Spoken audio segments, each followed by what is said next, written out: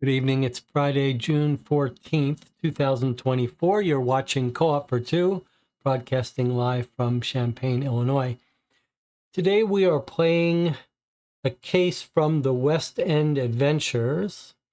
Here you can see the original box that had 6 cases, and then Space Cowboys reprinted it in a new version and added 4 cases, 4 newly written cases about Jack the Ripper, cases that are a little bit controversial. I think today we're going to play the new version of the cases, although we don't expect much difference in this case. Today's case, case 4, is called Death of a Transylvanian Count. Looks like it's a little call to Count Dracula. But I think if we check in with the chat, Jonathan Warner has already played this game and is going to go through the old documents, the old casebook and newspapers, and keep an eye open for any changes. I think if all you have is the old version, you should still be able to play along with us. Anything else to cover before we get started? I put up a couple days ago a new roundup review of Deadbolt Mystery Society games, 5 new boxes, very brief review of the set. That makes 20 Deadbolt Mystery Society boxes that we've reviewed, so we are making progress through them. What else? On Sunday, in 2 days, we will read the solution to the Dear Holmes case we've been playing, called The Bewildered Blacksmith. And then after that, next week, on next Sunday, I will finally do another game design update discussion about high and low. So if you are interested in writing cases like the Sherlock Holmes cases, and think you might be interested in writing a case for high and low, the film noir 1930s New York City game that I've been working on, I'd love for you to stop by for that discussion. We can chat during it, but I'll also give you an update on the software tools that I've been working on for it and some other things. The software that I've been working on will actually also support Sherlock Holmes Consulting Detective fan cases, so if you're just interested in writing for that. Anything else to talk about before we go on? This looks like a short case. If I look at the length of the booklets, here's the booklet for Death of a Transylvanian Count. It's very thin. It's the thinnest of all the cases in the box. I'm not sure, well, there doesn't have to be a Y to that, but I think that's the case with the old set as well.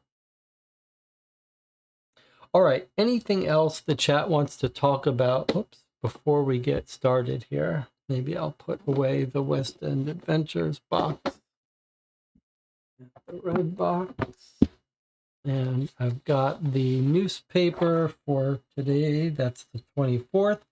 I have the previous newspapers if we need them, though I don't think we do.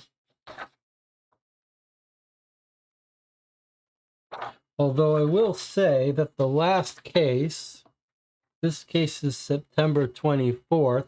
The previous case was September 19th, so only 5 days ago. So you might imagine that there's something, could be something in the previous newspaper that's relevant. Now, Jonathan, one of the tricky things, we've done this playing the new case, comparing with the old case a couple times and vice versa. And one of the tricky things is that if you spot a difference, it could give something away. So I think your mission, Jonathan, should be to keep an eye open for differences. And if they're entertaining enough to bring to our attention during play, then do so. But if you think it might give something away, just make a note of it. And when we finish playing, we'll look at your notes for anything different. What else is everyone up to? Surely you guys have some interesting stuff to tell me about that you've been working on. Melissa says she's got out her box. Reese is here. Marco is here. Perry is here. Motivate Momentum is here.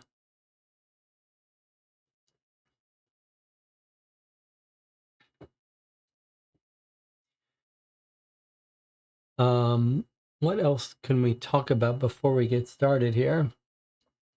You know that I'm going to Gen Con in August, first week of August. If you're planning on being there and want to get together, say hello, let me know. I'm also going to bring High and Low for anyone who wants to play it in the physical version. Anything else? I actually requested at Gen Con, there's a way you can reserve a block of time to run your game, but most of the time they're running role-playing games or board games, and so they're still cogitating on my submission. I'm not sure they know what to do with it or how it works if you submit a game that they've never heard about. All right, well, no one is speaking up, so we're just going to get started here. Death of a Transylvanian count, and you can see there's the, looks like something, stake was put through his heart. September 24th, 1898. Okay. Over here, Wiggins. Holmes' familiar voice comes to us from the shore of the Thames near Tower Bridge. Next to him is the unmistakable silhouette of Lestrade, accompanied by two policemen. Their attention is directed towards an oblong box, which is hard to see in the thick London fog. Join us, my friends. We quickly approach the little group, but only Holmes seems to notice our arrival. Once near the box, we finally understand what we're dealing with: a coffin, and opened, with a body. "Examine the corpse, Wiggins, and give me a report," orders Holmes with a learned tone. Without a word, Wiggins begins his work. He pulls out a magnifying glass from his pocket, borrows one of the constable's lamps, and leans over the coffin. Holmes and Lestrade light a cigarette and observe Wiggins go over the coffin at length, lighting each corner before paying attention to the body. Wiggins lifts one of the body's hands and examines its nails. He then opens the deceased's left eye with his thumb and his index finger and shines the lamp into it. He then does the same with the mouth. He then passes the lantern over the body until he reaches the blood-covered chest. A wooden stake is stuck into the victim's heart. Wiggins' hand grazes the stake, but he immediately pulls it away as if he's burned himself. He finally looks at the bottom of the coffin. He reaches a hand in and pulls it out with a handful of dirt, which slips through his fingers to fall back to the bottom of the coffin. "Well, Wiggins, what do you have to tell us?" says Holmes as he finishes his cigarette.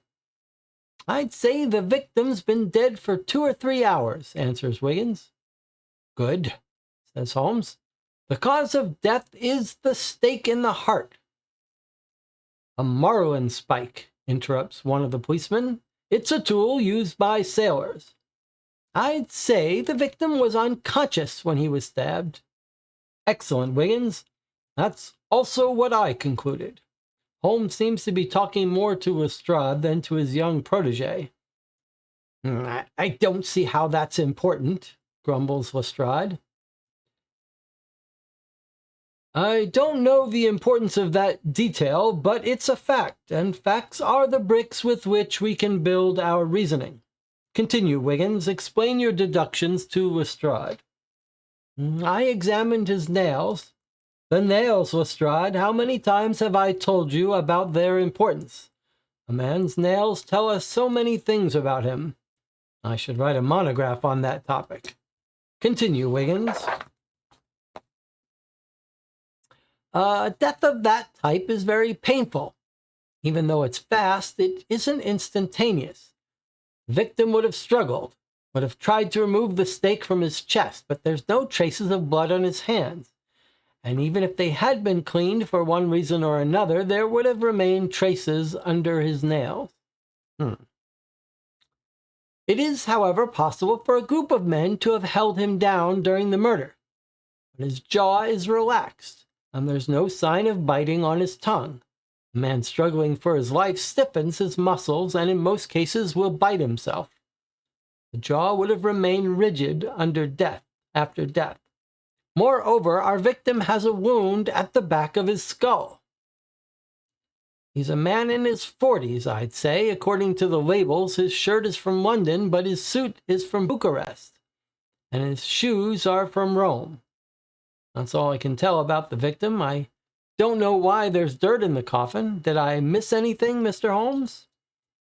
No, Wiggins, that was good work. Lestrade has a few pieces of information which could be of use to you.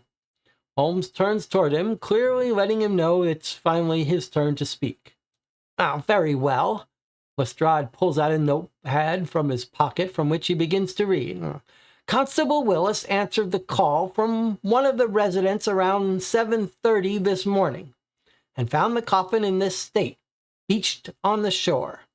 No one else in the neighborhood noticed anything unusual. According to the papers found on the victim, it was Count d'Albert, a maritime agent. A count? Asks Wiggins. Yes, here's his card. Count d'Albert, maritime agent, 27 Cheapside, London, EC. Wiggins is on the verge of handing the card back to Lestrade. Keep it, Wiggins. He had a whole set on him. He won't need them anymore. And have you found anything else? Asks Wiggins. Only this loading bill, half stuck in the coffin. Lestrade hands Wiggins a crumpled and soggy piece of paper. The information about the destination is missing. The paper has been too badly damaged by the water, remarks Wiggins. This document attests that a coffin containing human remains was processed by customs yesterday. We can see a signature at the bottom, TF. The rest has been erased. Two men in white frocks come to take the body away to the morgue for an autopsy. Holmes leaves the circle of detectives and heads to the slippery shore of the Thames. Wiggins and Lestrade join Holmes, looking in the water of the river that has caught his attention. A disconcerting case, isn't it, Holmes? Says Lestrade, breaking the silence. Not really, Inspector. The day is quite advanced, but only one or two insignificant details still elude us. Let us hope we'll have learned more before night falls. What do you say, Wiggins? I don't know, Mr. Holmes. All of this seems a bit sinister to me. Do you remember that book on vampires that came out last year? Dracula by Bram Stoker? Yes, I read it. You think we're dealing with vampires, Wiggins? Lestrade choked. Vampires? You're completely bonkers. I don't have time to hunt down vampires. I, for one, have a murderer to catch. The Yard's inspector heads off with a determined step, shaking his head. Holmes and Wiggins share a look, then burst out laughing. Okay, so they're joking about it being about a vampire, but clearly we've got some clues, some piece of evidence that are making it look like it. All right, so what jumps out at us in terms of leads? Well, we know they're going to do an autopsy, so autopsy coroner would be one place to visit. All right, and then we're told the general area where we are, the shore near Tower Bridge. So you could imagine we might want to check around there. And then it's a coffin, but it's a coffin that was shipped. Let me go back and read that part. What was the physical evidence? Okay, so he says the guy was unconscious when he was killed because he would have clenched up, stiffened up, and reacted to the stake in his heart. But it's not a stake. What is it? He tells us what it is.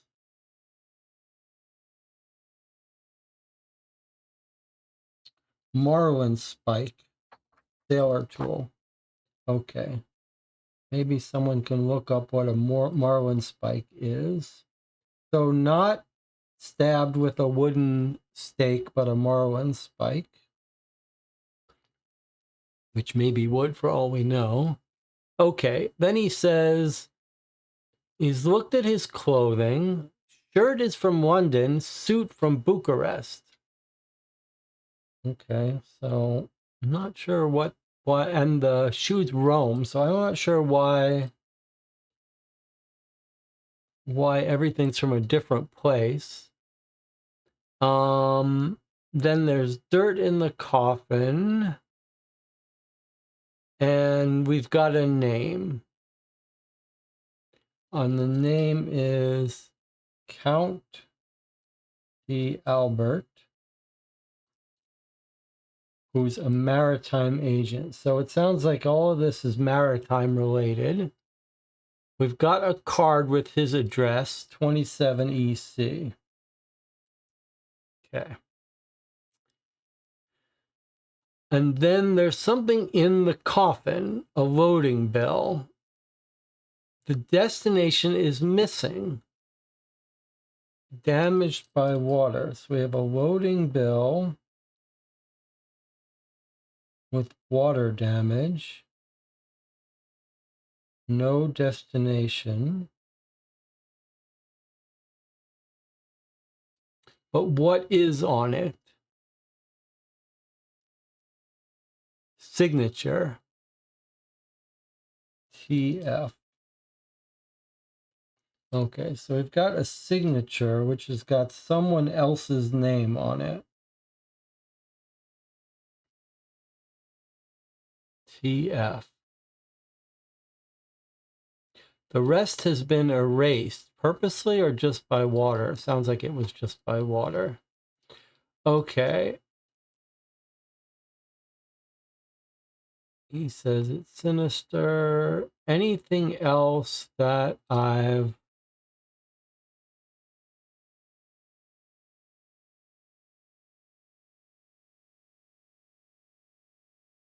Oh yeah, wound at back of the skull. That was kind of curious. Sounds like he was killed by getting hit on the back of the head.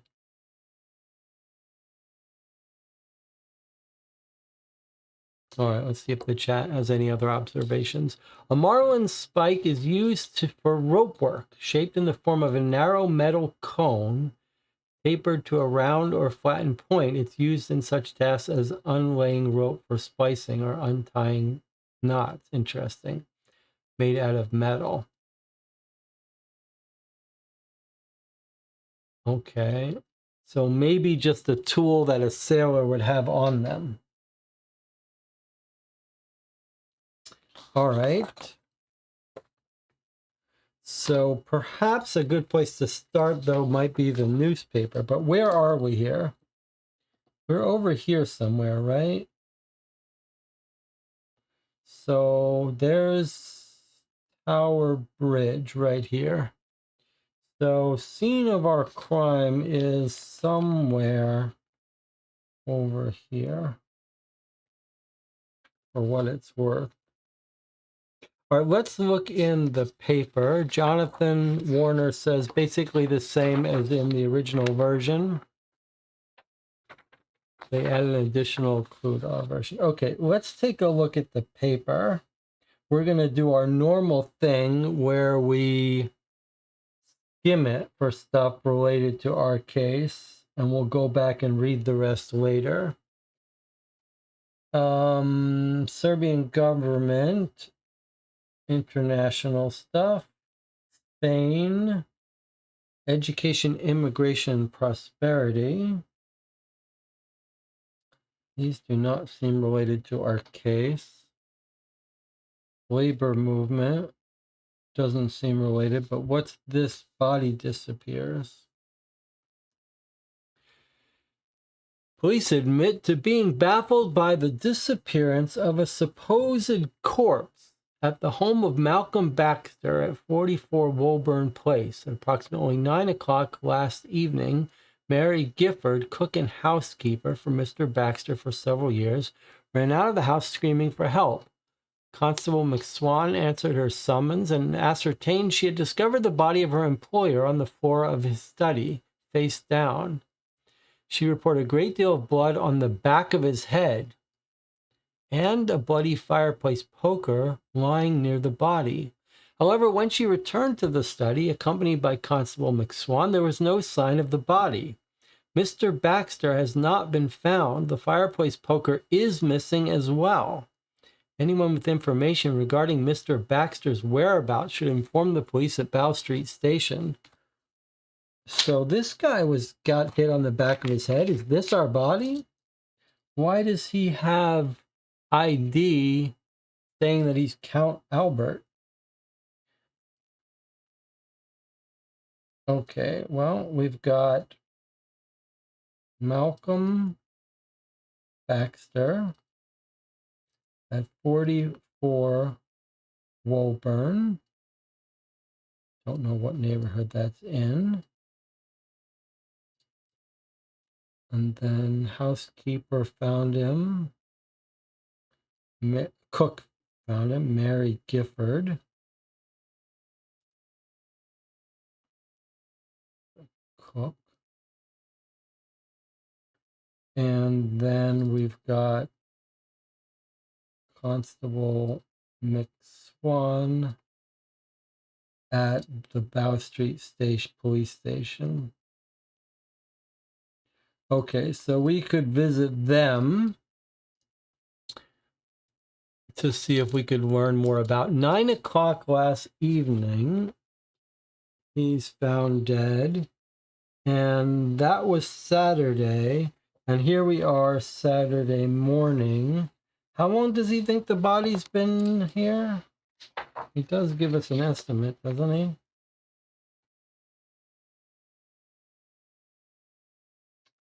2 or 3 hours, he says.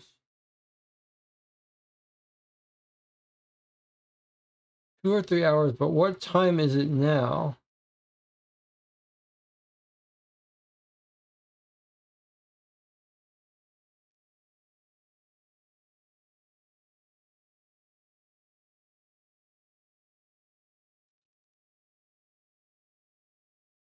Okay, well, Saturday seems like it's morning, but body dead 2 to 3 hours. Certainly, though, it's on a Saturday. So this body disappeared 9 o'clock on Friday. So this could be our body. We're told the channel is saying it was morning. Morning, but we don't know the time, right?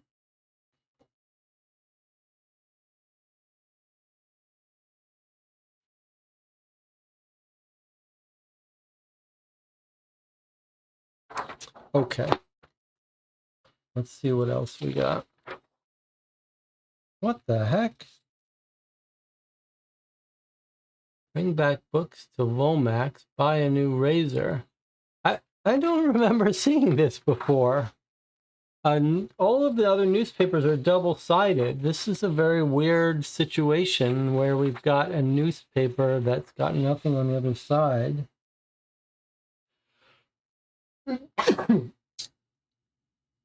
But some notes and fingerprints. That's very odd. I've never seen that. Well, this is a small case, short case. All right. Oh, look what it says. There's a note from the editor. Due to strike action, only part of this newspaper has been printed. Okay, Marco says that somewhere it said 7:30 here for us. I mean, I guess we can assume that and we can double check it later. I don't see it offhand. He says he's got things to do. He's looking in the water. Okay, I don't see it, but let's just assume it's morning. All right, well, we've got a bunch of clues.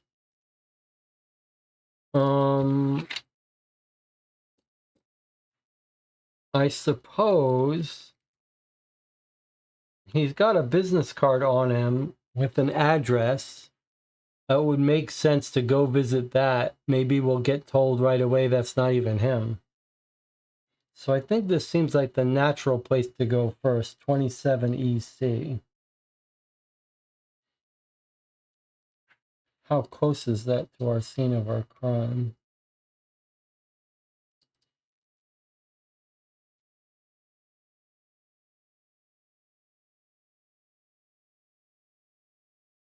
'21.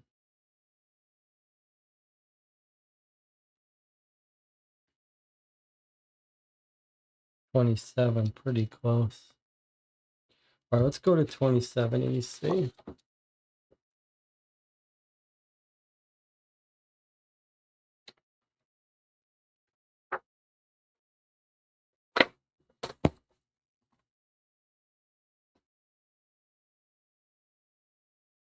My name is Bert Farrows. I've worked for this company for 3 years now. Mr. Farrows is a robust man of roughly 5'9". His death is a blow to me, especially since business isn't booming at the moment. And when was the last time you saw Count D'Albert? Last night. He had come by to make sure that the delivery for Lord Peckham was proceeding normally. I reassured him. Jennings, his private secretary, spent the entire afternoon at the customs office and at Jardine's to make sure that the deliveries from the east were in order. He really was quite efficient. Can we talk to him? I haven't seen him today so far. He must be quite busy considering the circumstances. He's probably with the Countess. Why did the Count put such importance on this specific delivery? He wanted to take care of Lord Peckham's coffin personally. Lord Peckham is a prestigious client for our company and a friend of the Count. He had the remains of his grandfather, who died in Hungary over 50 years ago, be brought back to this country to have them buried here. Do you know who could have killed him?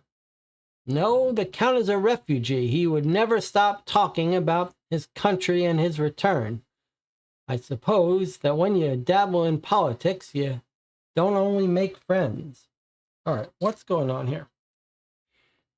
He said, my name is Bert Farrows. Okay, so we're talking to Bert Farrows. Somehow I skipped over that. Okay, we asked when he last saw the Count. He says last night. He came by and we're told about Lord Peckham. And that's the delivery for him.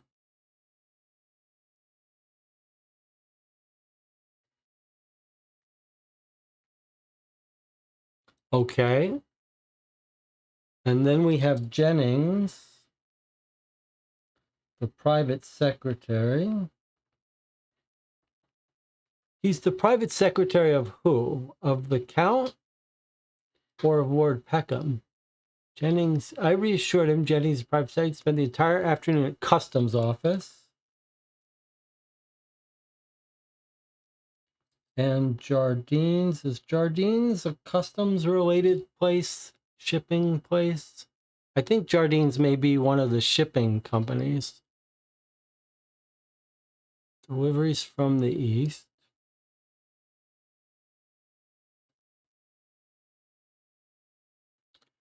Okay. And then, can we talk to him? I haven't seen him. He must be busy. Well, we know he's dead. I don't know why we're beating around the bush, or we think he's dead. We ask, why is he so worried about this? But now we're told it's Lord Peckham's coffin. Delivery for Lord Peckham. Lord Peckham's coffin. Remains of his grandfather. So we think that this coffin originally held the remains of Lord Peckham's grandfather, and now it's got the Count in it.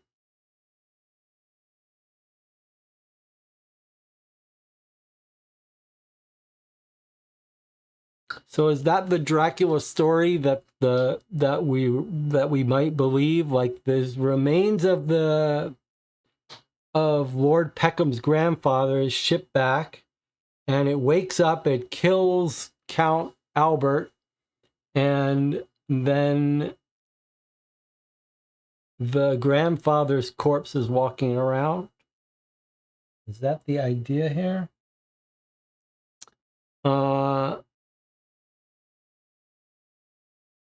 Jardine's steamship, says Melissa. Okay.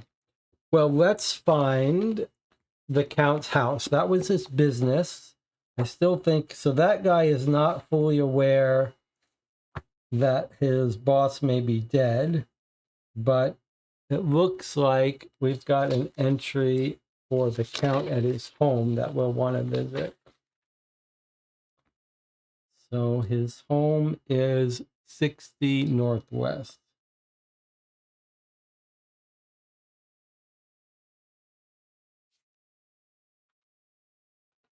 Okay. 27 EC. This counts work. And then 60 northwest is it counts home. Okay.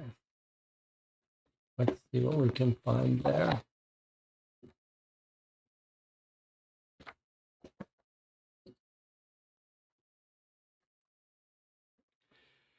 While the house of Count Albert doesn't look like what our idea of what an aristocrat's house should look like, his wife is the very picture of it. She meets us in the poorly decorated living room, full of princely grace which marks the people of noble blood.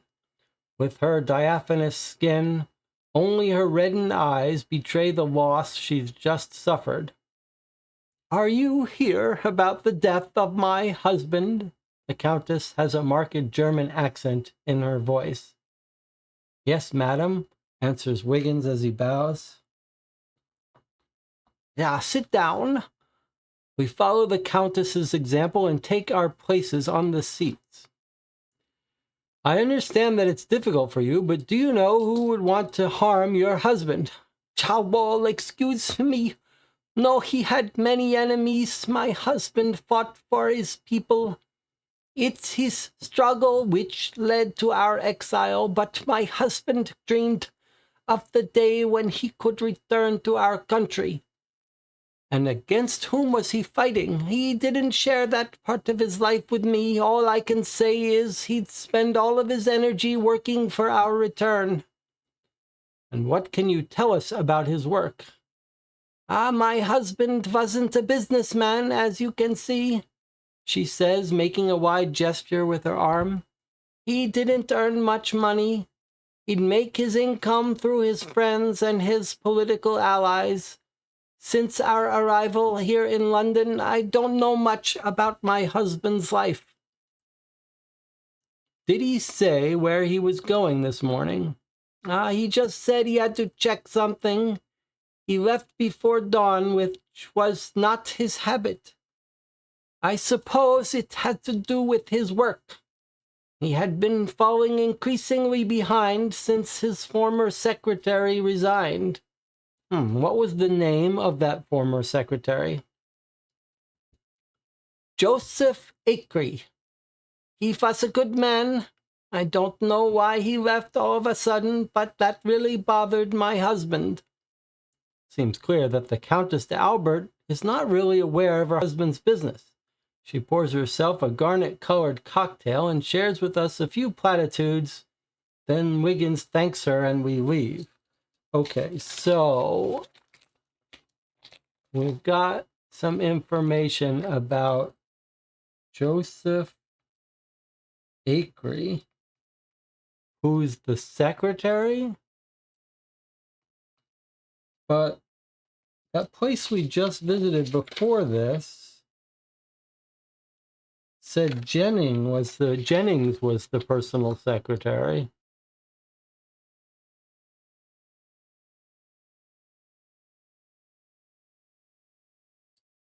What do you make of that? Is that just a mistake? Joseph Acre left. Okay, and then she says also he left before dawn, which was not usual for him.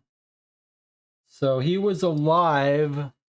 So I guess the Count and this guy who got hit in the back of the head are different people, because the guy who got hit on the back of the head from the newspaper was last night.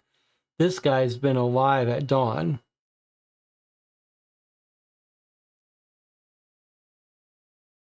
Okay, and the channel is saying that Joseph Acre was the former secretary, and then the new secretary is Jennings, which we don't know. Okay, let's look up Joseph Acre and talk to him. He seems like a good lead to find out what's been going on. Has something been going wrong recently?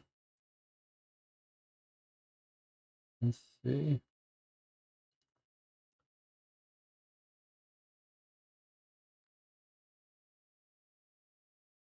Joseph Acre, 47 EC.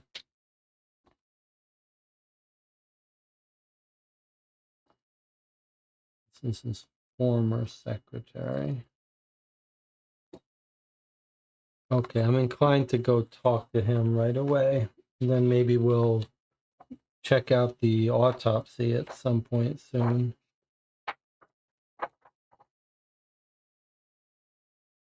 $47 and C. Don't look at those things. Okay, here's Joseph. Says, yes, I've worked for Count Dalbert. Joseph Acree confirms for us. Did you know he's been murdered? Yes, I heard about it, even though we weren't very close. Why did you leave your work for Dalbert? I think the Count was happy with my work, a bit too much even. I would practically take care of everything at the office. Dalbert would spend his time managing his political affairs. Finally, when I got a better offer, I jumped on the opportunity, or rather, I thought it was a better offer. Meaning? A company in Bristol had offered me twice my salary. But when I got there, no one had heard of me. Bad practical joke, I suppose, and Dalbert had already replaced me. What a pity, says Wiggins. I didn't make out too badly. Started a new job that pays well. To tell you the truth, I received a telegram from the Count yesterday asking me to meet him at the office tomorrow morning. Suppose he wanted to hire me again, but I don't know if I would have gone back. I guess in the end, I won't have to make that decision now. Do you know why Dalbert was at the warehouse so early in the morning? Nope, that seemed very strange to me. It might be due to his new secretary. They may have changed his habits. He would go from time to the customs office, but never to the warehouses on maritime companies. That was beneath his dignity. And did you know the Countess Dalbert? Asks Wiggins. I've met her. She came by from time to the office. She was there on the morning of my last day. I was embarrassed as I left while they were in the middle of an argument. Oh? On what subject? Well, money, of course. All right, so it sounds like someone got rid of him. Right? He says practical joke, but it feels like someone pretended he got a new job to lure him away. Well, we still don't know the full name of the new secretary, but that's a good candidate for someone who would have done it. And then we get a telegram. We could visit the telegram office. Maybe we could get some information about that telegram. He says he got a telegram from the Count yesterday.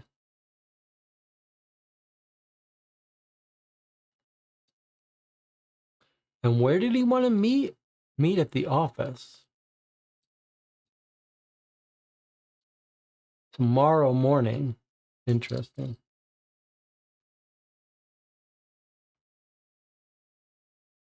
We don't know if that's a real telegram or not. And then it mentions again the customs house. Customs office. But he would never go to the warehouses or maritime. That was beneath him. Arguing with his wife about money. But what's the other part about there's another thing about the warehouse that was weird. Where does it mention the warehouse again? Meet him at the office. Did you know why Albert was at the warehouse so early in the morning?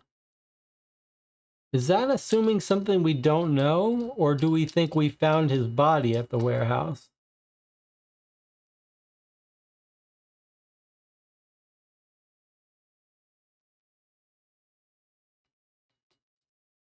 It sounds like it's talking about a warehouse that we have not. I mean, we're here at a shore. We're not really at a warehouse.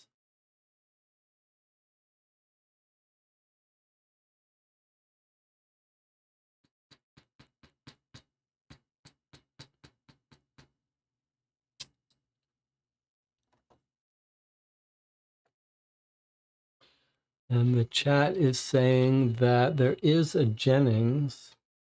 Just one Jennings, huh? I was thinking we would get no. There's a Sadie Jennings, a Brian Jennings. Just trying to think if this is a situation where we should look it up or wait till we get more information on it.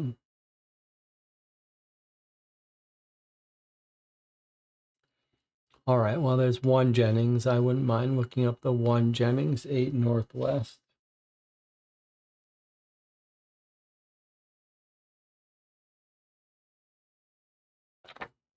Let's knock on his door and see if he's our Jennings.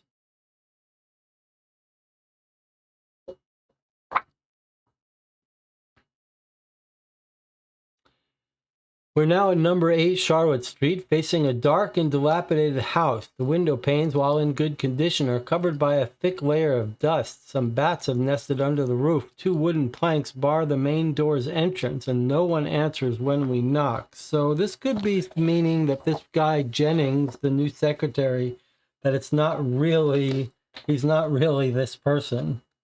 I'm going to put a mark on where that house is, but I wouldn't be surprised if this just isn't a fake name that he's given. What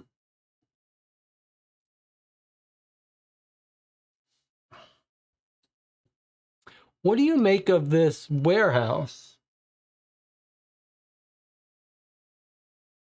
Is that where we were?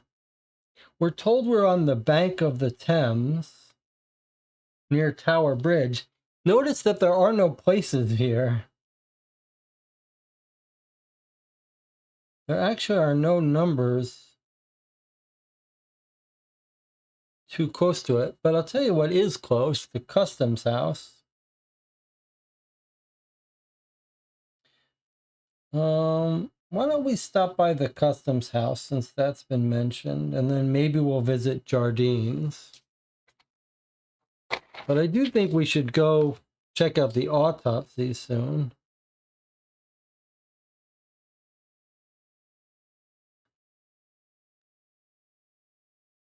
EC19. I would like to get a confirmation about the warehouse, though. Which warehouse is this?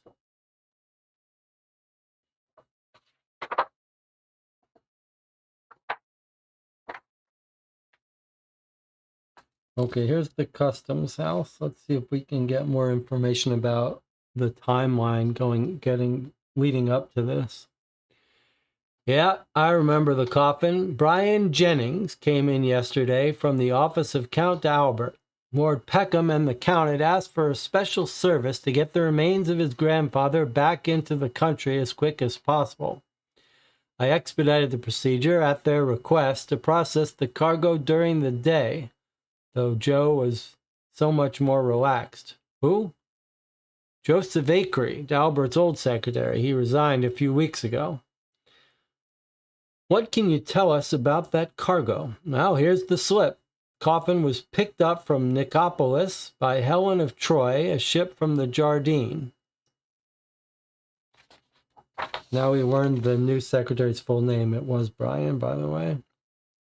On September the 14th, arrived in London on the 21st. The receiving party is Lord Peckham, 84th Street, George Street. Well, we probably can look up Peckham ourselves. Did you inspect it? Well, of course. I had it open once here. It only contained earth and bones. Gave me the chills. Must be unpleasant to root through a coffin, says Wiggins as he leaves. I looked to verify the contents were in agreement with the shipping slip, then went back to customs to finalize the paperwork. Okay, so it arrives in on the 21st, and it's the 24th now.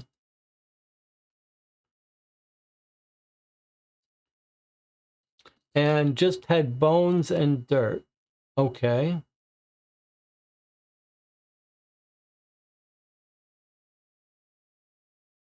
Seems like Lord Peckham is who we want to talk to.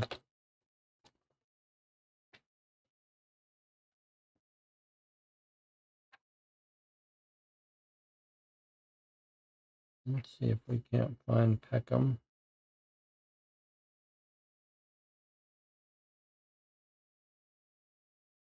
Lord Bosworth Peckham, 84 Southwest.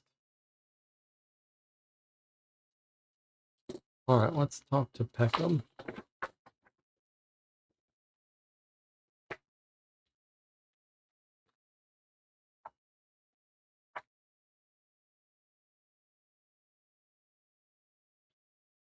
Okay, here's Peckham talking to us.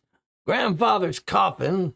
We're awaiting its arrival in the next few days. Nothing bad has happened, I hope. Lord Peckham, his nose pointed and his face narrow, looks at us attentively. Sorry for the bad news, says Wiggins, but the coffin's in police custody as a piece of evidence in a murder case. A murder? Young man, explain yourself. Well, Count Albert was found murdered this morning in your grandfather's coffin. Murdered? Lord Peckham crosses himself quickly and sits down stunned. Oh, peace to his soul. Can you explain to us the steps you've taken to have your grandfather's remains brought back to England? Well, we had long abandoned the idea of finding grandfather. He had been killed in Transylvania in 1848 during a civil war, when we were contacted by a short mustachioed man, Abdul Mahmud, former officer from the Ottoman Empire, who told us he had found documents which would allow us to locate his tomb. After the usual sympathies, that man let us know that for a modest sum, he could take care of getting his remains back into the country, a sum which turned out to be 800 pounds. Of course, it was originally grandfather's money, so it's only fair it was used by him one last time. So it's that Abdul Mahmud who took care to ship the coffin via the Helen of Troy. Yes. I was given to understand that he had booked a luxury cabin. A cabin? Oh, of course, I couldn't put my ancestor in the hold for his final crossing. And did you know the Count Albert? Yes, he's a friend. I chose him for his familiarity with customs regulations, as they were a bit peculiar in this case. I was a bit anxious about not having had news, and I finally managed to reach him directly on the phone yesterday afternoon. He assured me that he was personally guaranteeing the proper delivery, and it would be made within 2 or 3 days' time in order to deal with customs regulations. Thank you, says Wiggins as he starts walking to the door. And for grandfather, when will I be able to see him? Well, ask Inspector Lestrade at Scotland Yard, Wiggins advises him. Okay, so maybe he's being scammed, maybe not. But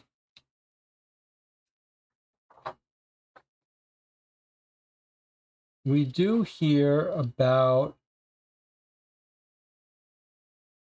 Abdul Mahmud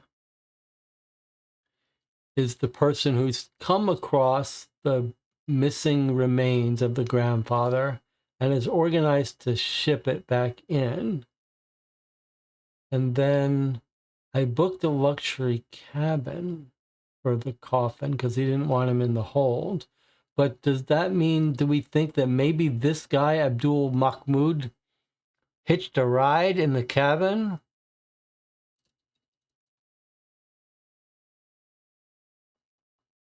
Not according to customs. So it's arrived in customs. And then Albert says it's about to be delivered to you. But did he pick it up? Did Albert actually pick up the coffin? And was it in his warehouse? Is that what we're thinking? Let me check in with the chat. Abdul is not in the listing. Yeah, I'm sure he's not because he's in Romania or wherever they found it. Let's look for warehouses out there near Tower Bridge. Because I'm a little confused why we aren't, and maybe we can talk to Jardine, steamship companies. Okay, so we're told it's brought over in the Helen of Troy ship of Jardine. So why don't we go to Jardine, see if they can give us a little bit more information. I'd like to find out about the warehouse, assuming that it wasn't the opening scene of our case, which it might have been. Okay, 15 EC is Jardine's, and then maybe after this one we'll take a little break.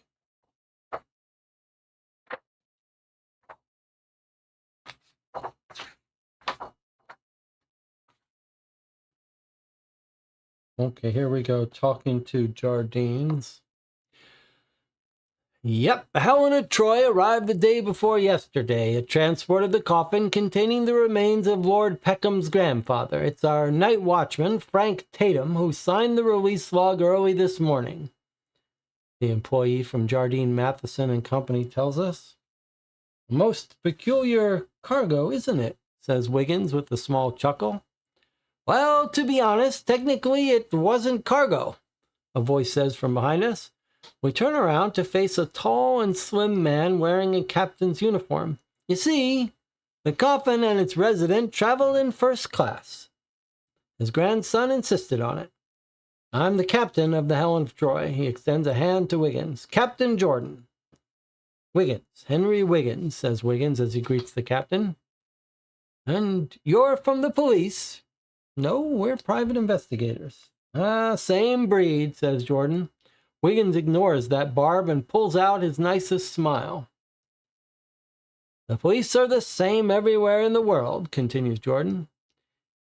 Now you say that he traveled in first class, asked Wiggins, trying to lead Jordan onto the topic of interest to us. Yep, hell of a story. I've transported passengers so boring they might as well have been dead before, but it's the first time a corpse got such a service.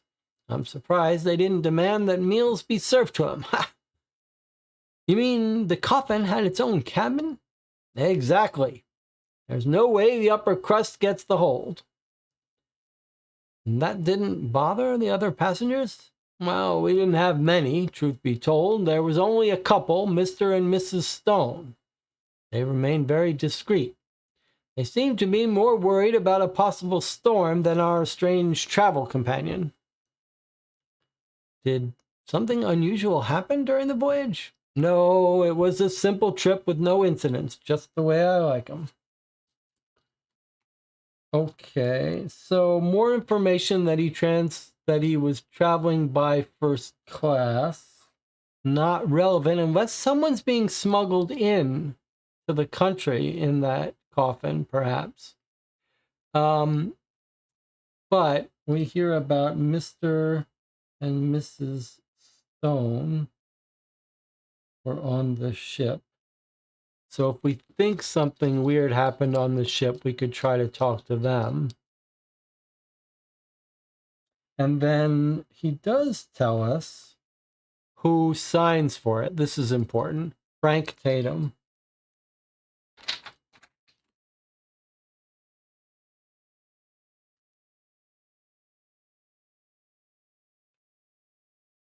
And what does he tell us about Frank? The night watchman who signed the release log early this morning. Good. Okay, then we can see who took it out.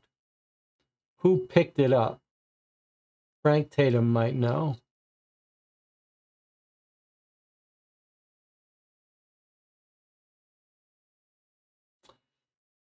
FTTF. It does match the signature on the ship's log. Good catch. Remember in the initial introduction, we're told that the delivery slip was signed TF, which could be for Frank Tatum, FT. That's a very good observation. All right, well, let's take our first break here. I'll see you in 8 minutes.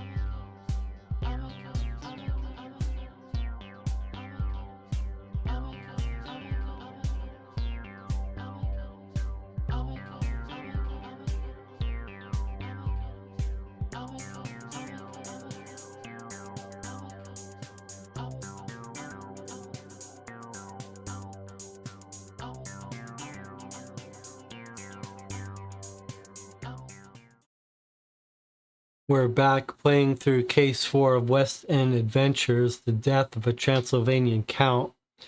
Feels to me like we've got a smuggling operation here. Like they're smuggling something in the coffin. Someone has purposely gotten rid of the previous secretary, planted a new guy in there who's mysterious, Jennings.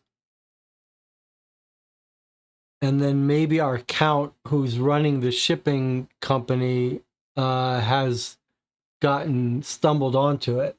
The only thing that troubles me now is I was thinking about how the customs office said they examined it. That would sort of defeat my theory that that there was something smuggled in it. So I did go back and I did reread the customs entry. And I want us to look at it again just to see how we feel about it. So we talked to the customs guy. He says Brian Jennings, that's the guy who we're suspicious of now, came in, tried to get it. He was nervous, right? He says Joe was more relaxed, the old secretary. He shows us the slip, and then let's look when he examines it. Let's see how we read this statement. We say, did you inspect it? And he says, of course. I had it opened once here. It only contained earth and bones, gave me the chills. And then Wiggins says, hey, it must be pretty unpleasant to root through a coffin, as he leaves. And the guy says, I looked to verify the contents were in agreement with the shipping slip, then went back to customs to finalize the paperwork. Now, to me, that reads as a kind of a subtle comment that he really didn't root through it. It sounds like he says it gave him the chills, that he just like opened it up, he looked at it, he's like, yeah, bones and dirt. Bloop, don't need to see any more.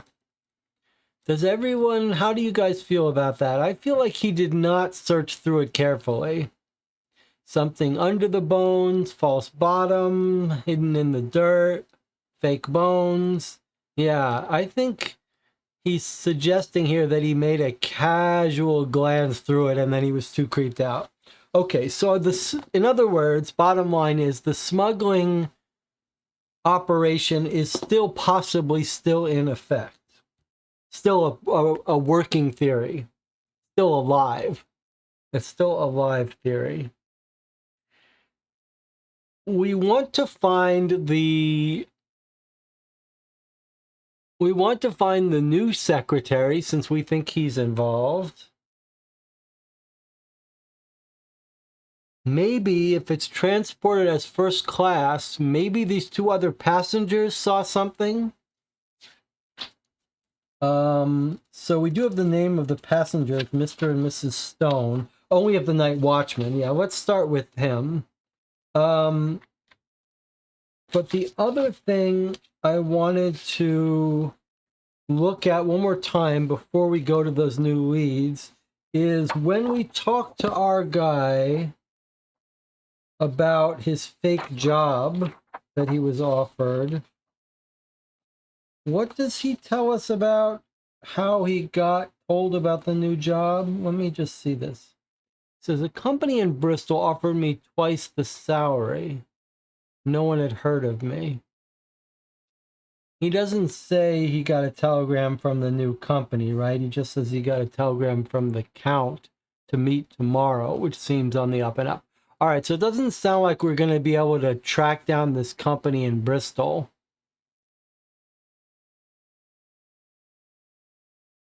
Okay, well, that's unfortunate.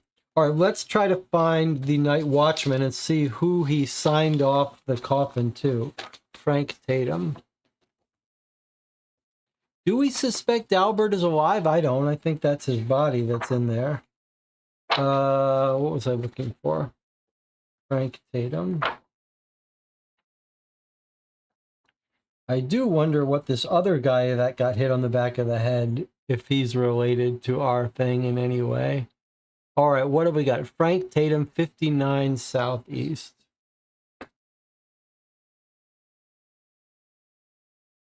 Does anyone else think the Count is still alive?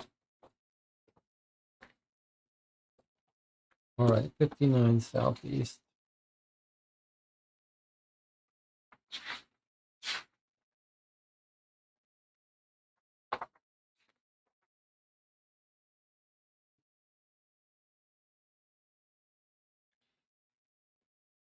We knock on Frank Tatum's door. After a moment, a man with a bulbous nose, blotchy skin, and a hazy look in his eyes opens the door. Yeah, it was me who approved the release of that coffin from the Jardine warehouse. Happened early this morning. Sun wasn't even out yet, and it was cold enough to freeze the whiskers off a brass monkey. I was in front of the fire in my hut as usual, wrapped in something warm on my chair when someone knocked at the window. I turned. It was a driver. I checked to make sure that the paperwork handed to me was in order, then got up to open the gate. It was Count Albert Bruham. Actually even greeted me with a hand gesture from his door. Well, frankly, I'd rather have the the lady who was with him. Pay her respects, if you know what I mean. As cold as it was, she must be prone to chest colds, if you know what I mean. Tatum gives us an obnoxiously sustained wink. You didn't notice anything else? Interrogates Wiggins. No, nothing. But there was that trouble about the warehouse number. I barely had time to warm up again when, I kid you not, this time the Count himself ends up at my doorstep, asking me again where the coffin was precisely. I checked to make sure I got it right the first time and gave him the warehouse number again. He left immediately without even thanking me, as if he had all of the devils of hell at his heels. And did you see the coffin leave the area? Nope. I just saw the brougham leave in the fog towards London Bridge. I suppose the coffin was inside. Okay, so it sounds like that around dawn, Count d'Albert shows up looking for the coffin, and it's been taken away to a warehouse already. And who has taken it away to the warehouse? But someone in Count d'Albert's carriage, a man and a woman. It's a driver and a woman who's a looker in some low-cut outfit. Don't know his name, though. The Jardine warehouse, the release from the Jardine warehouse, 59 Southeast. And where is it going? He checks the warehouse number. He says, there was that trouble about the warehouse number. What does that mean? It sounds like I checked to make sure I got it right the first time and gave him the warehouse number again. It sounds like the scene is something like the Albert's going there and is saying, hey, where's the coffin? It never showed up. And this guy, Frank, says, yeah, we sent it to the warehouse 14. And our guy, Count Albert, says, no, shouldn't be warehouse 14. That's not my warehouse. Should be warehouse 16. And this guy goes back, let me check again where I signed it off. And he says, yeah, 14 is right. So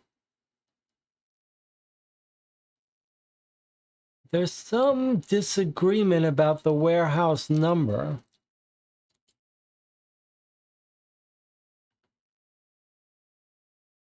But we don't know what warehouse number it is, and who is the woman.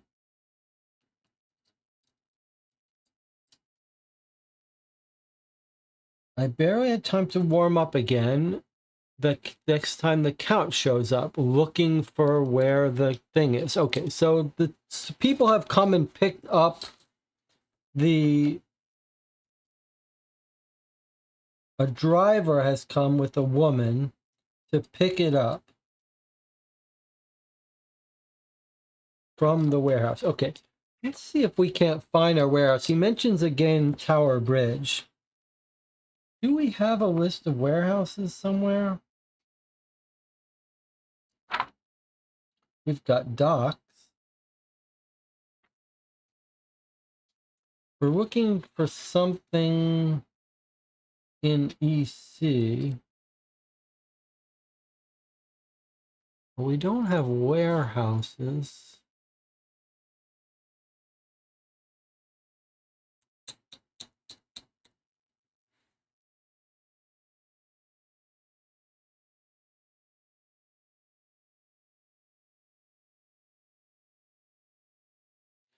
It's odd. We don't have entry for warehouses.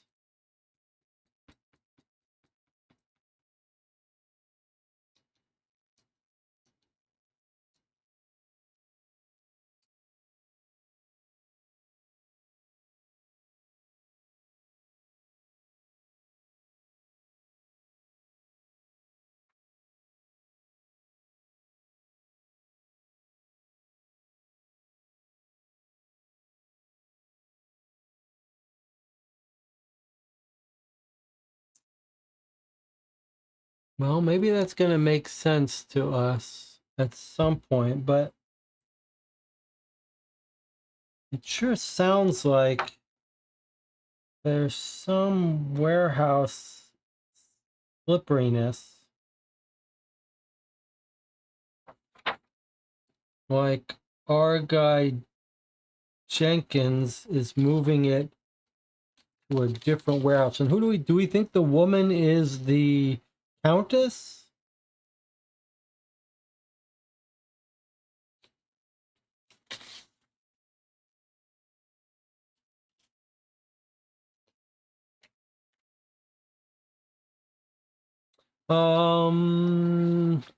What allies do we have?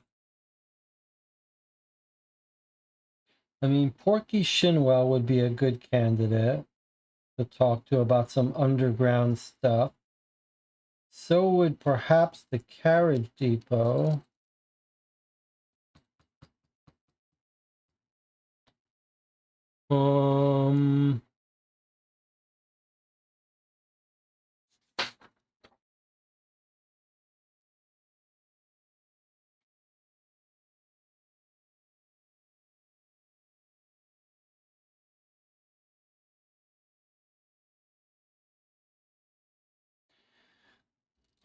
I wonder if it's possible with all these articles about international stuff, if something about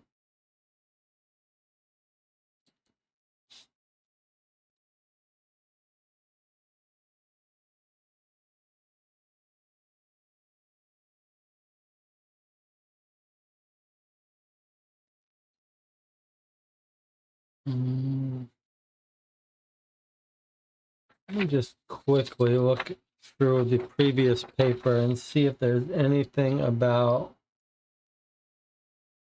warehousing.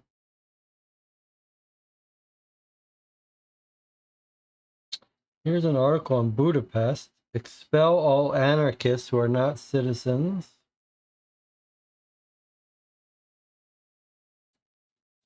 Another article about Budapest.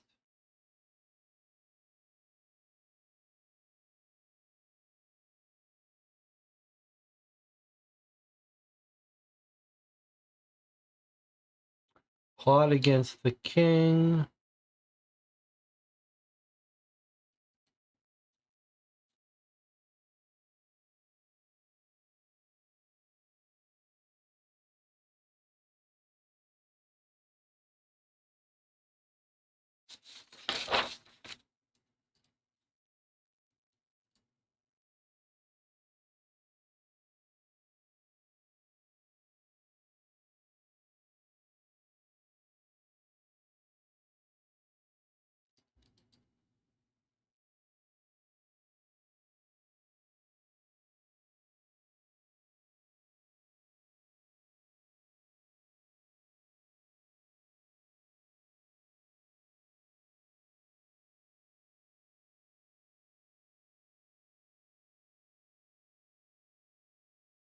Okay.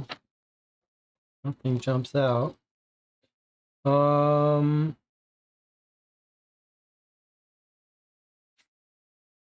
Why don't we see if we can't visit those two people that were on the ship, since I suspect some smuggling. Maybe they noticed something.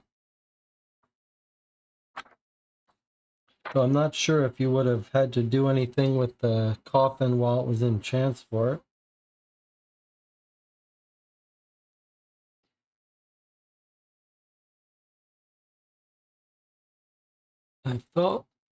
I believe we were told stone, in which case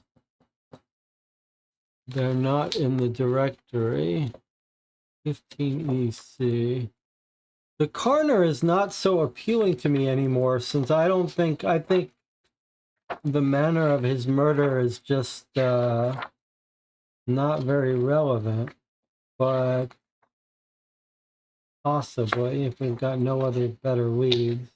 Let me just see if I can't see about the other passengers. Mr. and Mrs. Stone. Okay, so we don't have a Mr. and Mrs. Stone, so we can't find those passengers.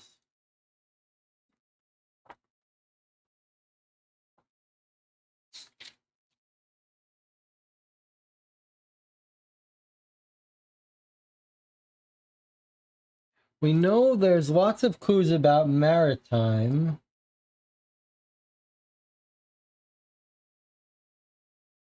What's at 15? Sorry. What's here at 15? It's the one area that's along these Tower Bridge, London Bridge. Got a hotel.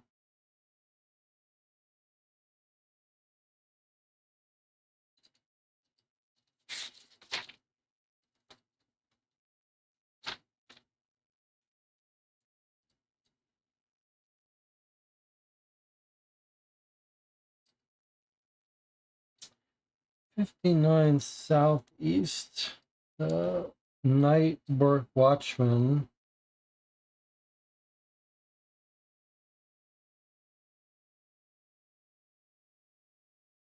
He's over there. I'm just going to put him.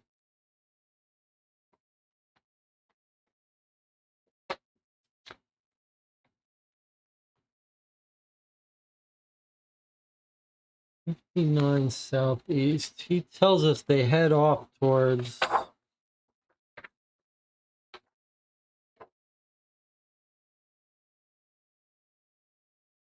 London Bridge. Wave in the fog towards London Bridge. So they pick it up and they head towards London Bridge. So, I mean, I'm almost curious to knock on these doors here and see if we can't find that warehouse, since we know this is where they found the coffin in the introduction. It is near Tower Bridge, right? The shore of the Thames near Tower Bridge. So this is where they're finding the coffin. So I wonder if we shouldn't just stop and hit these two places. But we could go to the coroner first. All right, let's try the coroner. So we've got two medical examiners. Remember, we've got Murray and Meeks. Which is the one that's absent-minded and calls Wiggins by the wrong name? I always forget which one it is. I mean, surely we want to talk to Meeks. He's the coroner, 38 EC. I just want to know. I think it's Murray that's the one that always gets our names wrong. But we're going to visit Meeks.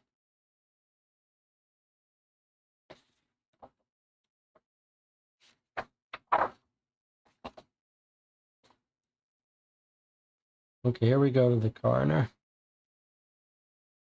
The lifeless body of Count d'Albert lies on one of the marble tables of the morgue in St.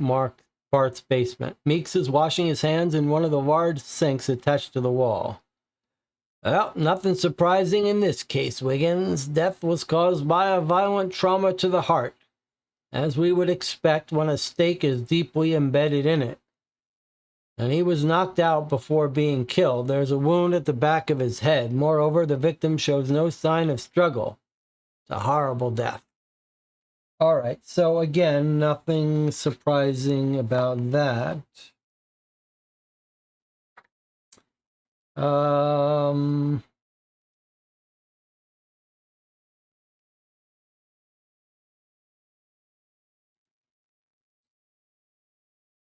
I wonder if we can't go to look up any documents and see if we can't get a line on Jenkins.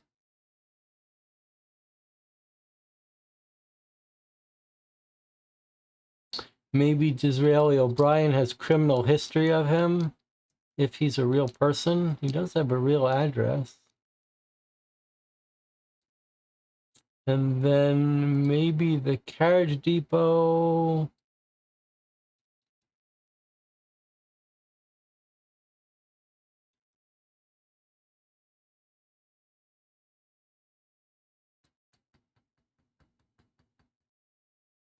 Anna says, what about Murray? Maybe he had some stuff in his pockets. I mean, you would think we would have to be told about that.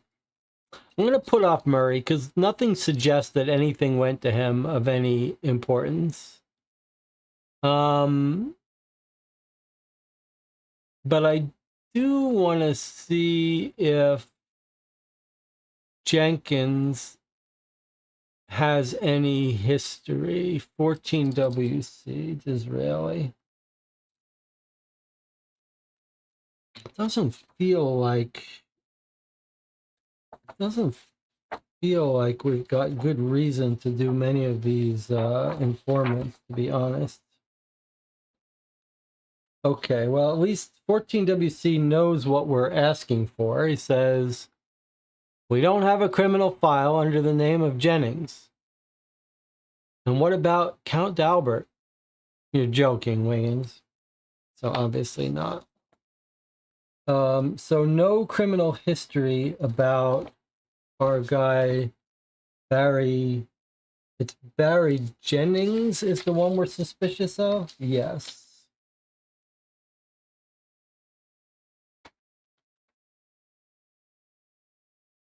Jennings, Barry Jennings. That's the one we're trying to locate. All right, well, we've got two clues sending us to the area around London Bridge and Tower Bridge. So I think that we should take a visit to these two areas and see if we can't find some warehouses here. So I'm going to look up 20 EC and 15 EC and see if the game is happy about me visiting those places or not.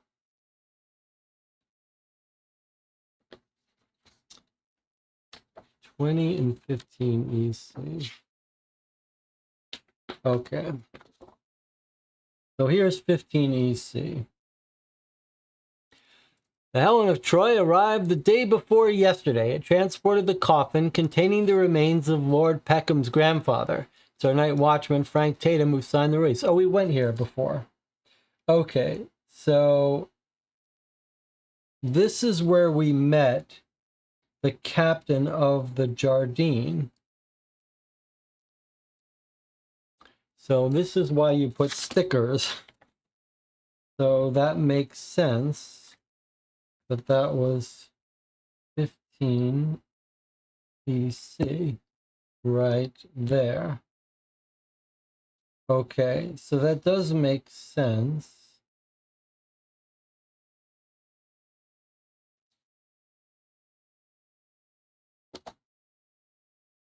What about 20? No, there's no entry for 20. But now, help me understand.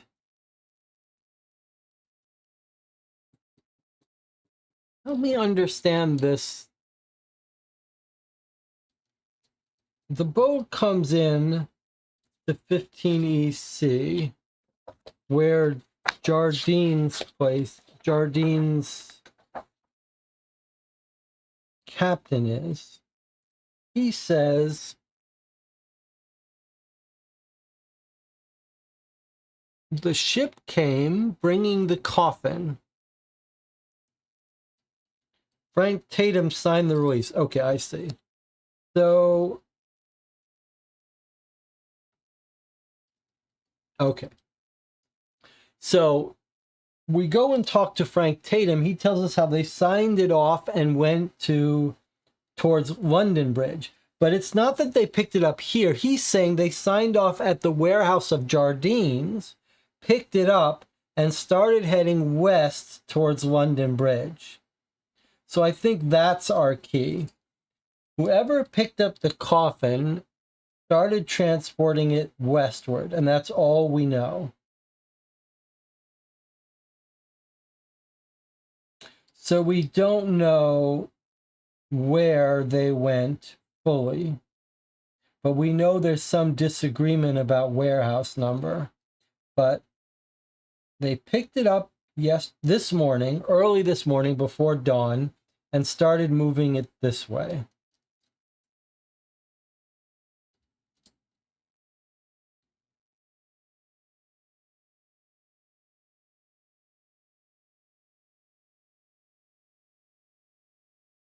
But where were they taking it?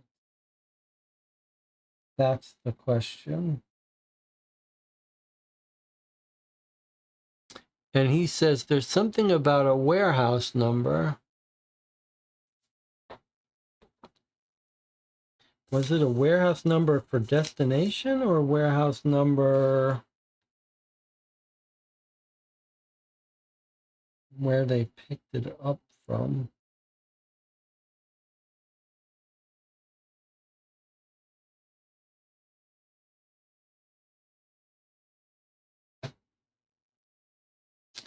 I mean, you might imagine if this criminal is arranging all this, he could be staying at the Bridge House Hotel.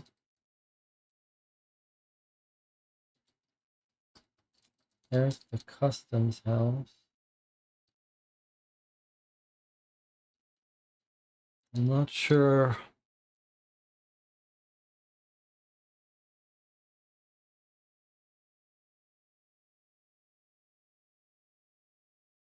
Marco says he wants us to look at the newspaper. All right, let's take a look at this Vienna newspaper. See if there's anything of relevance here. In consequence of the pan-Serbian troubles which have been growing in Macedonia, the authorities of Monastir are taking steps to close all Serbian schools in the district.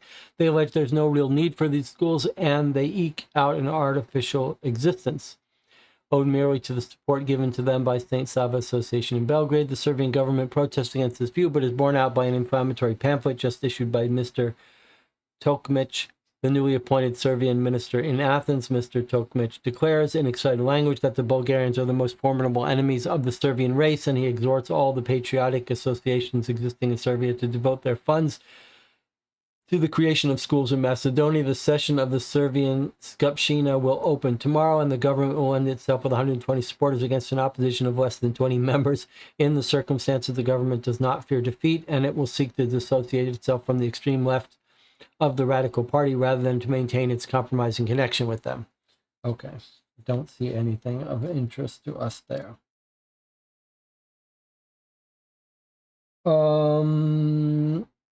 All right, let's look through our notes. It may be more allies, but let's see if there are any leads we haven't pursued.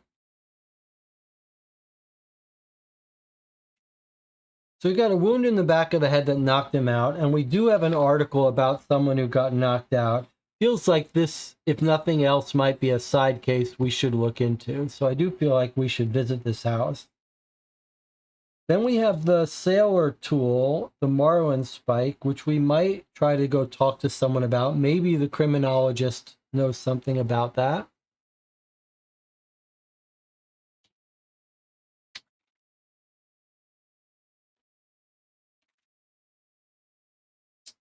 We don't know how to find our fake secretary.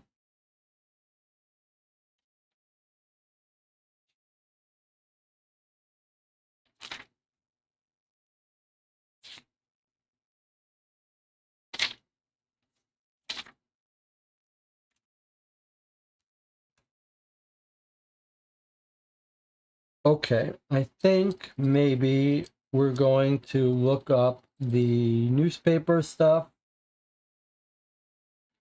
Newspaper body. And there was one more. Newspaper body.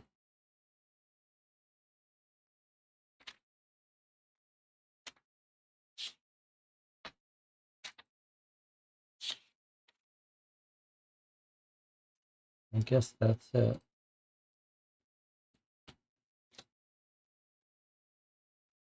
Hold on a minute.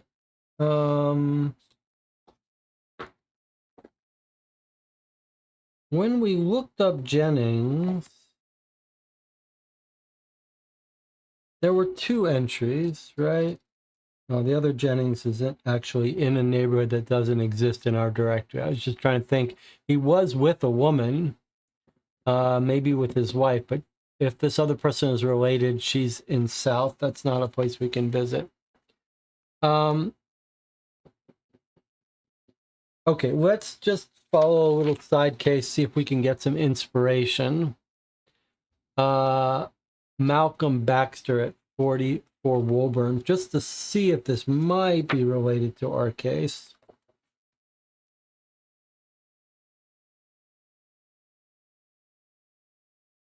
Baxter. Malcolm Baxter at 44 Woburn.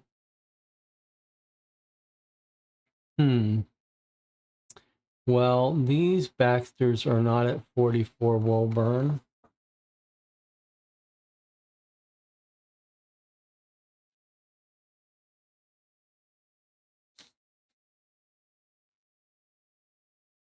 Let's see. There's 44, but not Woburn. Here's a 44, not Woburn.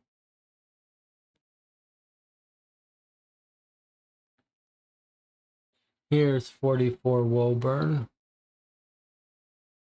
So 44 WC. If nothing else, this could be a side case. So let's pursue it a little bit. See if we can get some inspiration.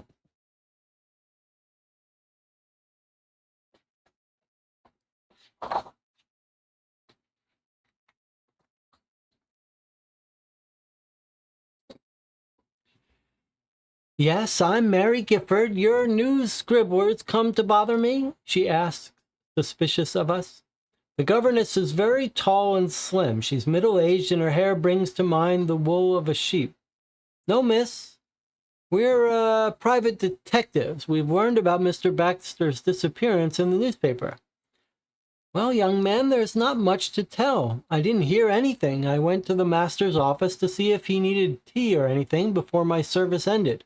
When I got in, he was there, lying on the ground, all covered in blood. It was terrible to see. I went out on the street and found a policeman, but when we came back, he was no longer there. Good thing there were still traces of blood, otherwise the police would have thought I was insane. Mary Gifford seems to be begging us to believe her. She seems like she's almost having trouble convincing herself. Did anything odd or unusual happen recently? Not as far as I know.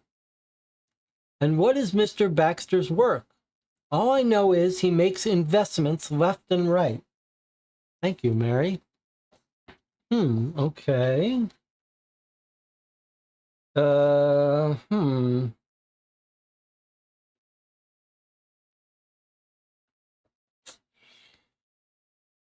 He makes investments left and right, huh?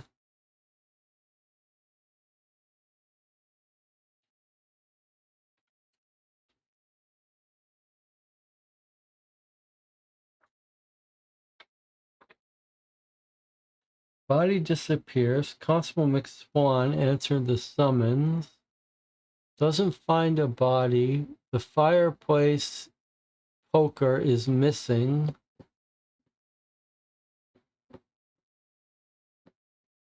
Elm Street Station.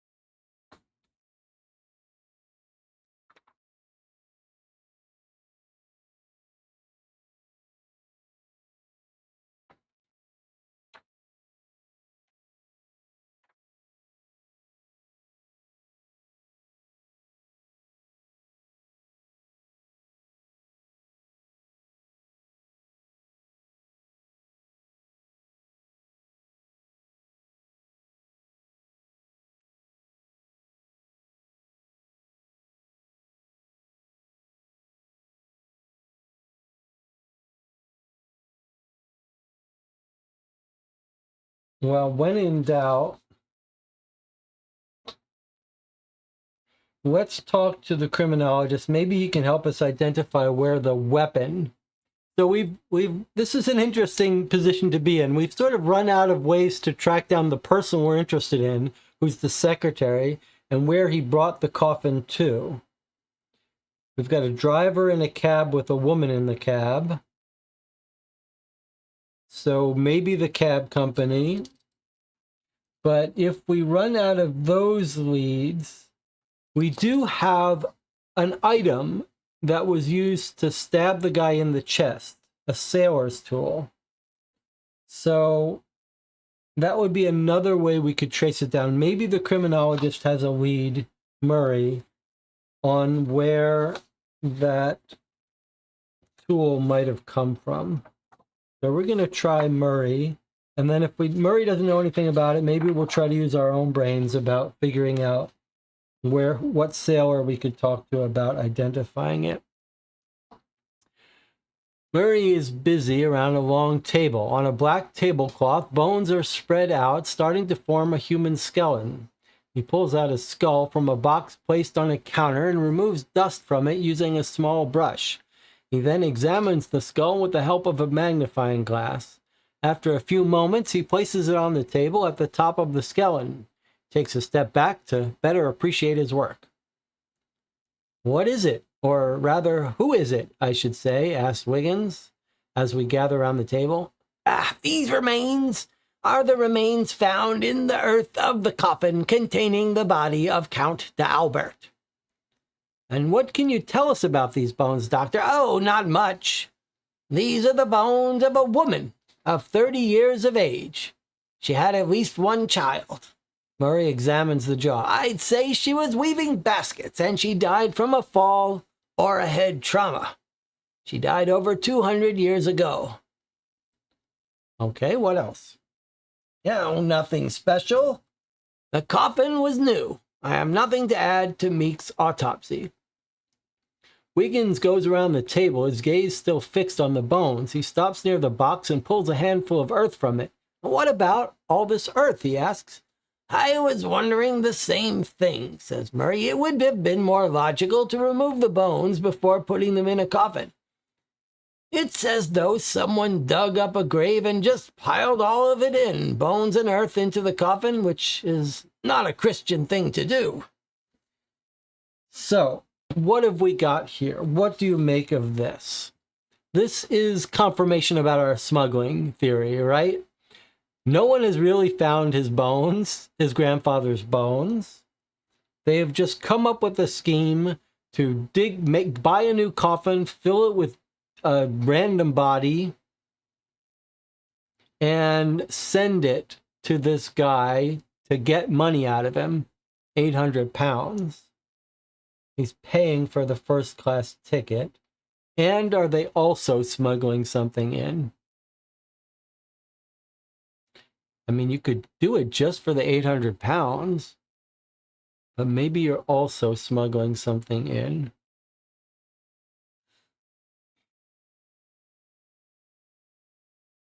Okay.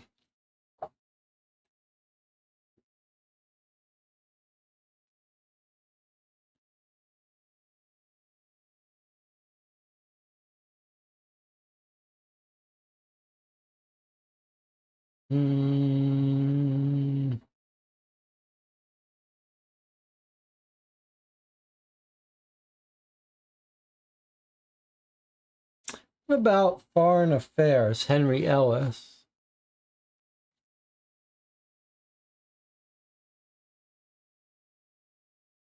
Henry Ellis, foreign affairs, or the carriage depot.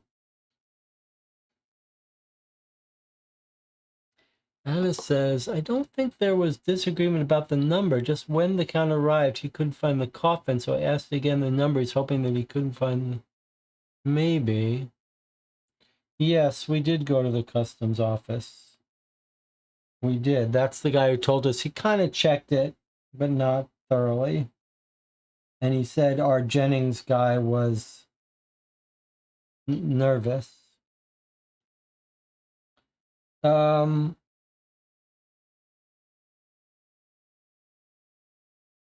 let's check out Henry Ellis. Let's see if there might be something other besides just smuggling jewels in. Like, what would you have to smuggle in that you couldn't just bring in? Is it a person or something? I don't know. Let's try 30 EC, Foreign Affairs.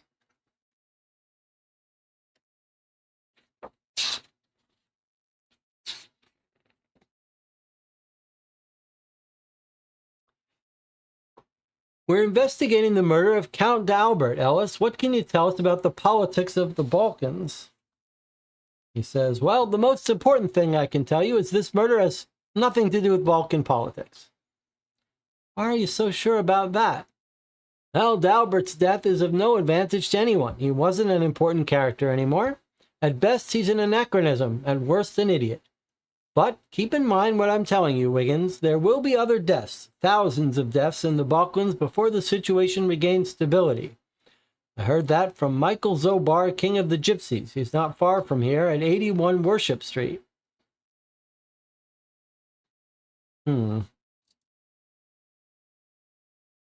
This seems like a red herring, but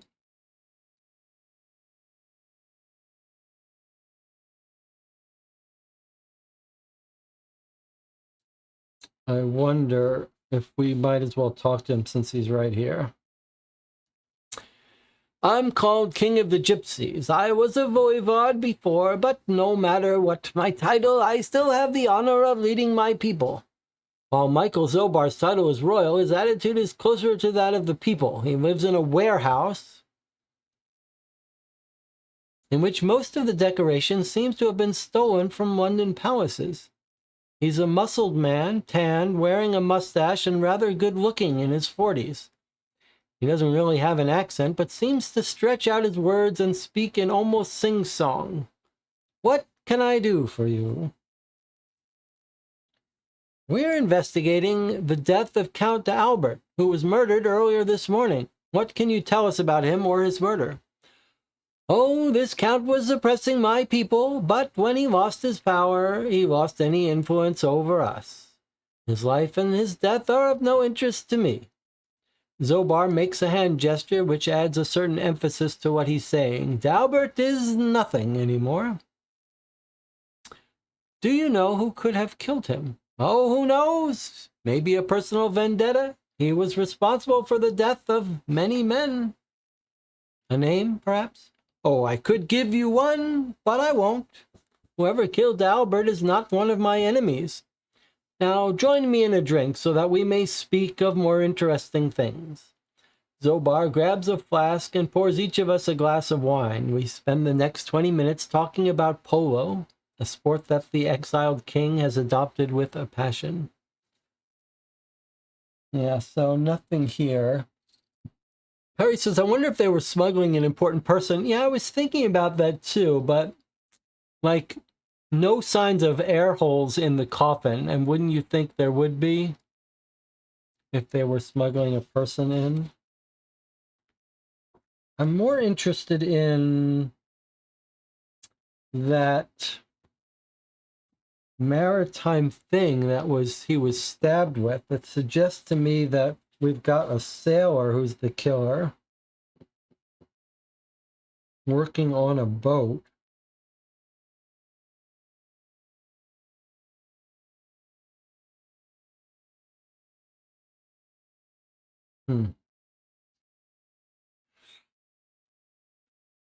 Well,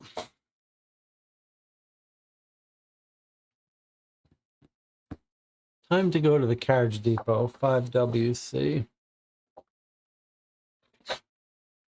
Sometimes the carriage depot cracks the cases wide open, but looks like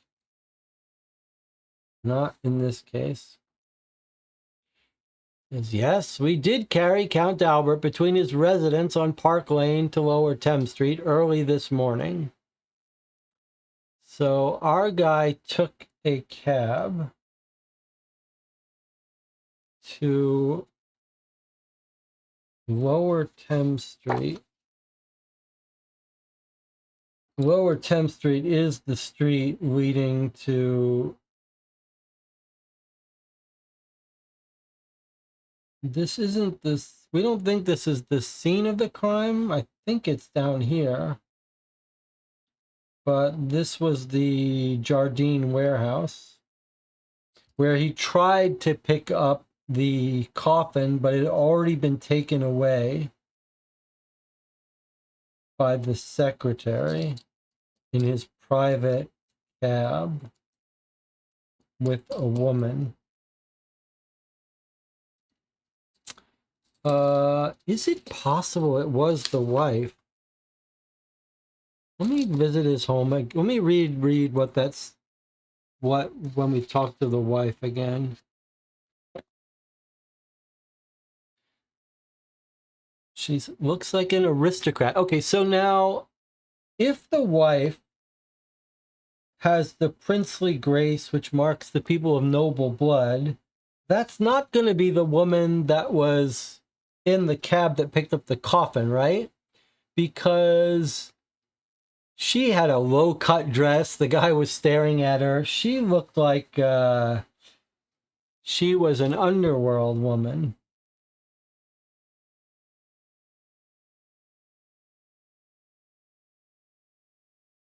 And then he left in the morning to check something.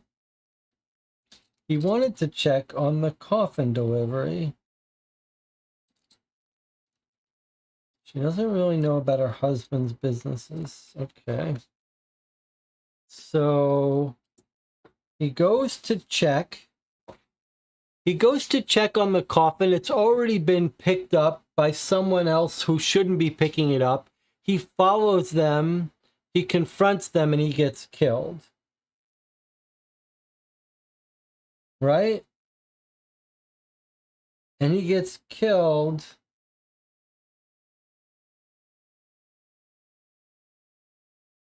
And the body shows up in the coffin somewhere down here.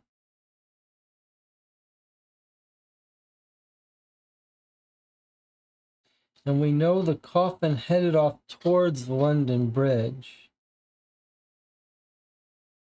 Somewhere here, but sounds like we need more information before we go knocking on doors there.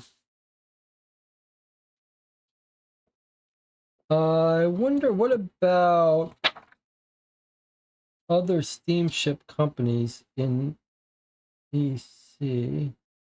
There's Jardine. But we've also got the West Indies Steamship Company right here. Did we check them? Did we knock on that door? I thought we did.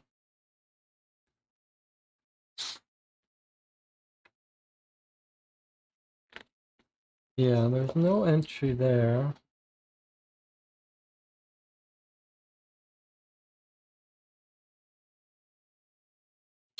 There is another shipping company here, though, 26 EC.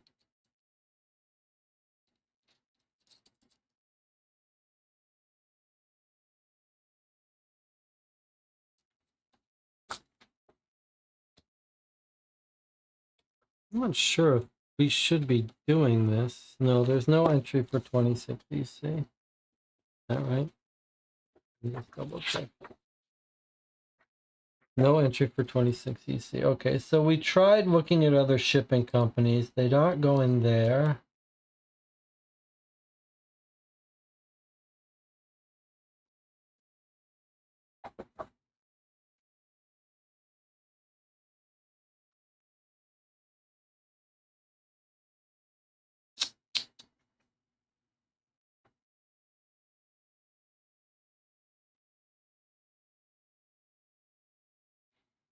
Hmm.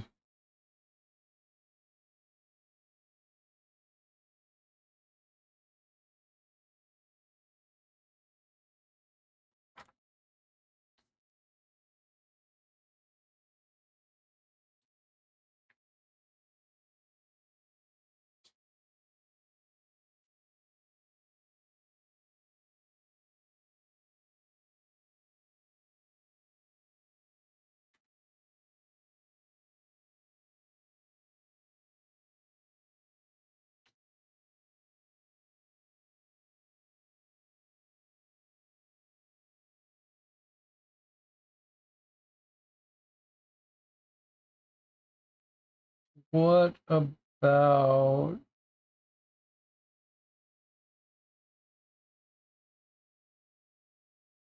Well, while I'm treading water, I'm going to go to the police station where that other guy's body disappeared.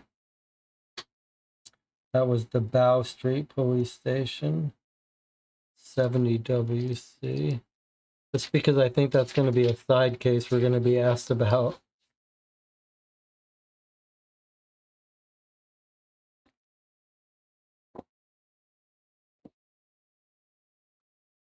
It is an interesting situation we're in here where we don't know what lead to follow. Okay, here's the police station to ask about Mr. Baxter. No, sir, we haven't found Mr. Baxter, answers the policeman behind the desk of the Bow Street Police Station. The weariness in his voice leads us to understand that it's not the first time today he's answered that question. Do you have any theories, a motive? We believe the killer took the body with him. No more. We don't know who would wish him harm to that point. Okay, nothing more. Chat is calling my attention. Anna says there must be a clue in the paper that we're overlooking.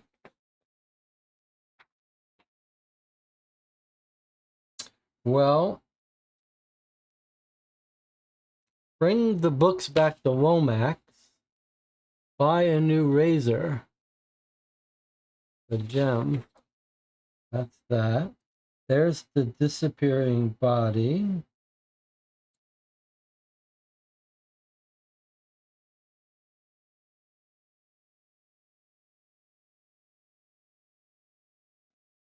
We do have an article about immigration.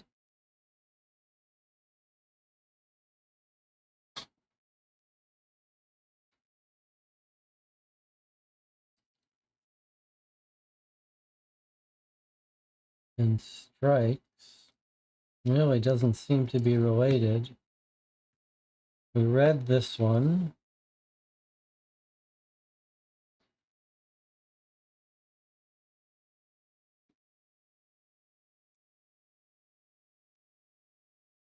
Well, I mean, we could visit Lomax, but and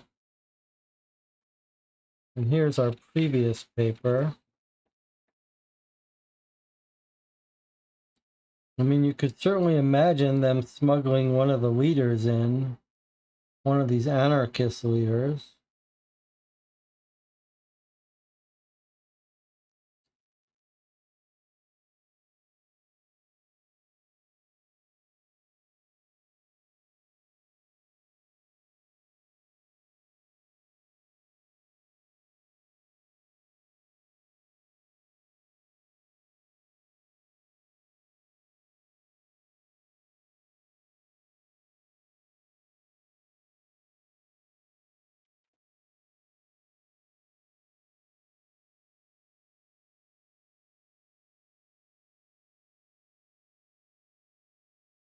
Hold on.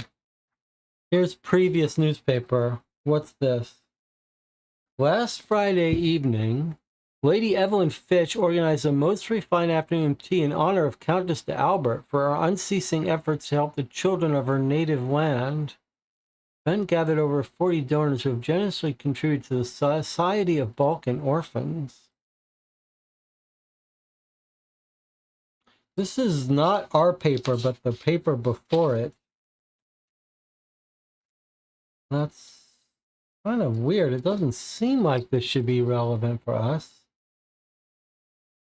Evelyn Fitch, Society of Balkan Orphans.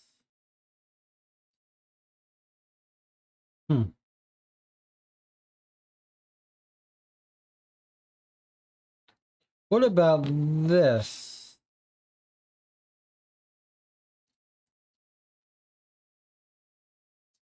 Could one of these be our driver? Lord E recommends his driver.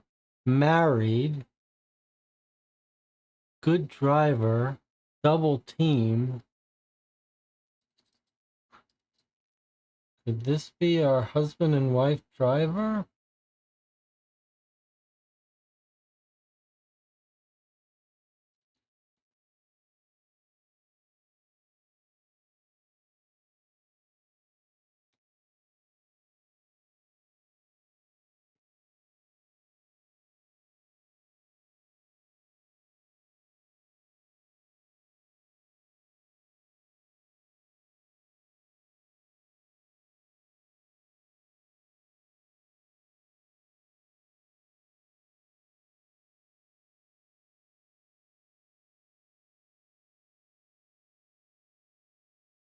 What do you think?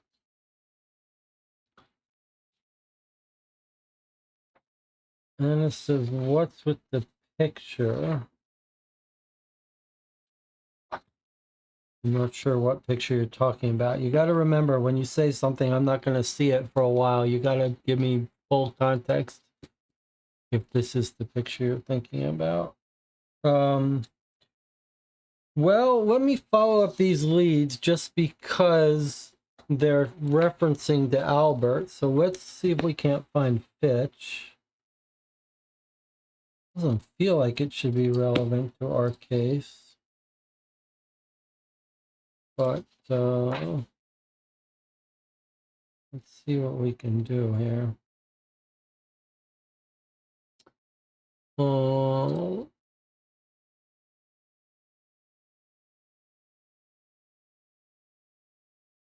Evelyn, Lady Evelyn, that would be her husband, Ward Malcolm, 39 Southwest. And then Society of Balkan Orphans didn't have an address. What are the odds that that's going to be a known society here?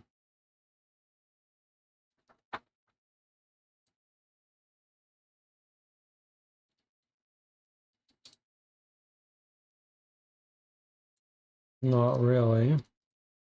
Okay. And then 56 Northwest was the ad. Okay, let's look up these while the channel is still thinking things through. Okay, so 39 Southwest was our Evelyn Fitch in the newspaper 2 newspapers ago. The Countess d'Albert is one of my good friends. I can't tell you how deeply the death of the Count was felt. Lady Fitch is, there's no other way to put it, fat. She's about 5 feet tall, seems about as wide. She does, however, have an effervescent personality and enthusiastic and flowing speech. Draga, the Countess, is so brave and strong. I've spent the morning with her, and she seems to have held up to the blow considerably well. God only knows where she finds the strength. She didn't seem saddened? Asks Wiggins. Oh, that's not what I mean. Love may have been gone from her marriage, but Draga has always been present for her husband. If marriage was just a matter of love, young man, few of them would ever last more than 2 years, more than enough time for the initial bliss to fade. And did the Count have a, how to put it, an outside interest? A mistress? Says Lady Fitch with a small laugh. No, only intrigues linked to politics have pulled him away from his wife. And the Countess? For the first time, Lady Fitch seems to hesitate before answering. You do promise me that whatever I tell you will be in the utmost confidence, don't you? Absolutely, confirms Wiggins. Draga is a charming woman. Women, Mr. Wiggins, bloom amidst their family, their children, their husband. Draga has no children, and her husband was abandoning her for another passion. No one can live in a complete void. Draga needs love. What her husband wasn't giving her, she found elsewhere with another man. It's a banal story, Mr. Wiggins, sadly banal. And who is that man? Alexei Meshkov. Despite our promise, Lady Fitch seems to give us that name unwillingly. Russian? Yes. He claims to be the son of a count, which I doubt. To me, he seems more on the lookout for richly endowed young ladies, but I could be wrong. Why? Well, Draga has no money.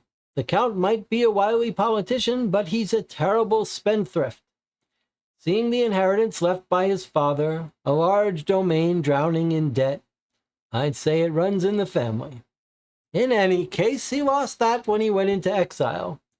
Draga has her own small income, about £100, but Meshkov doesn't seem to be the kind to be interested in such a meager amount. He doesn't have any money? Oh, he has enough to dress fashionably and to rent an apartment in a decent neighborhood. But as with most nobles, his suits are on credit and his apartment sadly empty. I don't trust him. But what can you do when you're in love? Lady Fitch shakes her head. Draga has love to give, that's all she has. And what are Meshkov's activities? Activities? Oh, he's content with just being. There are many men in London whose work and clubs take up most of their time, thus neglecting their wives. When one of them hosts an evening and she needs a replacement for her absent husband, she calls upon a man like Meshkov. Someone charming, able to hold a conversation and always available, even if their reputation is somewhat stained. Do you think Meshkov could have something to do with the Count's death? No, that's absurd, answers Lady Fitch without hesitation, but she frowns. Well, I can't say as to Alexei, but Draga would have never done something like that. Well, that's a big, long lead about Alexei Meshkov. But how would he connect to our theories?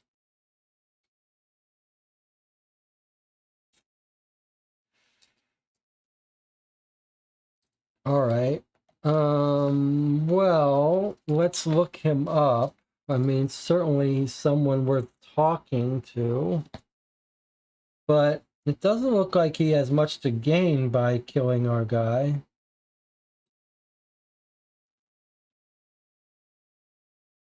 All right, well, there's Meshkov. Alexei, 34 Southwest. Now I want to look at that paper with the driver and his husband.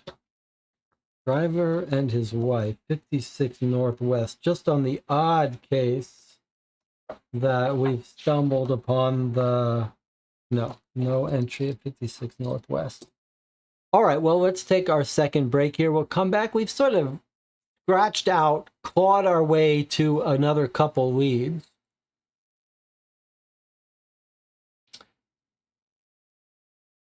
Maybe we've got our hands on something, a little loose thread.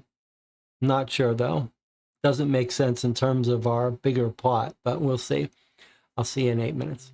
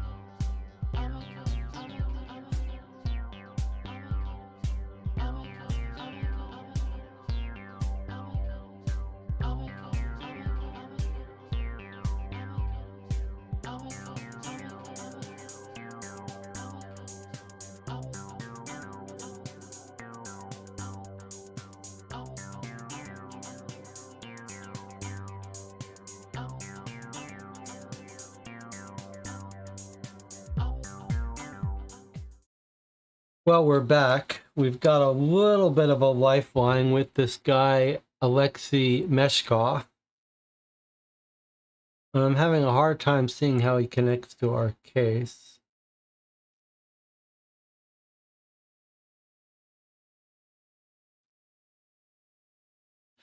All right, well, let's look up Alexei Meshkov and talk to him and see if he's anything other than a gigolo hanging out with the Countess.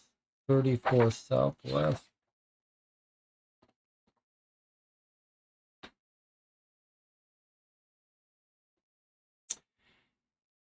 Yes, I'm a friend of the Countess Albert, Alexei Meshkov tells us. Meshkov is a tall and slim man in his 50s. He wears a Russian-fashioned tunic, glasses, and a fine mustache. Yellow teeth hide behind lips which never seem to smile. I only know the Count a little. Do you know who could want to murder the Count? Of course not. Would you have any idea about the motive for the murder? No. And have you spoken to the Countess since the death of her husband? Oh, I offered her my sympathies and my support. And where were you this morning? In my bed. I don't get up before the sun starts to come back down. I already gave all these details to the police.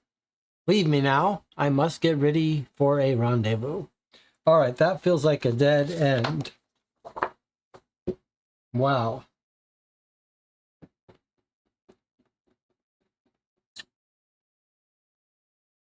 Let's reread Jennings' house.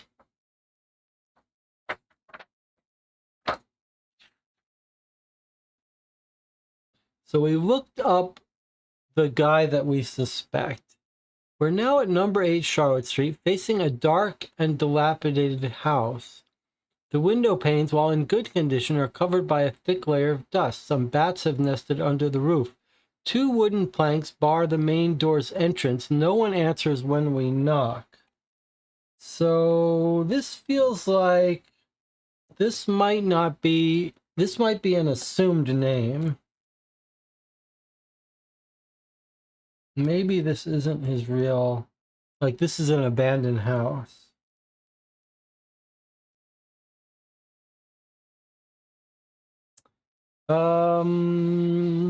Wow, okay. All right, it's time to talk to Porky Shinwell. There's clearly something going on. And maybe we should talk to Lomax too, because the back of our newspaper says visit Lomax. Maybe that's a clue. So let's go to Lomax and Porky. Maybe we'll start with Lomax, 5 Southwest.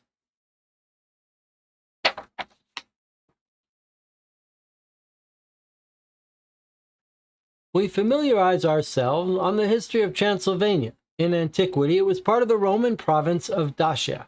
After the departure of the Romans, the country was the victim of various migrating cultures from throughout Europe. At the beginning of the 11th century, 1004, Stephen I from Hungary proclaimed himself sovereign of that land, which was then governed by a voivode as a Hungarian province.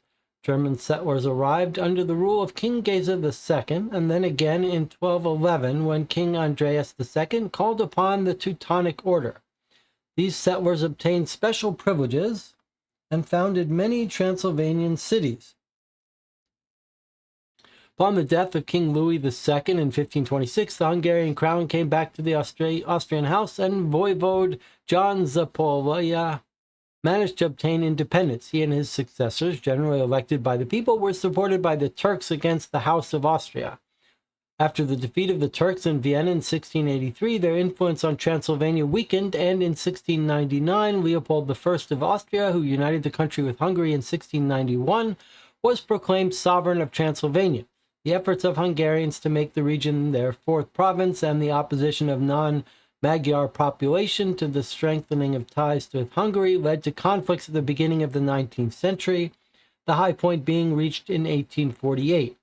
In 1849, Transylvania was separated from Hungary by imperial decree and became a territory tied to the Austrian crown. But in 1860, Transylvania became an autonomous province with an independent regime with strong executive power. The Hungarian government did not recognize that change, and Transylvania was once again tied back to Hungary in 1868. Transylvania has, since then, lost all autonomy and has been completely integrated into Hungary. The Magyarization of its principality has methodically continued despite the opposition and discontent of the Saxons and the Romanians. An important revolt led by Count de Albert in 1891, was brutally repressed by General Sandor Zilagi, who put an end to all organized opposition to Hungarian domination.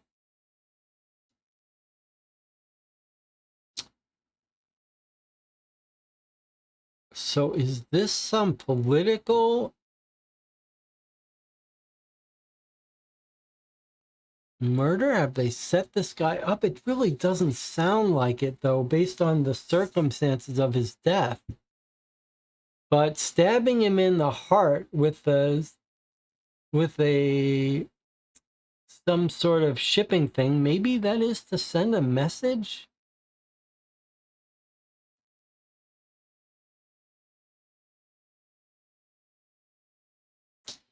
That guy's not going to be in our directory, is he? This general?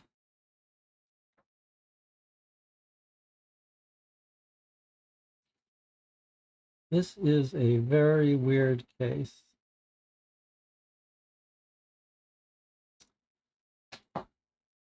Yeah, General Sandor Zilagi is not in our directory.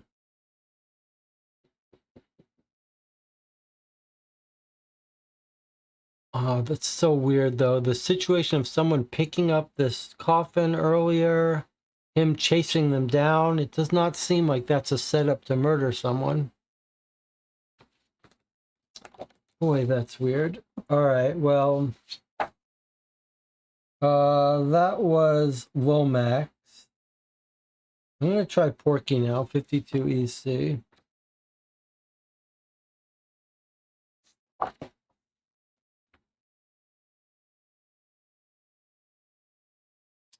I heard that you were hunting vampires, Wiggins. Come back at closing time. Right now, all I have is undead. Ha ha ha. Porky serves each of us a pint. Have you heard about the death of Count Albert? Yeah, but I didn't know that name.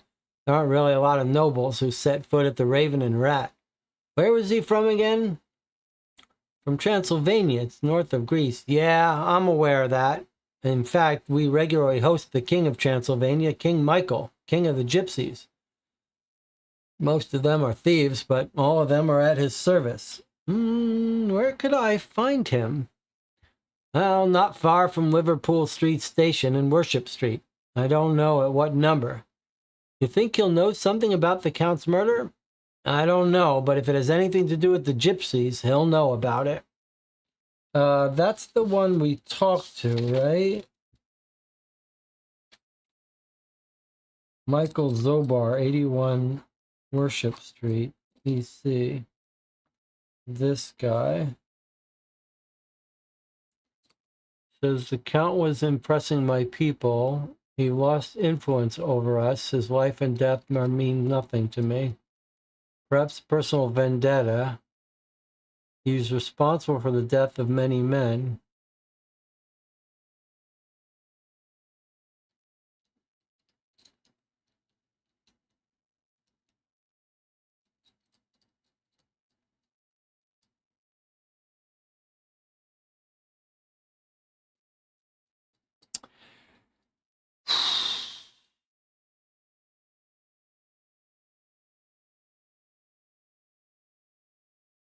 So, I mean, I guess you could come up with some revenge plot where someone pretends to be returning. We know someone's pretending to be returning the great grandfather, and it wasn't the great grandfather. It was just a woman's body, woman's bones. And I thought, okay, they've just thrown some random bones in this coffin as a decoy. But what if it's someone getting revenge on our count? And like it's revenge for the murder of this woman. So they put the woman's bones in the coffin and they arrange for them to catch him off guard, and they kill him. They punish him with this thing through the heart and pack him back in the coffin as a sort of ultimate insult to him.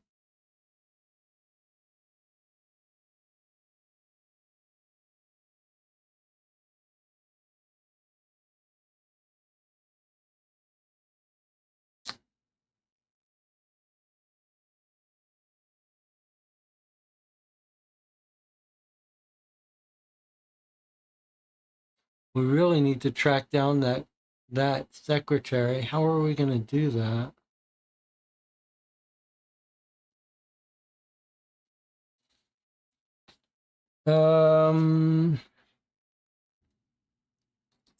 Let's play a hunch that Brian Jennings has not been staying in this house. We know the cab was heading towards London Bridge. I'm going to check this Bridge House Hotel just on the off chance that that's related. So I'm looking for 3EC. No.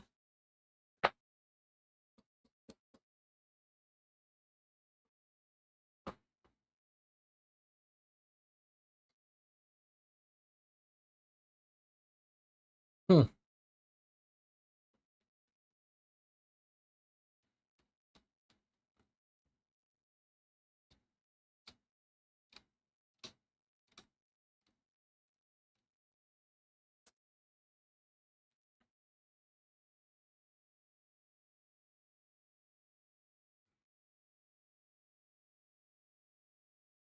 Marco says, can we talk to the captain in his location? I don't know what that means. We talked to the captain of the boat already. That's the only time we can talk to him. And it says, my question is, what were they smuggling? Is there something in the old paper, something about a robbery in the Balkans? I mean, we can look at the older papers again. This is our current paper.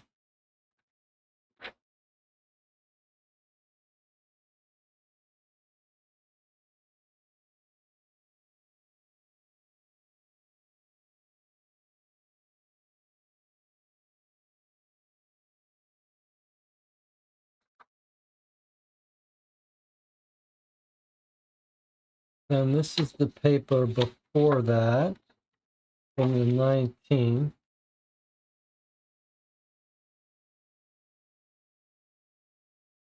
So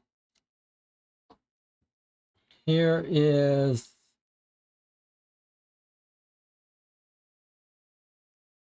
proceedings against someone who might have tried to assassinate the Emperor of Austria, anarchists.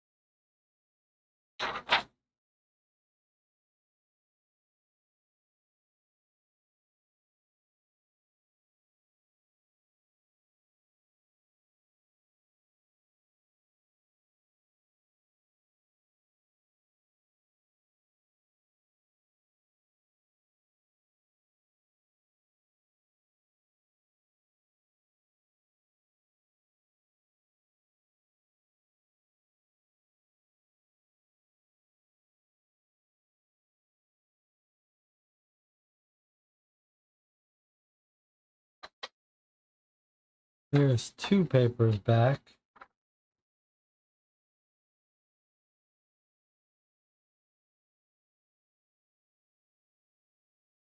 Madrid, Italians, assassination of Austrian Empress.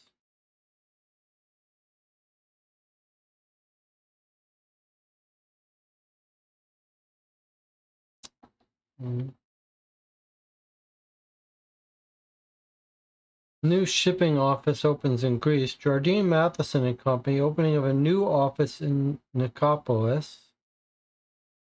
Most of the profits generated by this line are expected to be conveying goods.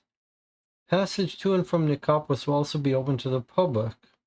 Rich in raw materials, which had previously been difficult to transport. That's it.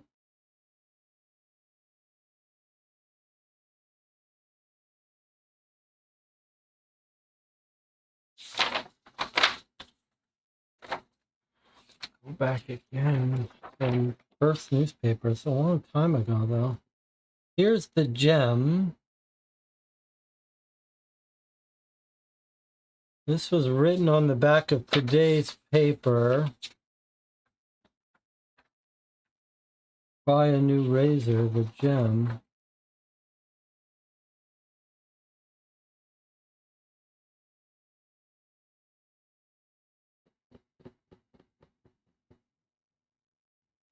"46 Holborn Circus, EC." I mean, I'm going to look this up because it's written on the back of this paper, but I just don't understand why on earth we should look that up. No, there's no entry for it. Romanian anarchists.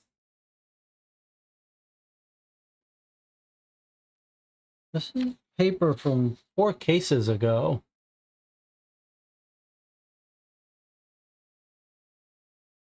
Hey, there's this guy's name again.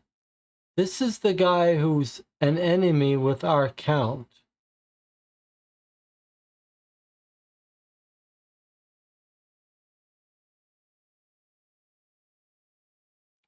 Romanian anarchists. Prosecutor Leopold Radic.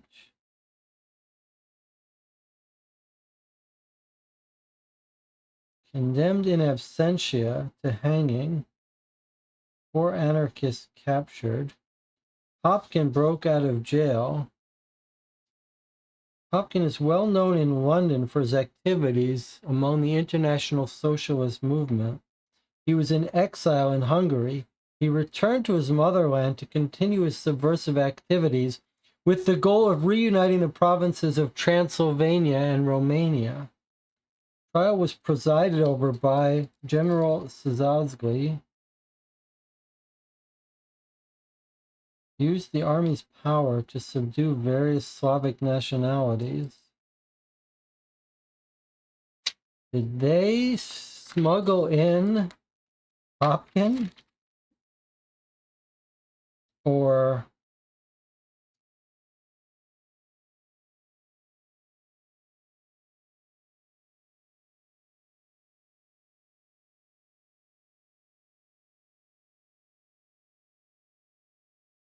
is that what's going on here? Anna and Sophia, 25 years, and Nikolai Radovich to a lifetime sentence. Hopkin was condemned in absentia. He's well known in London. He went back to Hungary.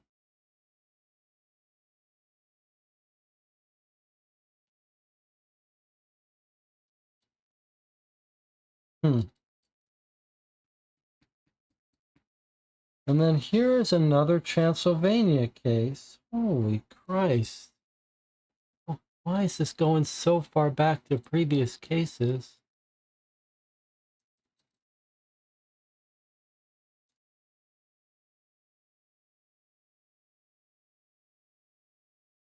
Two culprits are currently on the run.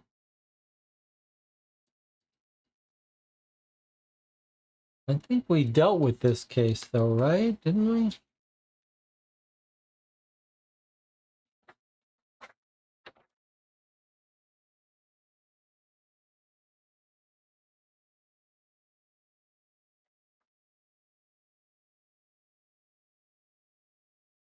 I mean, this was dealt with in our previous case.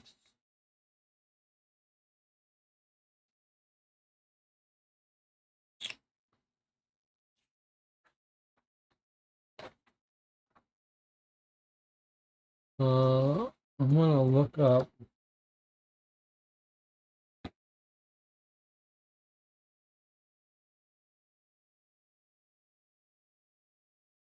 There's no entry for Popkin.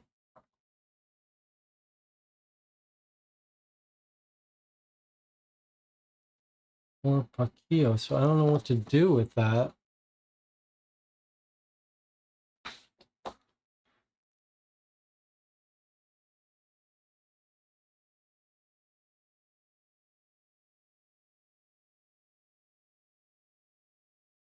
I'm just at a loss. There's so many weird things going on with Transylvania, but I don't know what to do. I don't know how to do anything with any of it.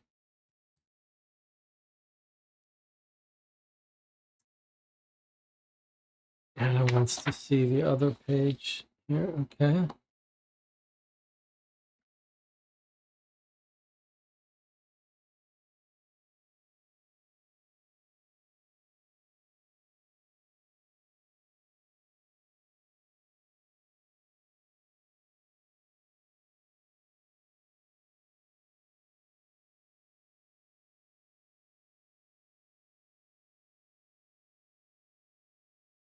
I mean, we use these things in our case set on this day.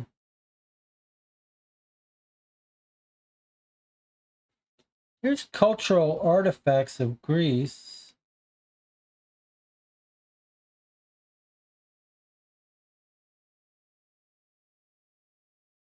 I'm trying to remember where is our thing about the new shipping office opens in Greece in Nicopolis. That's the Jardine new route.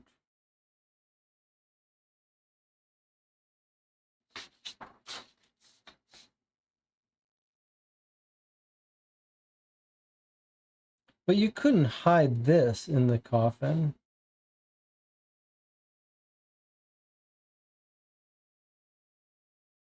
This is a little frustrating. Okay, so I think the thing to do when things get frustrating is to clean up the informants. We'll save.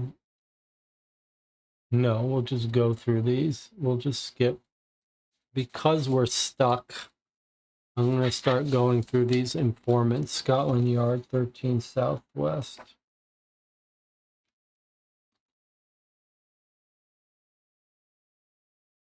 Feels like we missed something.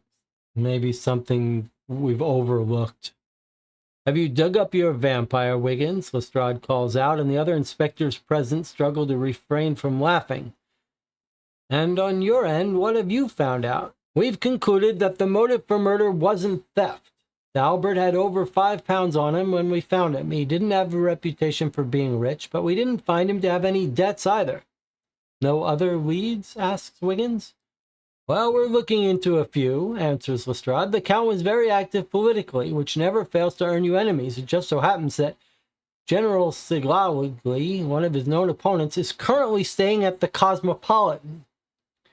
Moreover, it would seem that the Countess is having an affair, but we're not sure about that. Yeah, we know all about that. Where did you get that information? We have our sources, says Lestrade with a satisfied look. All right. So we learned about both of these things being interesting, but we didn't know where General Siglagli is staying. Now we're told he's at the Cosmopolitan Hotel. So let's look that up.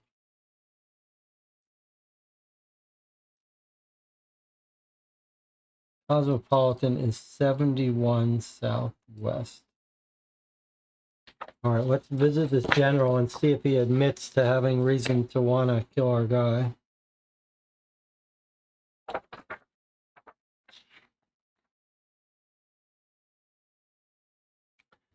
Albert, if I could get my hands on him.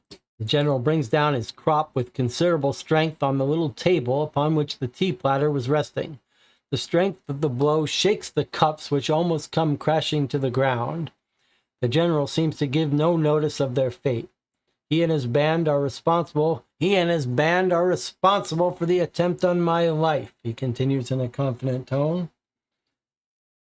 The Count was murdered this morning, Wiggins informs him. Murdered? D'Albert? It's not a smile that breaks out on the general's face, but it's pretty close. I didn't know, but I can't say I'm sorry to hear that. Do you know who would have wanted him dead? Other than me, you mean? Well, D'Albert no longer has any power. He's let history pass him by, or I should say he never became a part of it. A wide smile brightens the general's lined face. He's a well-built man whose military decorations seem to give credit to his rank. He's in his 50s, but with the physique of a man half his age. I don't know to what degree you're familiar with the politics of the Balkans, Mr. Wiggins, but today's enemy can be tomorrow's ally. Before D'Albert led a rebellion against the emperor, we were allies against those who agitated for independence. D'Albert was a Saxon, a German, while I'm a Magyar. I see with your expression, Mr. Wiggins, you don't have all the keys to understand. Before General Siglagli has enough time to finish his sentence, the suite's main window explodes. A vase, located on the other side of the room, shatters in 1,000 pieces. Hit the ground, shouts the general. Someone's shooting at us. We follow the general's lead and throw ourselves to the ground. We hear 2 more bullets lodge themselves in the wall. Minutes go by without a new shot being heard. Wiggins crawls to the window and throws a glance outside. The shots must have come from the building on the other side of the road, but I don't see anyone, he says. Let's not take any chances. Follow me, orders the general. We all crawl together into the hall where we can finally stand back up on our shaky legs. Well then, Mr. Wiggins, I suppose I can't blame these shots on D'Albert. Could it be revenge for the Count's death? No. I had nothing to do with his death. As I said, the politics in the Balkans are complicated. We could very well have common enemies. Well, I don't know. 71 Southwest, though. We could walk across the street, see if we can notice anything where the shots are coming from. It just feels like... It doesn't feel like political to me. It feels like some smuggling thing, but... Okay, so that's where we just were. Shots came from across the street, so we could check at 70 and 31 Southwest in case we think that that's where shots were coming from. 70 and 31, huh? All right, well, here's 31. Right after leaving the Cosmopolitan Hotel, we cross Vauxhall Bridge Road and wind up facing a neighborhood of apartments. Wiggins stops in front of the building and turns to a hotel across the street. General Siglawi's room is on the 3rd floor, says Wiggins as he points at the window shattered by the impacts of the shots. Let's go look at the corresponding apartment. The shots must have come from there. The street is noisy and active, so it's not surprising no one had noticed the gunshots. We stopped at the building's entrance, but we're stopped by the building's entrance by the doorman. Can I help you, sir? We'd like to see the person living on the 3rd floor on this side of the street, if you please, says Wiggins in his most deferential voice. Apartment 3C. It's empty. It used to belong to Mrs. Crumb, but she died in a terrible accident 3 days ago. She was run over by a carriage. Terrible, such a nice woman. Here's some of her friends. No, we didn't know her, but we believe there was someone in her apartment not even 15 minutes ago. Oh, no, sir. I'd know if someone would have gone in. You have the keys? Yes, sir. It's very important. Police will be here any time now. Could you let us check? The police? Very well, sir. The doorman leads us through the hall to the lift's iron cage with floral motif adorned gates. The lift slowly brings us up to the 3rd floor. Then the doorman leads us to a door decorated with a gilded 3C and pulls out a keyring from his pocket. Let's see, which key was it again? He mutters to himself. Before he has time to find the key, Wiggins turns the door handle, which opens the door noiselessly. That door should have been locked, he exclaims. Yes, answers Wiggins. We would like to take a look. Without waiting for an answer, Wiggins enters the apartment and heads straight for the window. The window is open. Near it is a table on which lies a gun wrapped in a cover. Wiggins examines the gun closely. The shooter probably used that to muffle the sound, he explains, which was lucky for the general. It must have skewed his shot. Wiggins removes the gun from its wrapping. A musket, says Wiggins as he removes the charger. Apparently there was only one charger with 3 bullets. Look, the wheelchair, shouts the doorman. What?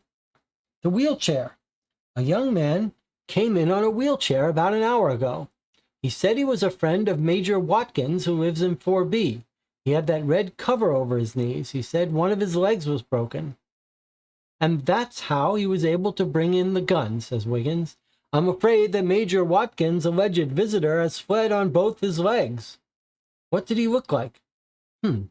He was young, not even 30 years old. His skin was light and he had blonde hair with a thick accent, maybe Russian. As he was sitting, I can't tell you how tall he was. Well, now we've got a whole political assassination plot going on.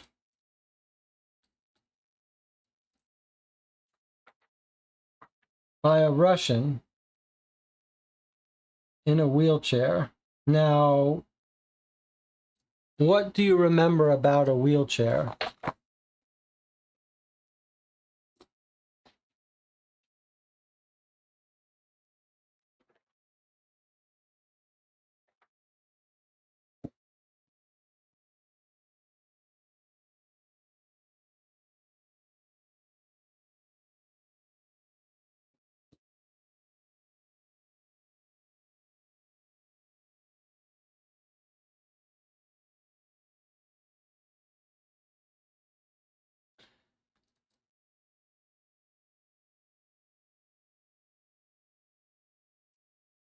Is this our Alexei Meshkov? All right. We gotta hope that we're gonna catch a break. This is police legwork. We gotta hope we catch a break here. 79 Northwest. Please let this guy have left a receipt.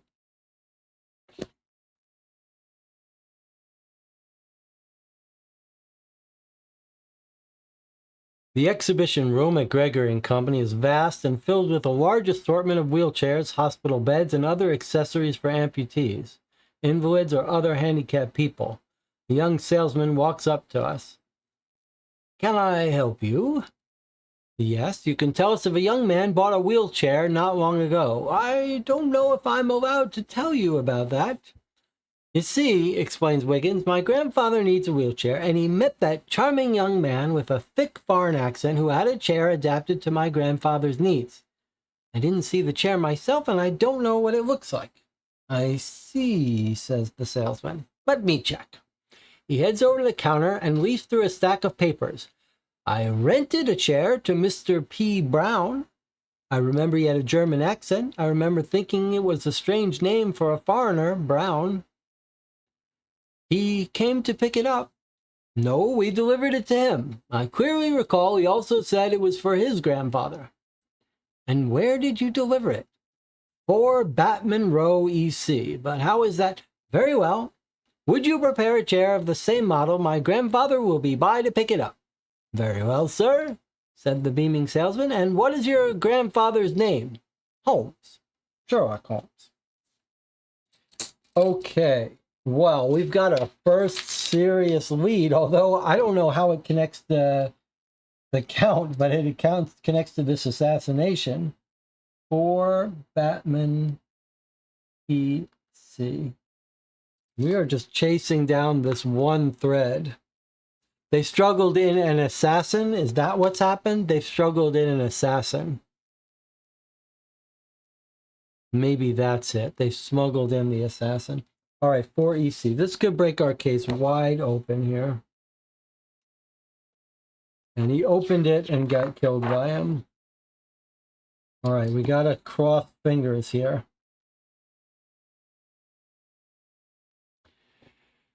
We're looking for a young man, says Wiggins to Mrs. Clayton, the elderly landlady of the badly maintained apartments of Batman Row. A young man in his 20s with light skin and blonde hair and a thick Romanian accent. Why does the accent keep changing? It's German, it's Russian, now it's Romanian. That sounds like Peter. Peter Brown. He arrived about 15 days ago, so not in the coffin. A good boy, rather reserved, not here often. He leaves early in the morning and comes back late at night. Is he here now? I don't know. I heard movement upstairs not long ago. I can lead you to his room. We follow Mrs. Clayton to the top of the stairs and stop in front of one of the landing's 3 doors. Mr. Brown, Peter.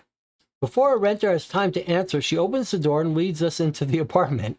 It's composed of a single room and contains a bed with a worn mattress, a small wooden table covered with papers, and a wooden cupboard which has seen better days. The room is empty of any occupant. Wiggins opens the cupboard, which reveals bare shelves. It seemed you have an apartment available, Mrs. Clayton. He then heads over to the table. Look, he circled all of the articles about General Siglagli. Look at that, burst Mrs. Clayton. A photo of Peter in the newspapers. Wiggins takes the newspaper from Mrs. Clayton's hands. It's the police news from September the 13th. It's this paper. This is Peter Brown? Asked Wiggins while pointing at one of the images on the first page. Mrs. Clayton agrees with a head motion. Yes, the one on the top left. That's it. We found him. It's Popkin. Okay, so this was our theory. Popkin is the escapee who went back to, was well known in London in the socialist movement. He exiled from Hungary, returned to do this political operations, anarchist operations or civil war, whatever, and was convicted in absentia, condemned in absentia to death by hanging. They couldn't find him. They got the other anarchists. So he's stuck there. Trial was presided over by General Siglagli. And so he's now back in to assassinate him. And there he is. There's Popkin. Now, but Popkin cannot have been smuggled in the... cannot have been smuggled in to the... in the coffin, because he's been in town for 2 weeks.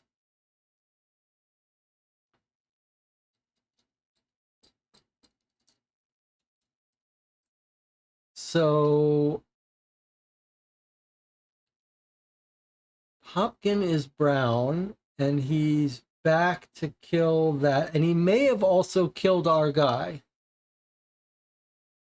even though the enemy of his enemy is not his friend. But the question then is, how does the Count get himself killed by this guy if that's who kills him? Hey, look, there's Siglawi.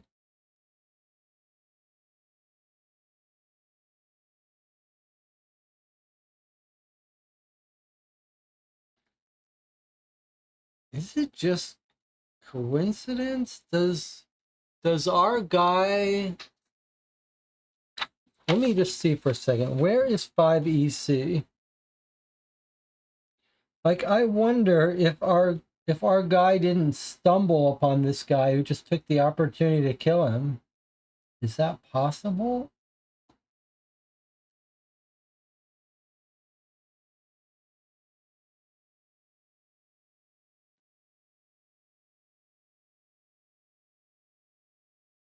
I mean, here's where we are, 5EC. It's nowhere near. So this is where Peter Brown, i.e. Popkin, is staying. And this is where our guy's body shows up.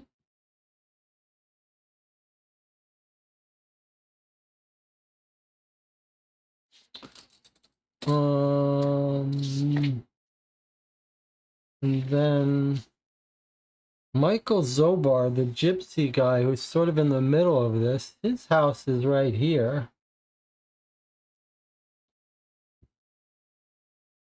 So here's Peter Brown, aka Popkin, who's trying to kill the general. Here's this other guy, Michael Zobar, king of the gypsies. Here's Jardine warehouse, and here's where the body is found. It's interesting that it's all in a line here.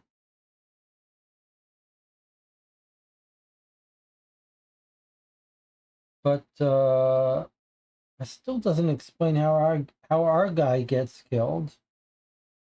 And who is pretending to be the secretary?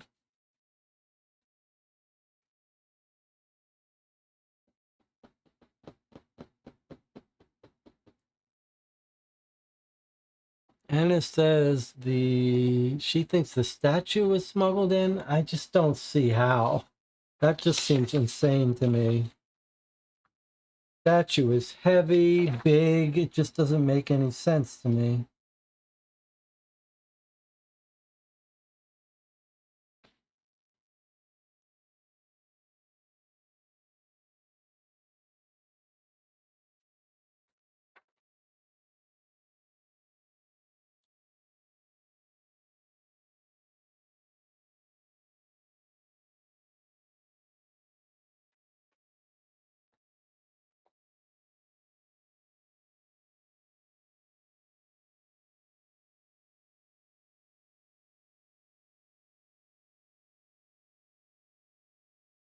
Five-foot-tall statue. You cannot hide a 5-foot-tall statue in a coffin. You just can't. You can't. It's not. It doesn't make sense.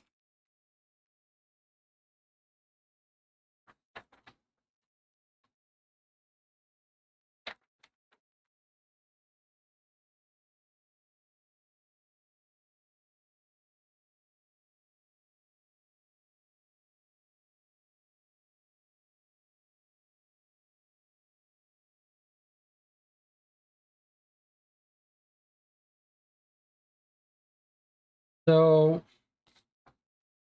is it possible that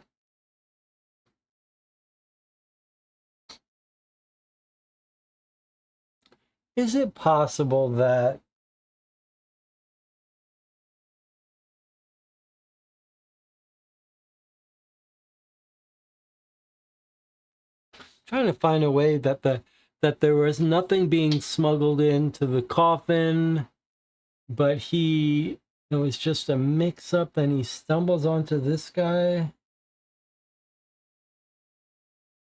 I just don't see how.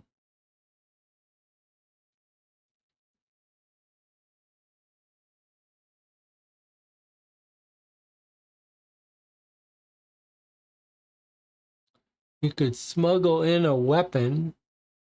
Seems clear we're dealing with political assassination. Why not? It's approximately as big as a person, because the guy opened it up and he looked in the coffin and he saw bones and skeletons. He looked inside it. You would see a statue if a statue was in a coffin. You can't hide it. It has to be something smaller. Let's go back to pulling leads from our informants. Boy, this is a strange case.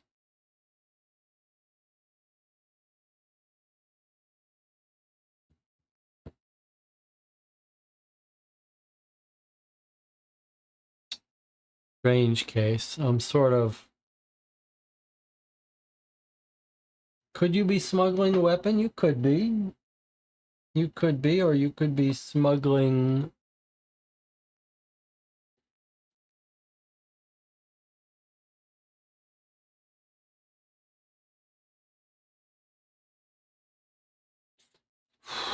Yeah, I'm just. We've got these threads of political assassination, but we cannot figure out where this other cab driver went. Is it possible we've got another cab company? Where are the other?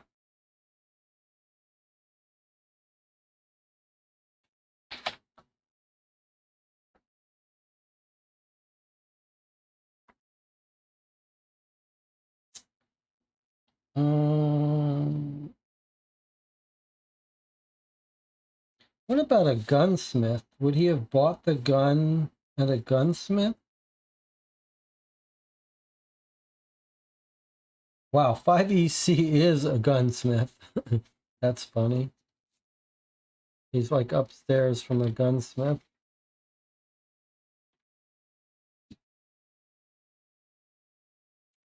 5EC? Let me just look. Were we at 4EC?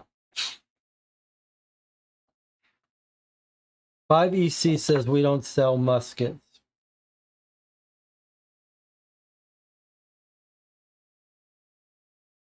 Do you think one of these does? 21EC? It's a weird thing to say. 21EC doesn't. 31 Northwest. 31 Northwest says, yes, we sell muskets. Would you like to see some of our models? To be upfront, we're assisting the police in investigation, says Wiggins. In case it wasn't clear, I looked up gunsmiths because there was one right next to where this guy was staying, and they said they don't sell muskets. Okay, to be upfront, we're assisting the police in investigation, says Wiggins, stretching the truth slightly. Have you sold this type of gun recently? I'll check our records, says Mr. Richards. We only keep records of sales within the last 8 weeks here. I see only one sale of that type. The buyer's name is Michael Harrison. Thank you very much. Would you have Mr. Harrison's address? 67 Elizabeth Street, Southwest.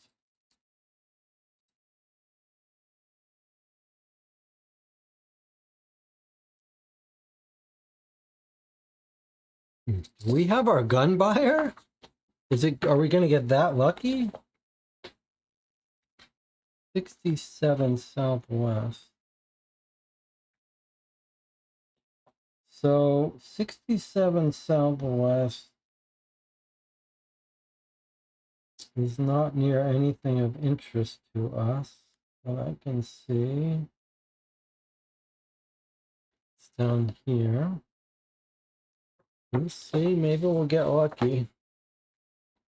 We've got a whole goddamn conspiracy going on here. Ugh.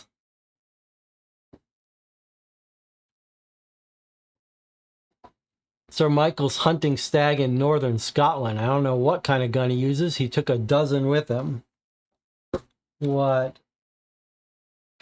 A false lead. All right, let me see if there's any other places here. That was... Boy, this is a tricky case for a case that looked like it was going to be so short.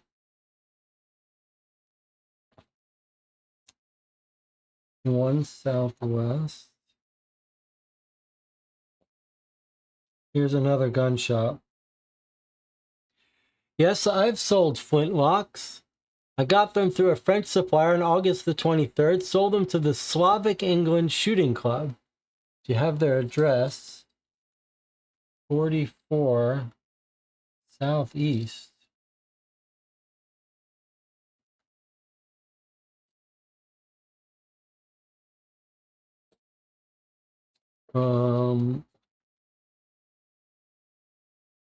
And when we go there, it says, "This is a private shooting range." The door is slammed in our faces. My God.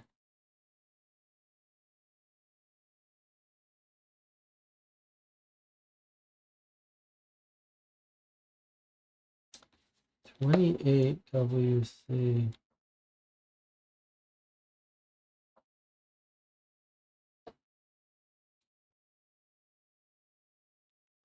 Just looking at the other gun shop. 28 WC says we don't sell muskets.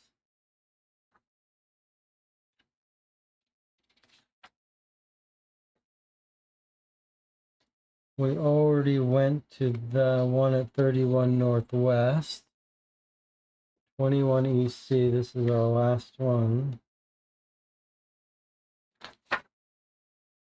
There's no entry. Yikes.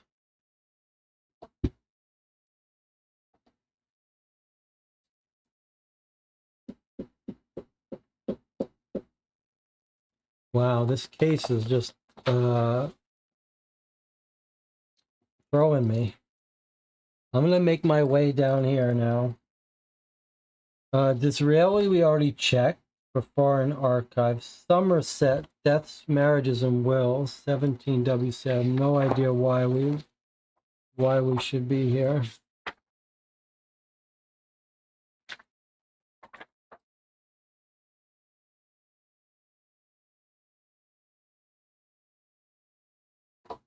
Count D'Albert has been married to the Countess since he was 20. They have no children. I don't have the death certificate or a notarized will. An employee from Somerset House reads to us in a sleep-inducing tone. I hear ya. Okay, legal affairs, 36 EC.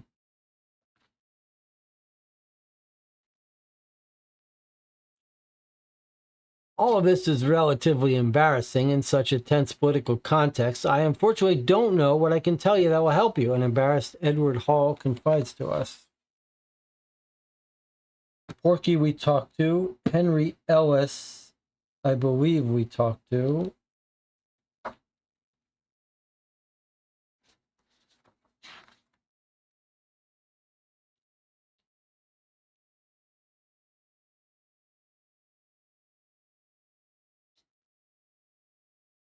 Yes, that was that guy who sent us to the Zobar guy. Quentin Hogg, 35 EC. Quentin Hogg doesn't have much to tell us. You know, I only have a passing interest in politics, and only the death itself of Count D'Albert, rather than the person himself, is of interest to me. Mycroft knows politics. Ah, maybe Mycroft has a hint for us. 8 Southwest. All right, Mycroft, come on. Surely you got something for us. Mycroft heads to the large map of the world covering the wall of the visitor's room. The politics of the Balkans will lead many men to their doom, believe me. If D'Albert has been killed by his political enemies, it's only a start. His main opponent, General Siglagli, is at this very moment in London. He's staying at the Cosmopolitan, but if I were you, I'd avoid suggesting anything without proof. He's a powerful man. Mycroft points at Central Europe with his finger. See these lands, Wiggins? They're pinned between Russia to the east and Germany to the west. They can be sacrificed, and both of these empires know it. Mycroft lets his gaze wander on the map, following a path known to himself alone. Wiggins intervenes out of fear that he could lose himself further in his thoughts. And what is D'Albert's role in all this? You should study a bit more, young man. D'Albert was only a pawn, but one supported by Russia. They were hoping to propel D'Albert to power in order to clear a path to the heart of Austria-Hungary, and thus divide that empire. And why did the Count D'Albert find refuge in London and not in Russia? Too simple, too obvious, Mycroft tells us, as if the answer was obvious in and of itself. Despite having been chased out of his native Carpathians, in his eyes no one could afford to know he was under the pay of the Russians. D'Albert was still counting on a hypothetical triumphant return, a hope that few shared. So we're told he's under the pay of the Russians. That was Mycroft. Langdale Pike doesn't seem like he should have anything for us, but he does.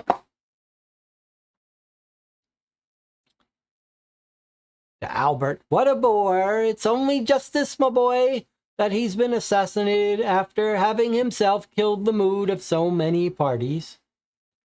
You have any idea who would want him dead? Anyone who would have heard him go on about his views on politics in the Balkans. Langdale fakes a shiver of horror. Oh.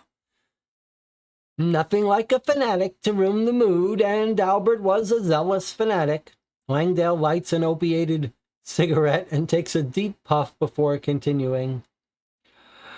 Oh, the Countess, his wife, is more interested in high-class lifestyle than in the political scene, but her invitations have become rarer as her husband's activities become more intense. So, no rumors about the D'Alberts, says Wiggins as he gets up. Come now, I didn't know you were interested in rumors, my dear. I thought you wanted nothing but facts. Like an accountant, facts and numbers. Unlike me, an artist versed in the delicate art of rumors. Langdale exhales a long column of smoke and waits for Wiggins to sit back down.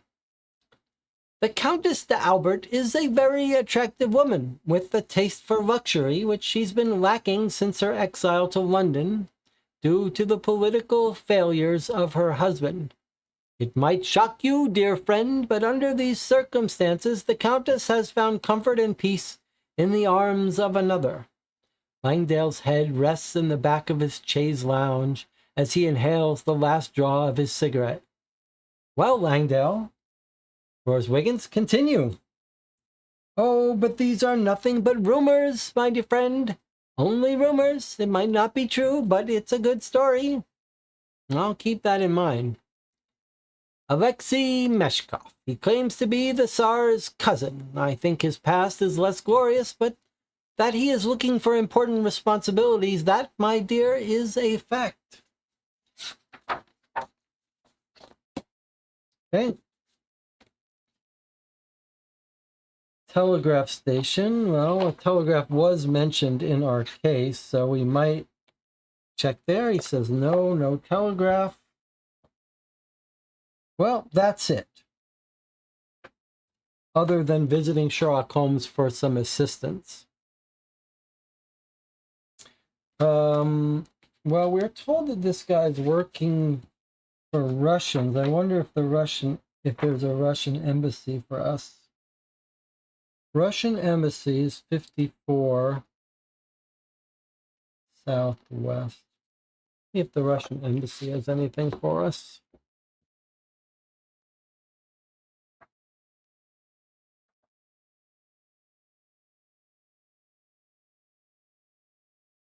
I'll tell you openly, we would have preferred to have Count Albert be in power rather than General Szilágyi. But things happen differently. Count Albert belongs to the past, and we must now learn to deal with the power in place. The general is at this very moment in London at the Cosmopolitan for negotiations. Oh, boy.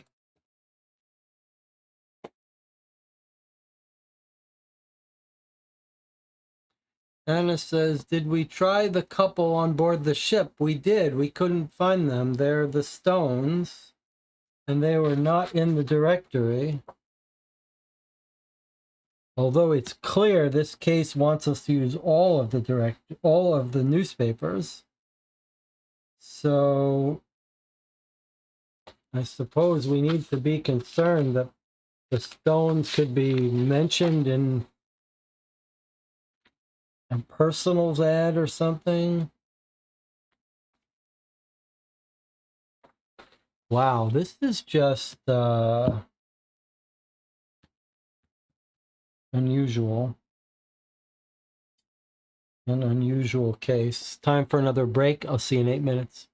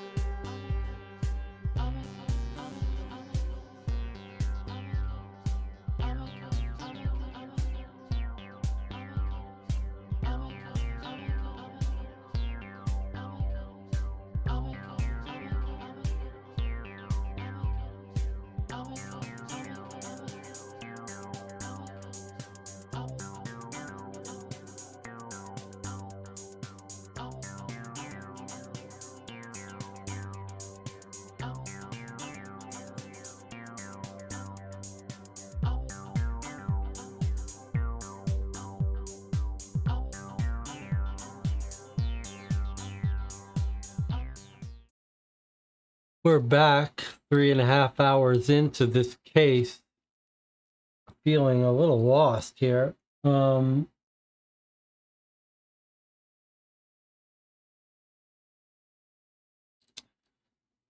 So let's just make a note of things we want to look at. The chat has some thoughts. Did we check docks for rumors? The docks aren't on the map. The docks are all off the map, but we could try to look at more shipping lines. Anna wants to reread the Jardine lead about the shipping of the coffin. Sure, we can do that. I was also thinking of the fact that they're riding in this Brougham carriage. We do have additional carriage companies. Not carriage companies, but we have stables. And there's one in EC area. I'm going to look up this.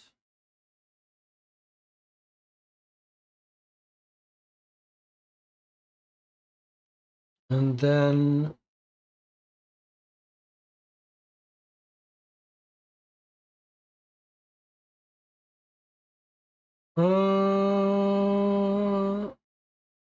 hold on a second.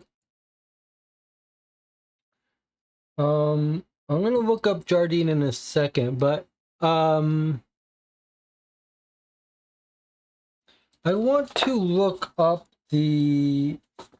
I want to reread what the night watchman said. 59 Southeast.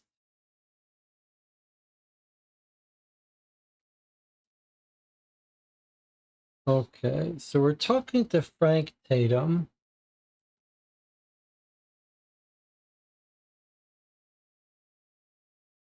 It was a driver. He handed me paperwork in order, and I opened the gate. It was Count de Albert's Brougham. So, does that mean we believe someone had the Count's actual cab? That would suggest that it's the secretary, right? Or his wife. He greeted me with a hand gesture from his door.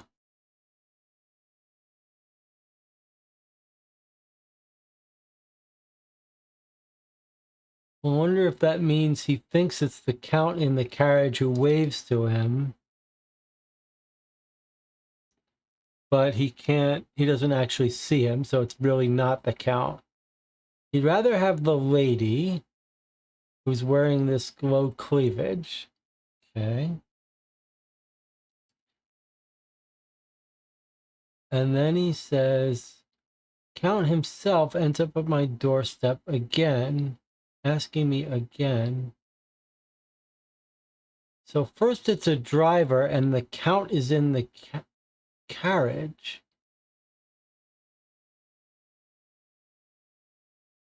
So that means there's 3 people in this cab, right? The driver's at the door. He greeted me with a hand gesture from his door. And then there's the woman.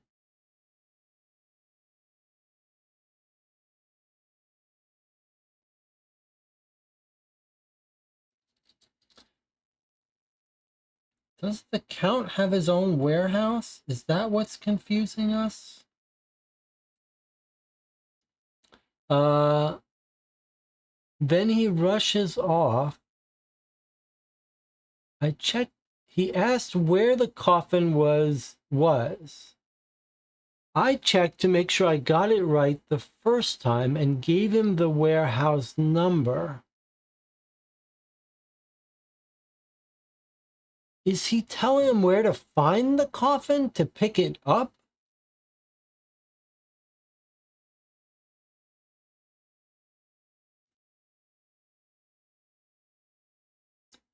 Have they not found it? Are we misunderstanding this? At first, when we read this to mean that someone comes, takes the coffin, and then the Count arrives and can't find it and leaves.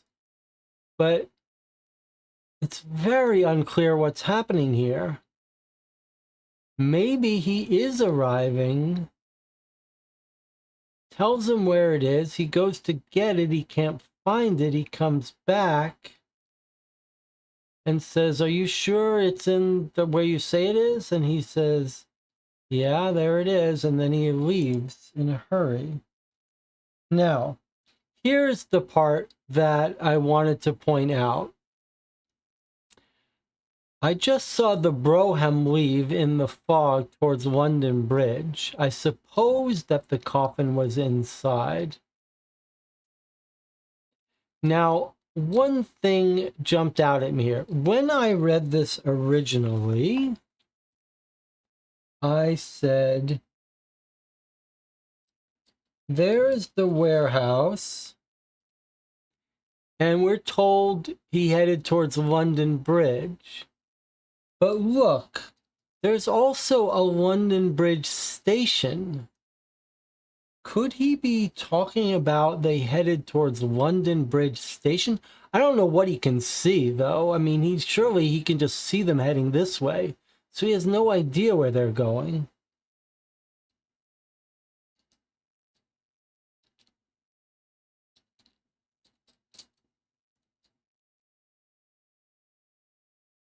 So maybe that's of no use to us. I mean, basically everywhere you'd go in London is west towards London Bridge. So maybe that's of no help, but I was thinking maybe he was saying they were going to London Bridge Station. I'm just going to quickly look at this. I don't expect it to be anything.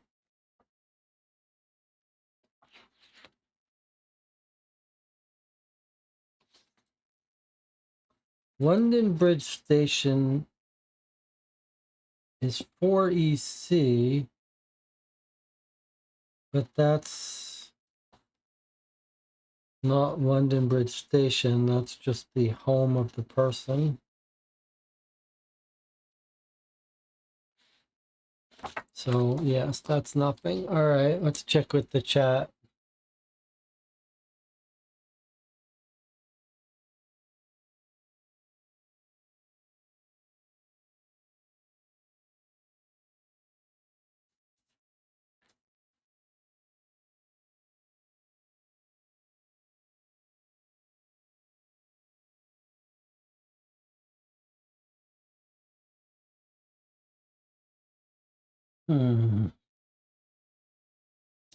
All right, and I wanted to reread the entry with the captain.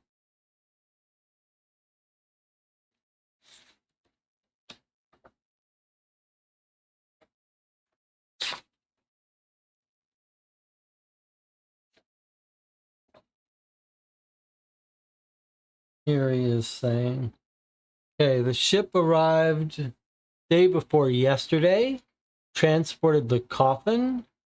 Night watchman signed the release early this morning. Most peculiar cargo. He says technically it wasn't cargo, it was in first class.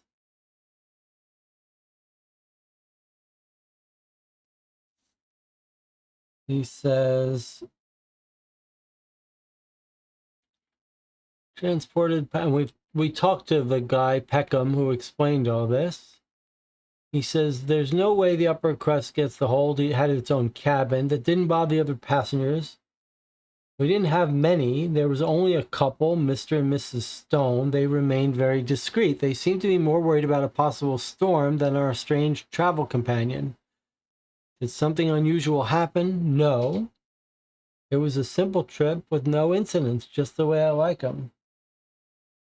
Mr. and Mrs. Stone, and we tried to find those two people to talk to them, but there is no such person as Mr. and Mrs.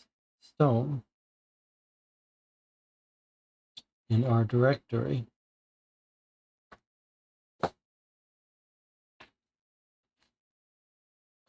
I think we were told it was coming from the Nicholas, but We could re-find Peckham.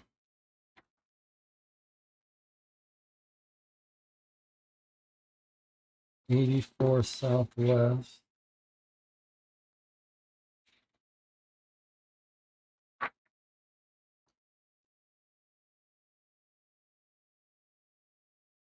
He gives us the story about he was contacted about someone who claimed he found his grandfather's things, 800 pounds to get it back in.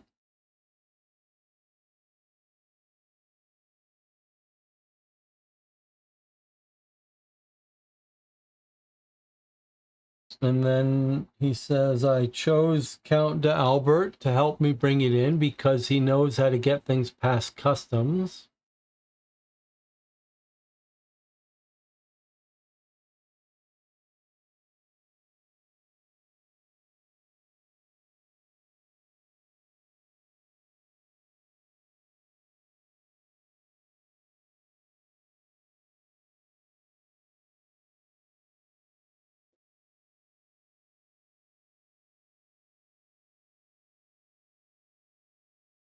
I believe we were told the route. I thought we were told that it's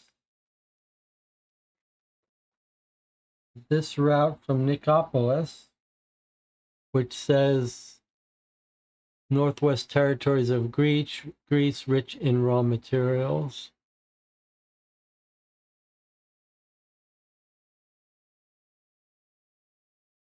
I'm not sure. I thought that was what we were told.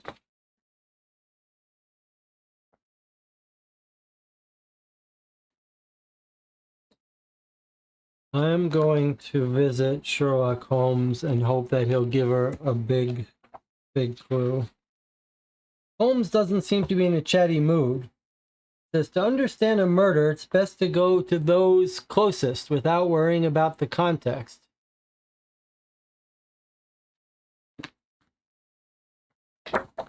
He wants us to go to the family.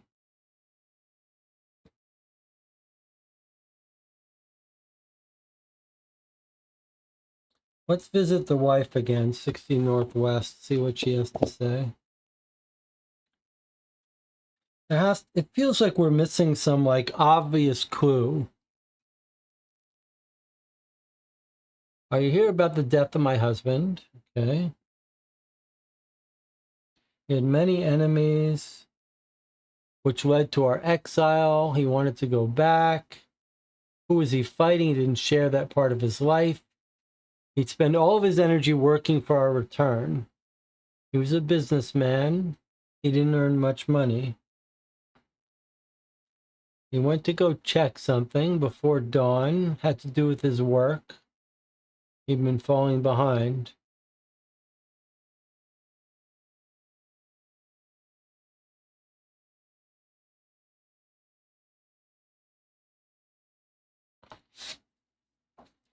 Let's look at the introduction again.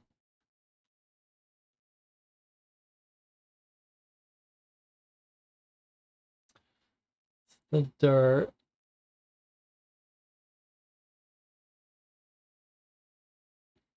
He's been dead. He's stuck with the marlin spike.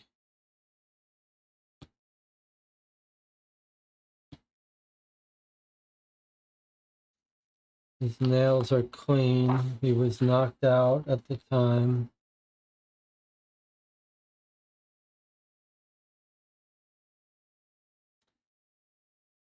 No trail of blood. Wound at the back of his head.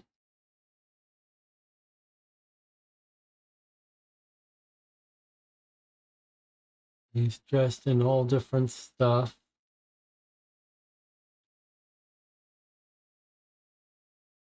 Constable Willis got the call.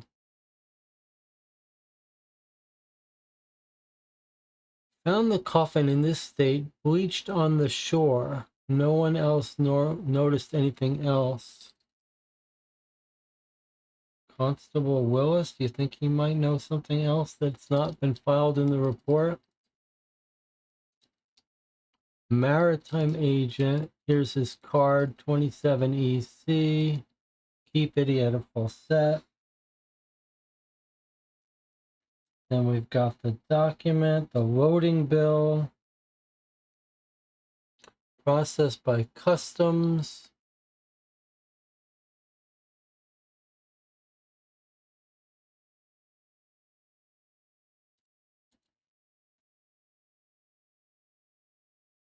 They joke about it being vampires.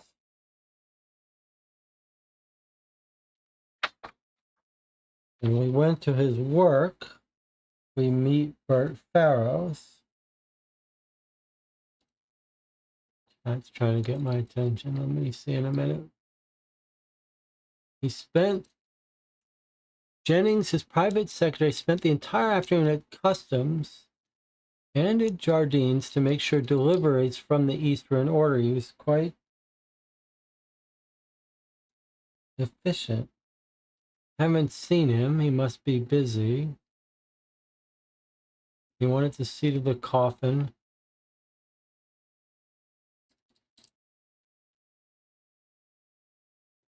All right, let's see what the chat wanted.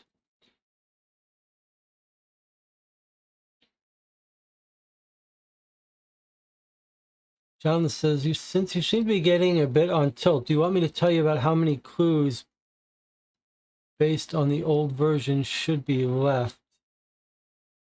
I guess so. I don't know how that helps. Constable Willis, I am on tilt.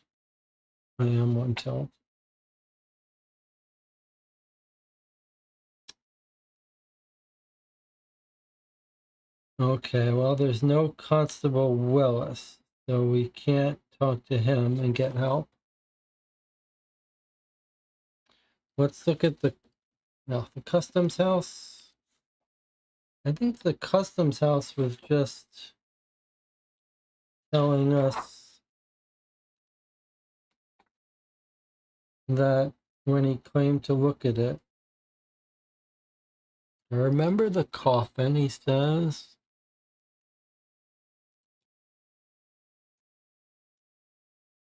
They asked for special service to get it quickly. Joe was more relaxed. Who? Joseph Acree. He's the previous worker. He's the worker that got tricked to leaving. The coffin was picked up from Nicopolis by the Helen of Troy, a ship from the Jardine. There's where I got Nicopolis from.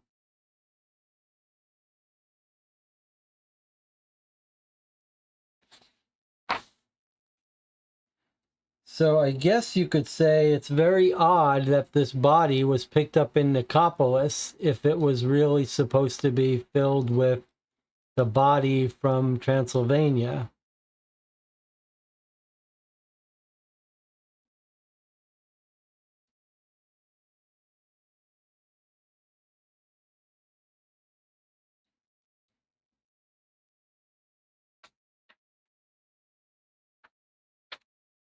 All right, well, Anna's been saying she thinks it's very suspicious that this statue has gone missing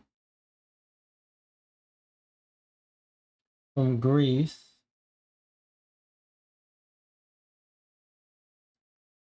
But okay, how do we make use of this? If you think the statue somehow was in the coffin and somehow was missing,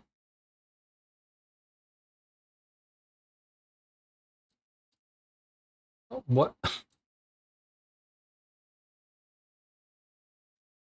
would we do? Is there an auction house? Yeah, there's a whole bunch of auction houses.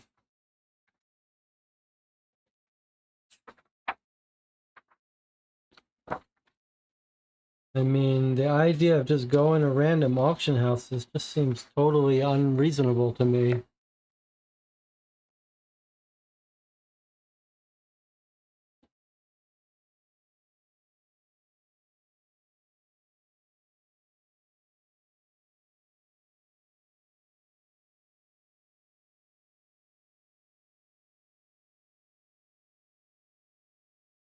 I'd be more inclined to look at all the warehouses. I'm going to look at warehouses along here towards London Bridge. 67, 26. I'm just at a loss here. 26, 67, 66. EC. I'm trying to find where that cab was going. It just seems like I don't understand why 20, 67, no.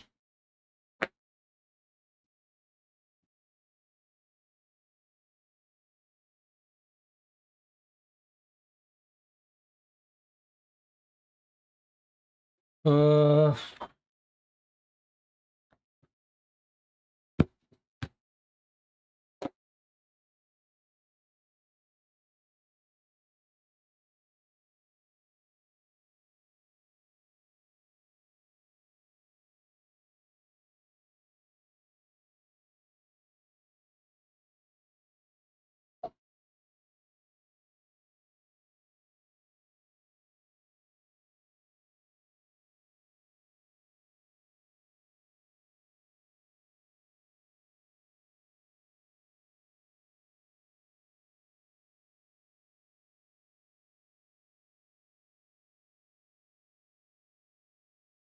it's bizarre that we know this secretary, we suspect him, and we haven't been able to find anything about him the whole time. He arrives, he's got a woman. It's very unclear, that scene described.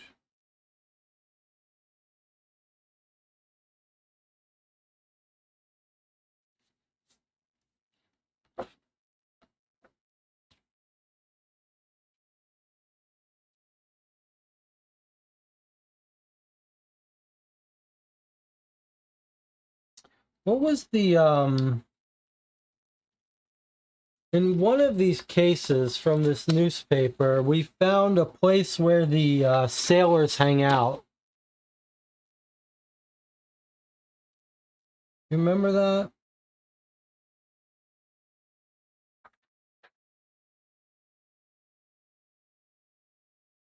I want to find out where.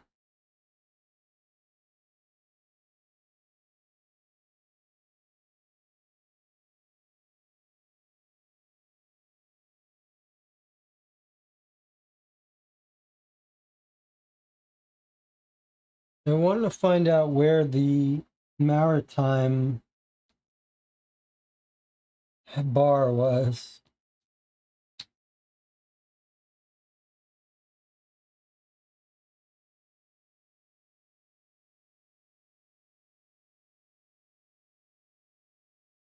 Under the possibility that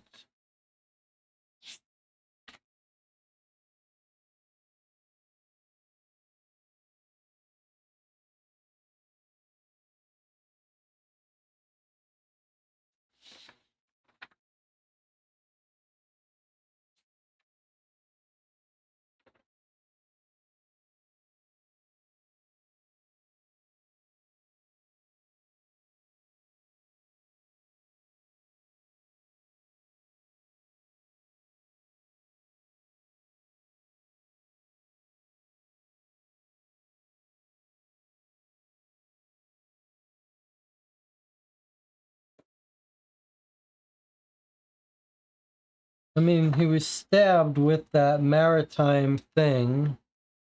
It feels like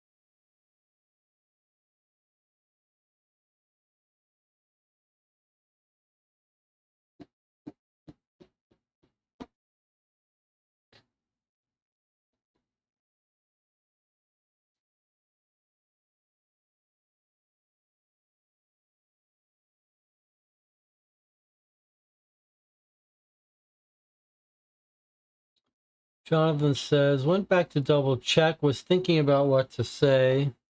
Very few significant leads left in the old version, but I also feel they had to modify one of the clue chains. I'm not sure how you get to it in this new version.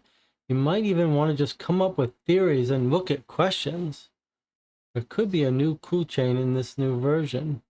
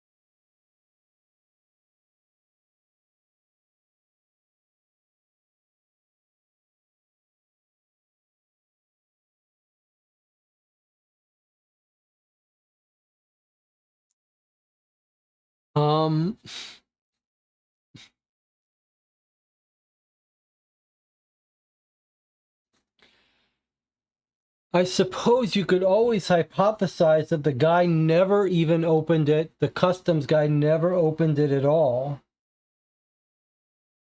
And he's lying about it. But then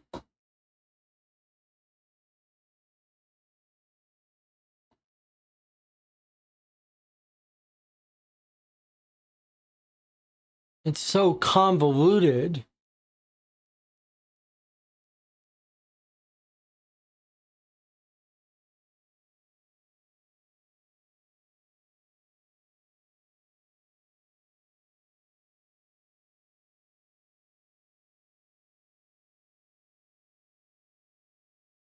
I mean, think about how insane this smuggling idea was. The idea is that this guy, this Lord Peckham, gets a call by a scammer who says, I found your grandfather's bones, pay for them to ship. You ship them at first class. Then you get rid of this guy's secretary by luring him away to a new job. You plant a new secretary in his place in order that he could sneak 15 minutes before our guy and pick up the item. It just makes no sense. It's absolutely ridiculous as a smuggling operation.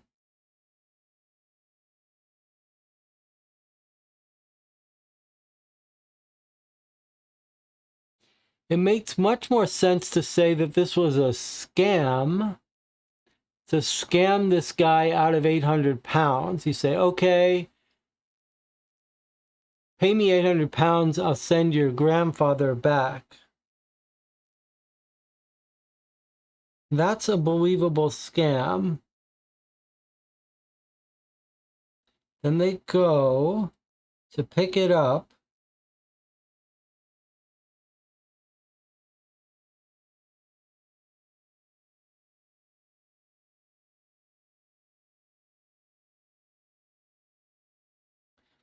They go to pick it up, and they can't find it. But he never comes home.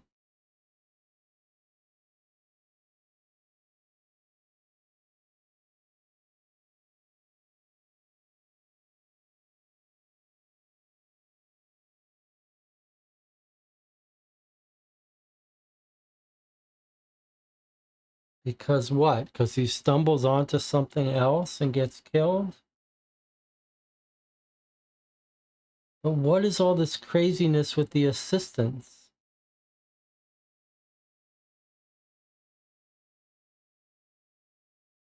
Why is the assistant being brought away? Why does he have a fake assistant?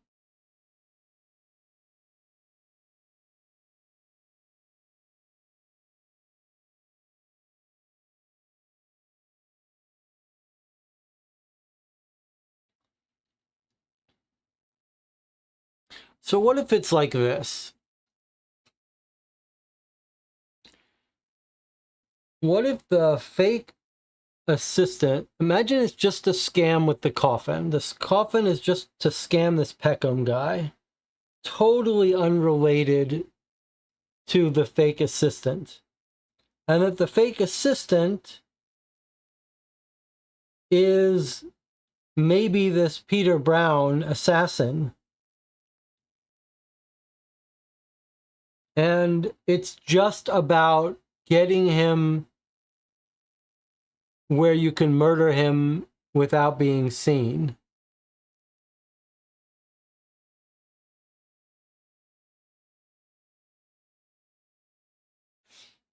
Marco says we could visit the captain at his home.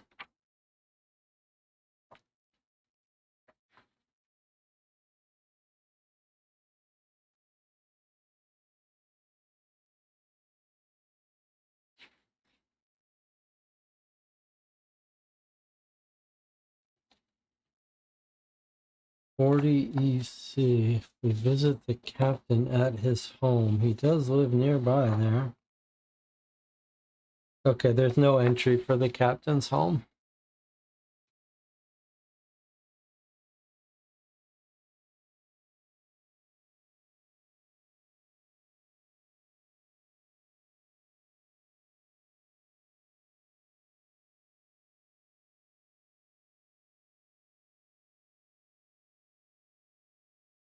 Anna says she thinks, or Perry says, the two people that picked up the coffin were probably Mr. and Mrs. Stone. That's an interesting idea.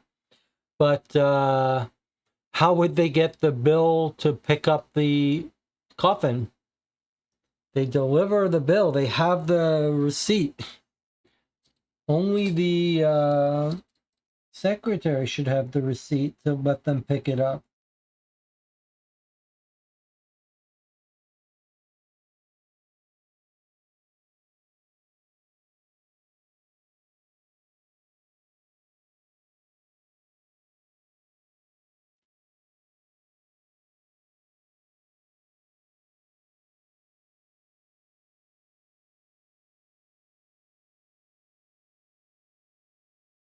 Hmm.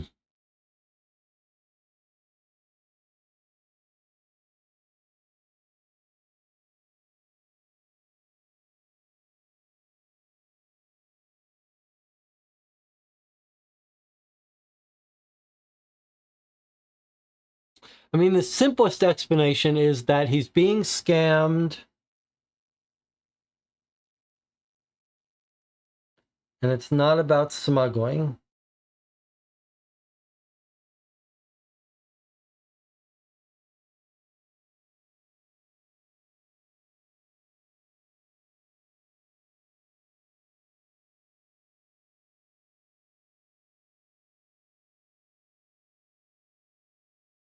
And then coincidentally, our guy gets killed.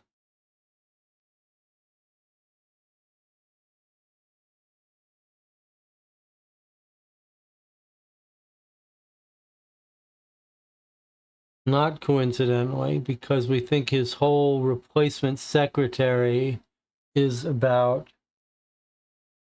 getting close to him so you can kill him.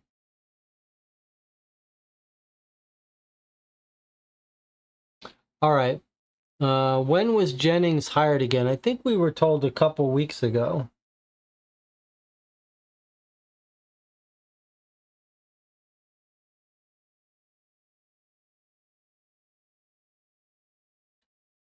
So what if Jennings is really Peter Brown, the assassin, just trying to get close to him?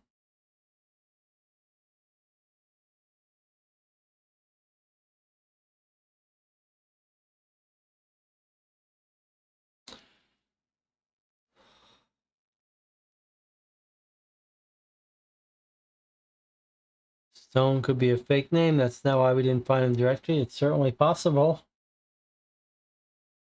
Anything's possible.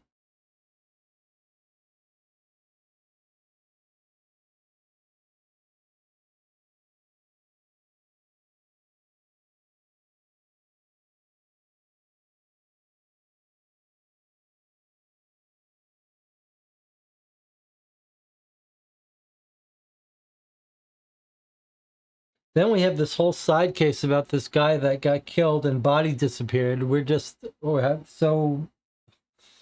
There's so little motive, so frustrating that it's hard to find any motivation to work on that.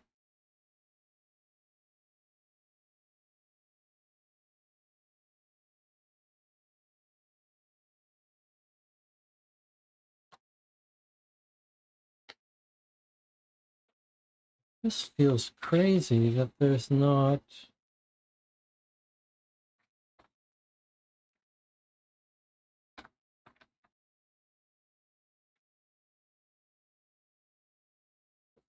I feel like there was some bar or something that was for sailors.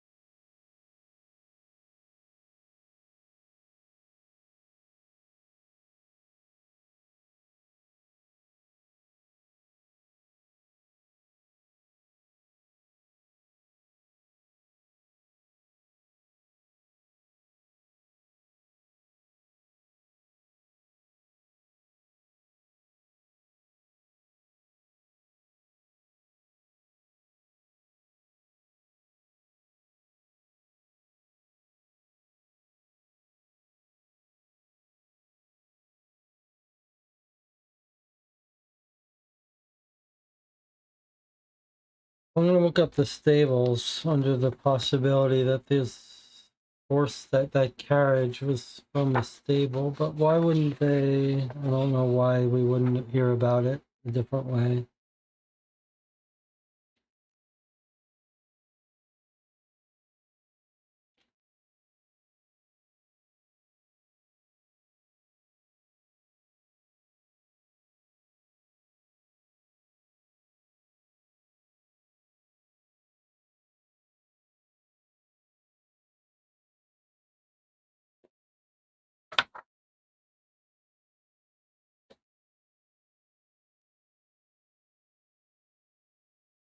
John says, Jesse, I think you might have overlooked something. Do you want a hint?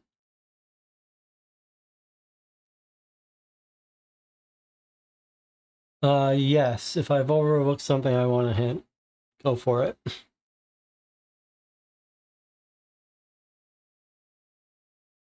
Go for it. It really feels like something was overlooked. It really feels like there was some paragraph or person mentioned that we missed, and on all the leads that we've reread, we have not encountered it.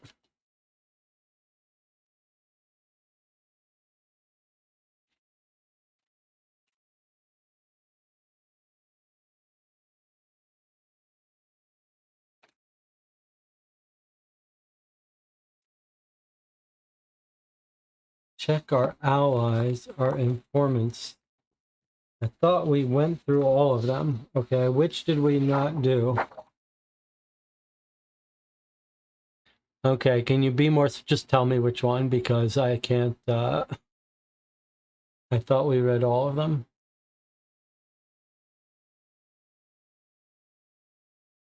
The telegraph 37 EC. I did look that up. Maybe I missed something. So here's what it says in our book. Nope, haven't had a recent telegram for Count Albert.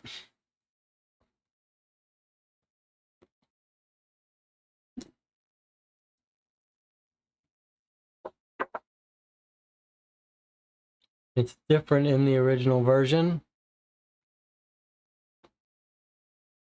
All right, well, we're in a different world now. We're lost.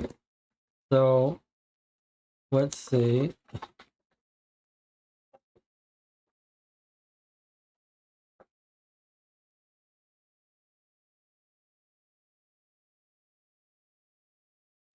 Here's our Transylvania count in our old version. Let's see what happens at 37 EC of the old version.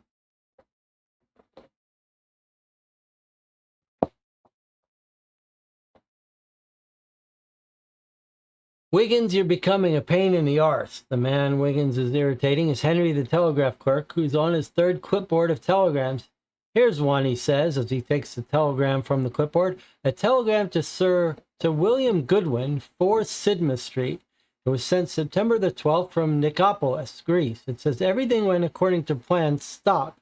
Grandfather will be home with the glass. Stop. Signed, Robert.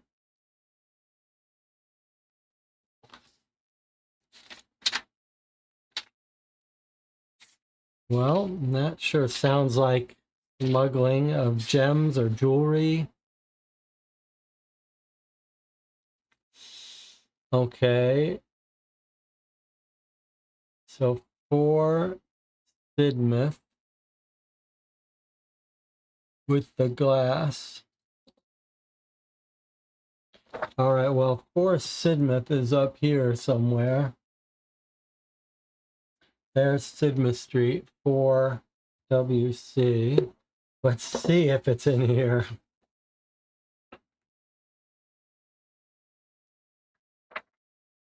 It's not even in the new book. Feels like this might have been a whole line of stuff they got rid of. All right, well, in the old book, we are now fully tilted. So in the old book, if you go to 4WC, we say, is Mr. Brian Jennings here? Jennings, never heard of him. Can you tell me who lives here? No one. No one, we say? Mr. Goodwin used to live here. He's vacated this house this very day. I'm the estate agent, Mr. Andrews. Do you know where I can reach Mr. Goodwin? I believe they're headed for the continent. I heard them ask for Victoria Station. They? Yes, Mr. Goodwin, his sister and brother-in-law. Not met Mr. Goodwin. Could you give me a description? Large man, over 6 feet in height and a good 20 stones, mid-30s in age. His sister, Agatha Stone, is a most handsome woman in her late 20s with dark black hair. Her husband is a small man. In fact, Mr. Goodwin and Mr. Stone make a very funny couple. So remember the reading of that visit to pick up the coffin?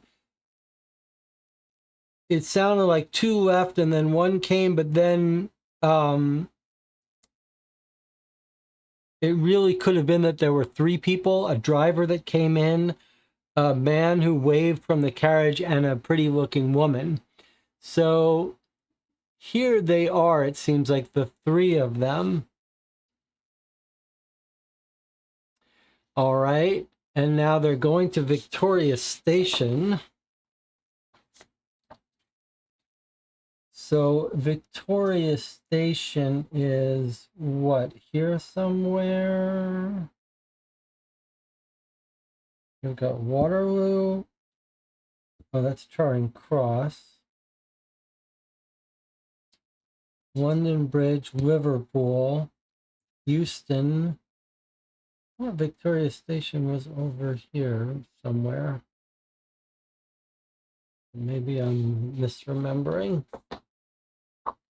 Look it up here.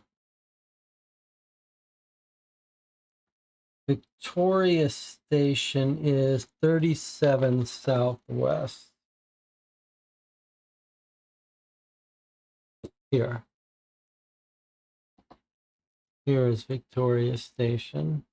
Okay, so let's see if Victoria Station is in the new book. It sounds like they got rid of that whole chain.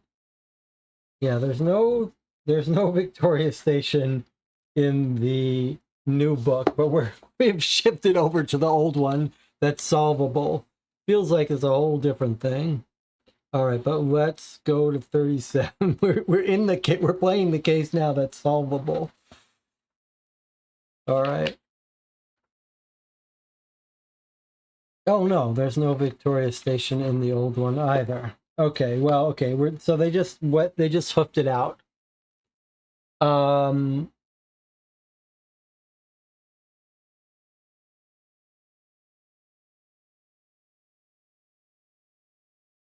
So what's our theory now that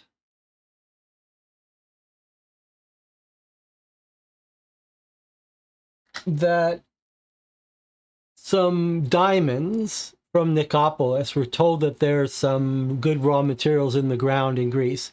Some diamonds were smuggled in this coffin. Maybe whatever they were doing on the boat, I guess they were just following it. Somehow they came up with a fake receipt, or they were working with the fake secretary who got planted in there. Boy, that's a convoluted thing, but all right, maybe it's $1 million worth of diamond. So they planted a fake secretary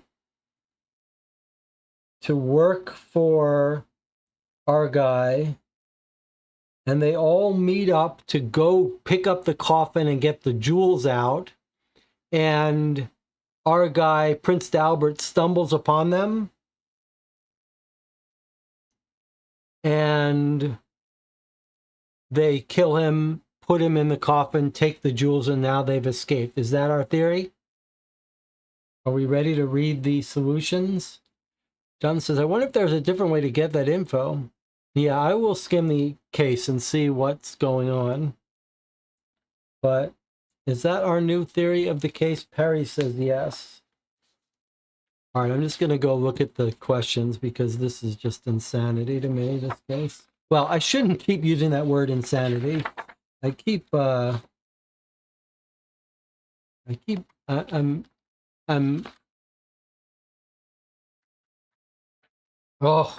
I keep forgetting how this new one works. Okay, these are the answers.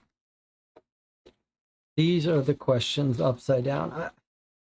Seems like this is the weird way to do it. All right, I'm losing it. I'm getting on tilt. Okay, who killed Count d'Albert? How was the murder planned? What did the coffin contain? What is the Countess's secret? Where is General? Who shot at the General? Where are the remains of Lord Peckham's grandfather? All right, well, let's try to answer these. It's not insane. It's not insane. It's just a very frustrating case that until we go see what we missed, it's hard to pass judgment on it. Okay, so who killed him? We think there's the three people, right? Which were Mr. and Mrs. Stone and Jennings, the fake secretary, right? Do we have any reason to believe one over the other? The three of them killed him. How was the murder planned?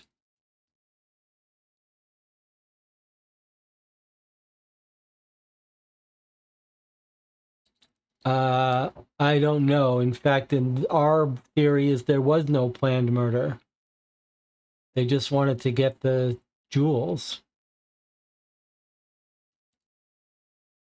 Anna agrees and says it wasn't planned. What did the coffin contain? We're going to say it was a woman's bones, dirt, and some hidden diamonds.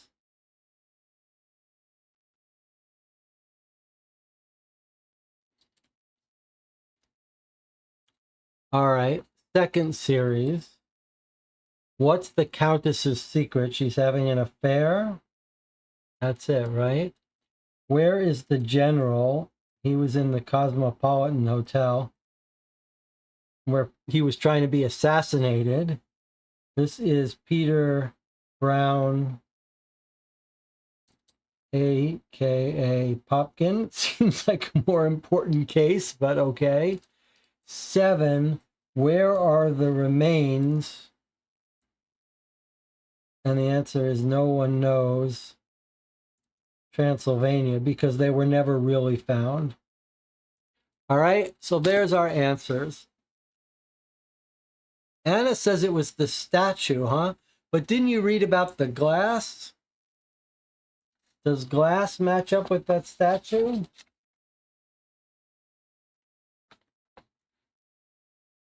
Five-foot-tall chrysanthemum statue of Hermes covered in plates of ivory and gold. Okay, Anna says, I say diamonds. Anna says statue. Okay. 4 is the affair. 5 is at the Cosmopolitan Hotel. Anna says glass isn't in the new version. Good point. Who shot him? Peter Brown, which is the name that Popkin, the anarchist, is going under. Where are the remains? No one knows. Possibly still in Transylvania. Okay, are we all on board with these? Oh, what a case. All right. YouTube says 12 concurrent viewers. We lost most of the audience, but there's still enough people that if someone wants to get on record, now's the time. Marco says yes. Perry says yes. Okay, it looks like we're all on board. You got a couple seconds left if you want to disagree. Remember, they could have changed this whole case around. All right. Let's look at our answers now.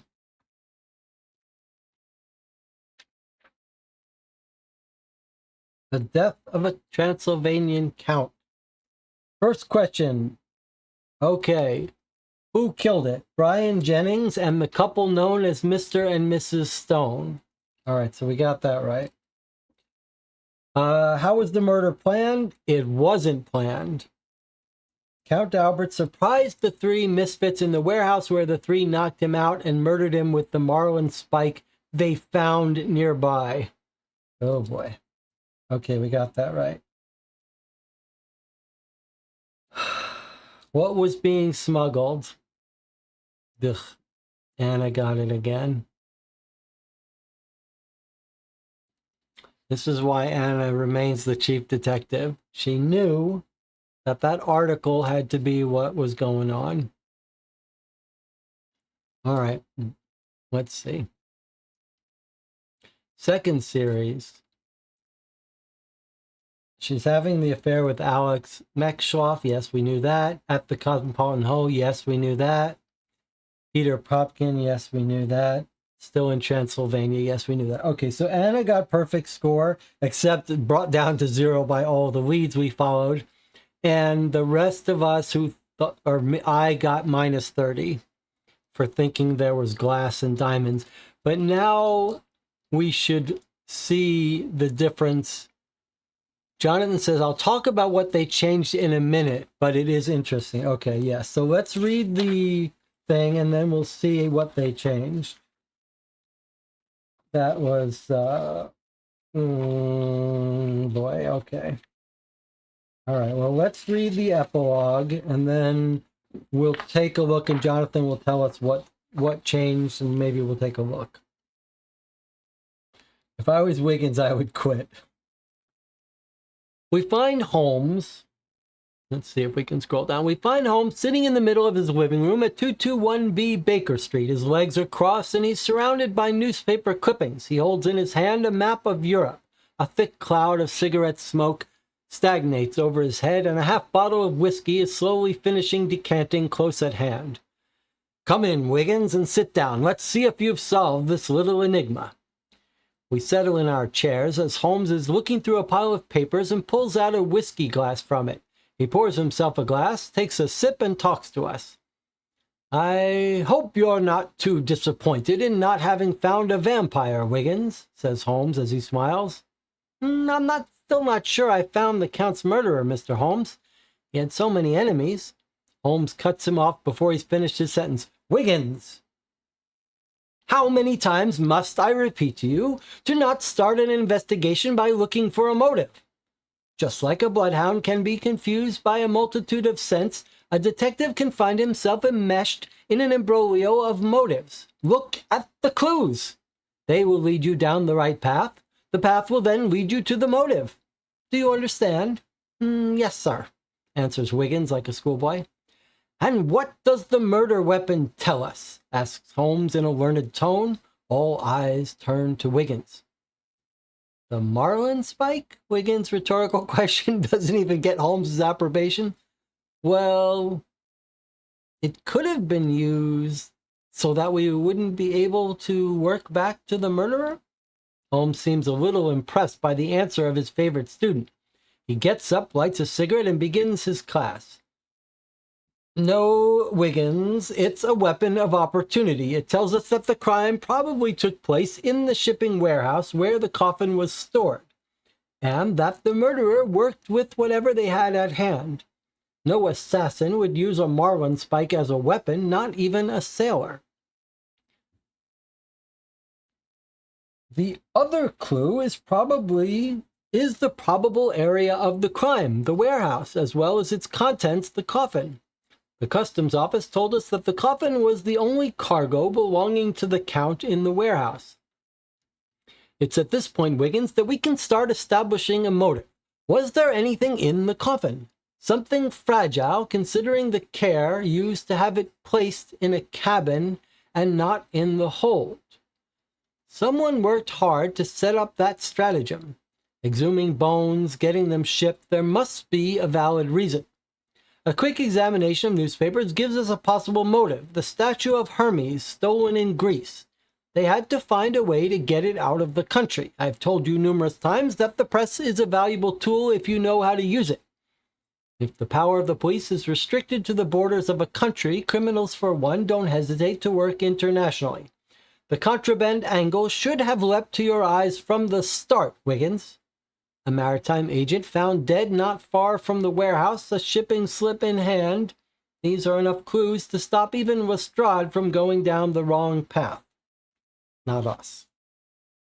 But Holmes, says Wiggins, desperately seeking an honorable issue in this verbal joust, what about the anarchists, D'Albert's political enemies?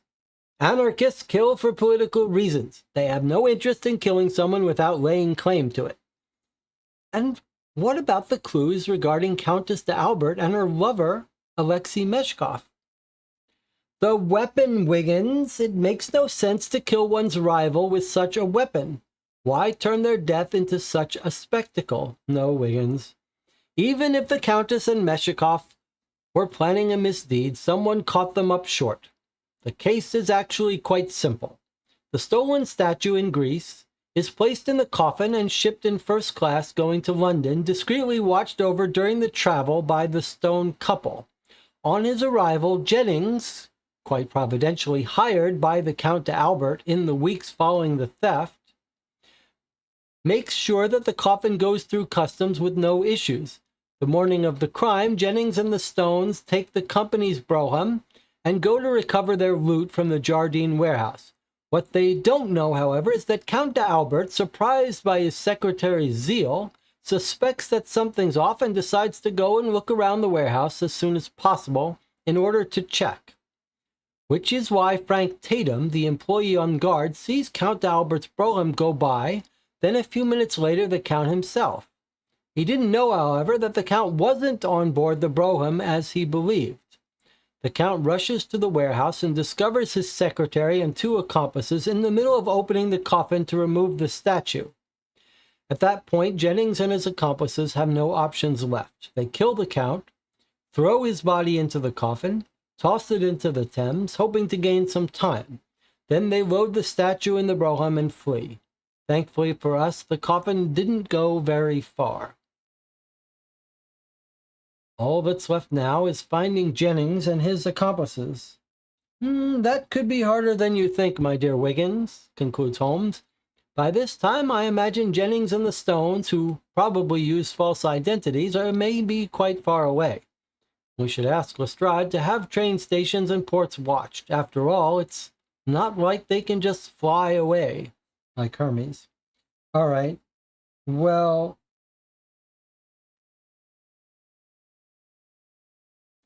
let's see. Did he go anywhere we didn't go? No.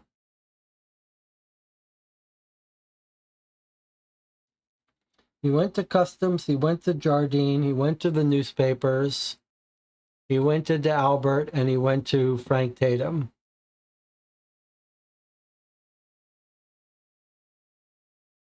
So I guess we're meant to believe that the customs agent never even opened it and was lying about opening it and looking through it. Like we intuited that he might not have searched it, but obviously he didn't even look through it at all. Maybe he was just lying about opening it. Anna says, I guessed the statue because of meta reasons, because it was in the paper. But, yeah.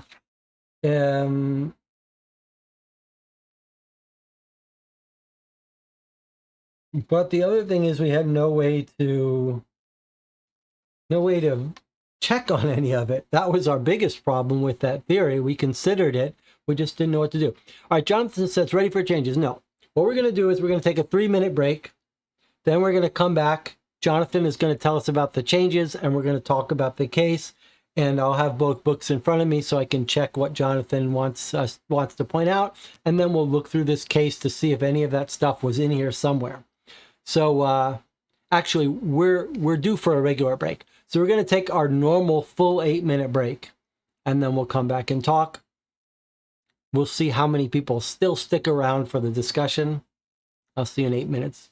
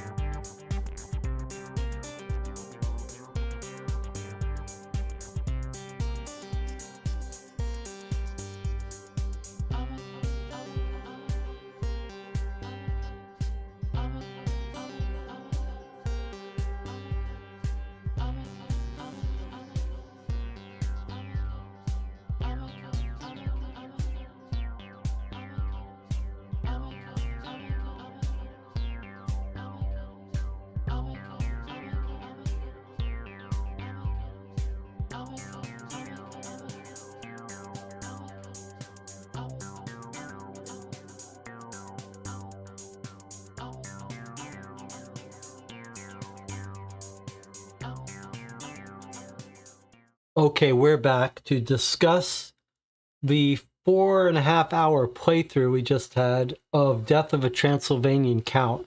A very frustrating experience, I think, to say, without anything really to redeem it.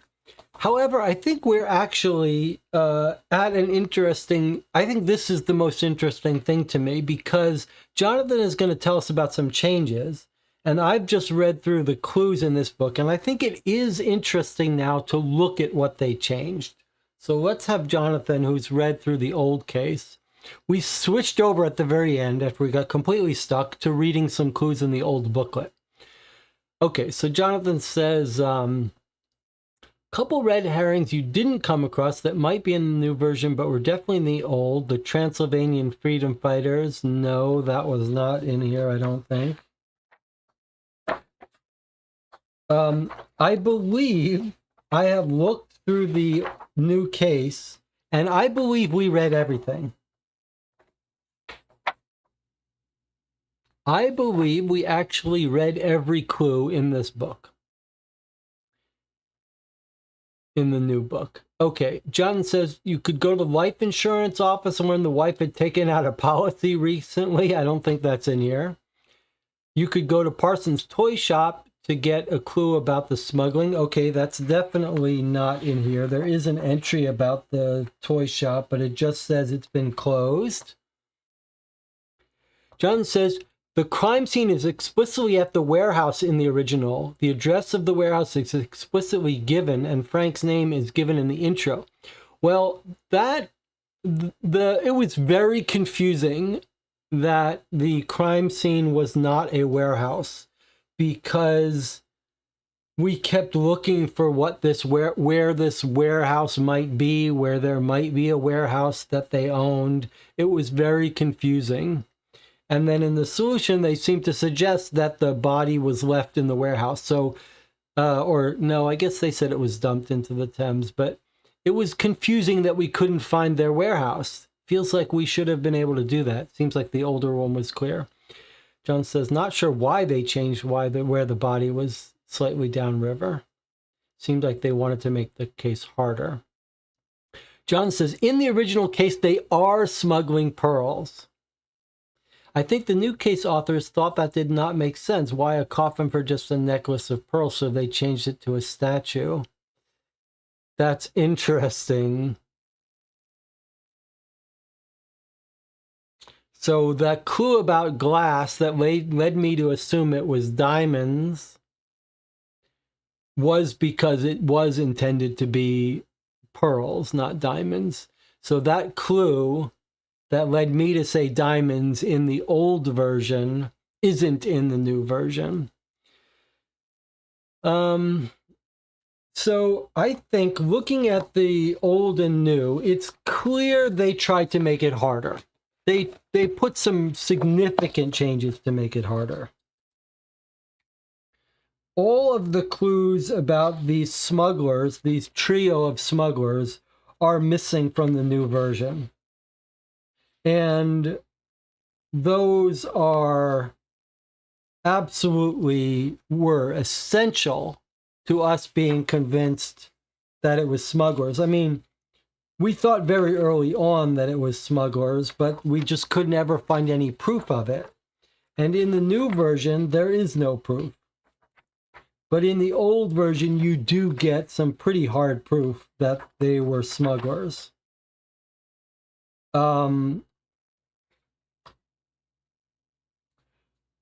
But boy, there was a lot of hard to believe stuff about making sense of that. I mean, you would have to believe that the custom guys completely lied. You would have to believe that it felt a very unreasonable set of coincidences and oddities to make this make sense.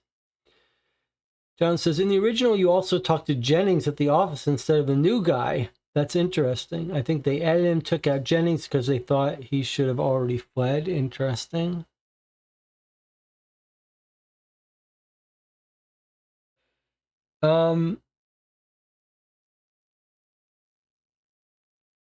Yeah, it seems like most of what they changed was to make it harder. But it is interesting that, Jonathan, your theory about how they thought, why should you have to smuggle diamonds in a coffin? But I found it much more unreasonable to say you're smuggling a 5-foot tall statue in a coffin that the customs officer, was supposed to have opened up. Now, the thing is, we did consider maybe he didn't open it up at all, but how you couldn't plan that. If you were smuggling some $1 million gold statue, your plan couldn't be that you're going to put it in this coffin and hope they don't inspect it. You'd have to hide it in something bigger that would hide it. And it says, when we first found the article about the statue, I did think that's why they needed a coffin, but they should have said the customs officer was disgusted by corpses and didn't even look inside. Or maybe they could have found a corrupt customs officer been part of the plan. It was very weird that their plan involved shipping this thing first class. That doesn't make sense. You don't need to ship this first class to protect it because it's fragile. That's weird. But then you'd have to. Your plan should be to buy off the customs guy, not the maritime agent that you have to fire his secretary so you get a new secretary so you can sneak out on your own. Very weird. John says, instead of the abandoned house, you go to the house for Jennings and the director and meet a man whose name was being stolen by Jennings. That would have been more confirmation, but we had already suspected Jennings, so I guess that doesn't really bother me. Something they kept the same, but I thought they would change, was the missing man Baxter. That was a complete red herring. It's crazy that there's so much political assassination going on as a side case here.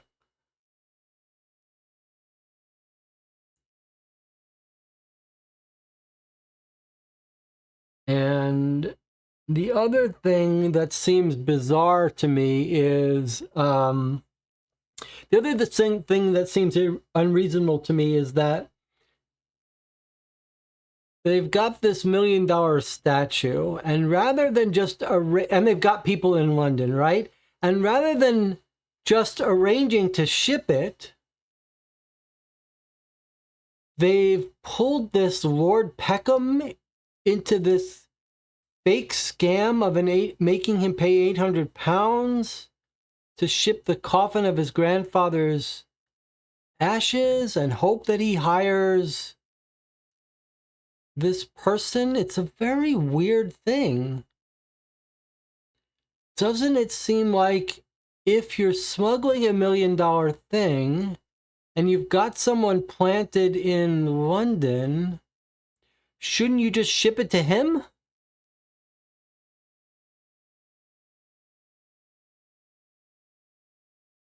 Shouldn't you just pay the couple £100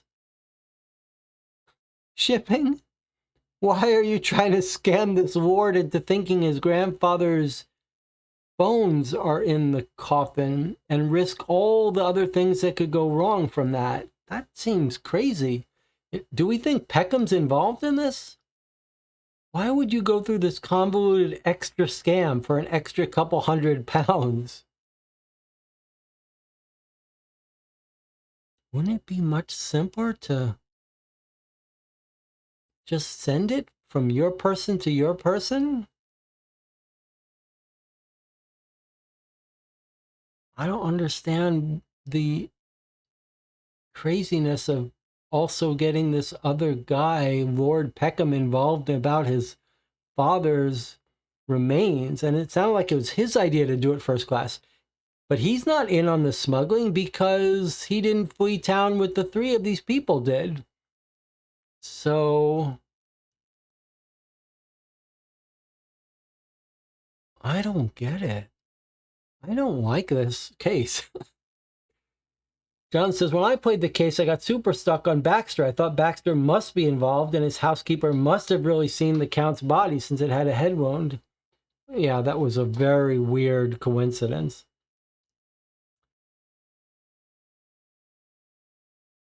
Jonathan just says, I just remember the Baxter thing. Yeah. It's interesting because the previous cases in this box have actually been pretty good. Right? The first 3 cases we've played have been not bad at all.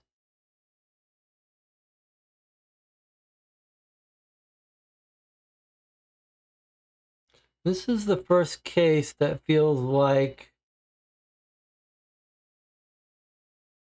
Anna says, I guess Greek customs would have been on alert about a big box because of the missing statue. They needed a cover story with the Count's grandfather's remains. I mean, you could make up whatever cover story you want. But you shouldn't involve a real... you shouldn't involve the real Lord. But yeah, I guess you could try to stretch it to say he had connections and maybe they thought it would sneak through.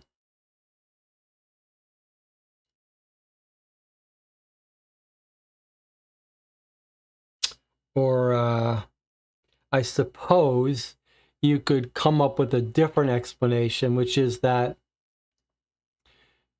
you're concerned that you might get caught. And so you have it's like sending a drug package to an innocent person and intercepting it from their mailbox or from their luggage. You don't want to send it to yourself because if the customs find it, they'll arrest you.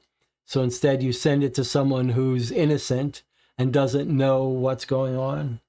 So maybe that was it. And it says, I like this case more than you guys, it seemed. Marco says it was a long shot to assume that the customs bad work just because they're scary about few bonds.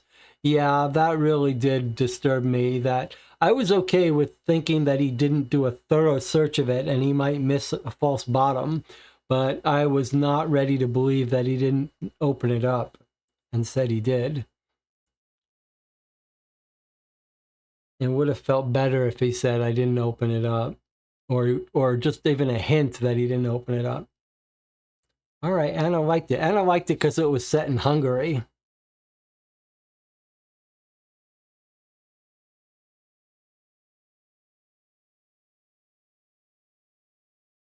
It's interesting this case had in the previous one seemed to play with the idea of multiple long side cases or red herrings.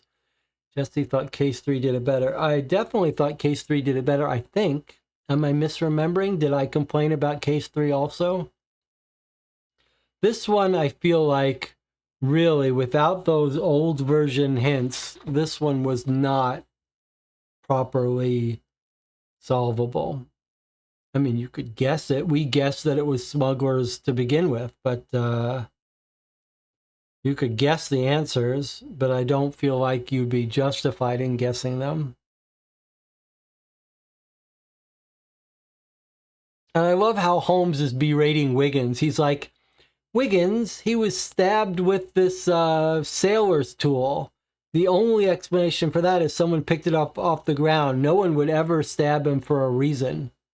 You can't think of reasons why someone would stab him with that? Anna says, my theory was the statue was buried in the dirt. So the customs guy did look inside but didn't poke the dirt. Oh, I don't know about that. A statue, a big heavy statue, golden, hidden under dirt. I don't know. Doesn't feel like it. Marco says, each of the side cases in the previous case was good. These were a little overwhelming with politics. It was pretty convoluted. I really don't feel like there was enough evidence, enough clues in this case until we went to the old book to really come up with a solid, justified explanation. You could have guessed the smuggling, or you could have said it was political assassination, and I'm not sure you could make a strong case that you should have guessed one over the other. But John says, in the original, is another 2WC was pointed to smuggling. It seems like there were quite a few. I mean, in the old case, if you found that house at Sidmouth Street, you absolutely would have locked on to the smuggling.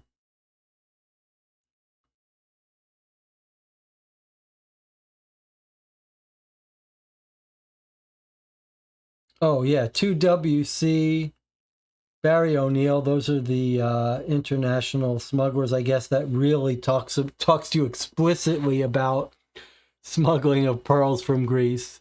All right, so the old case would have let you really lock on to the theory of smuggling.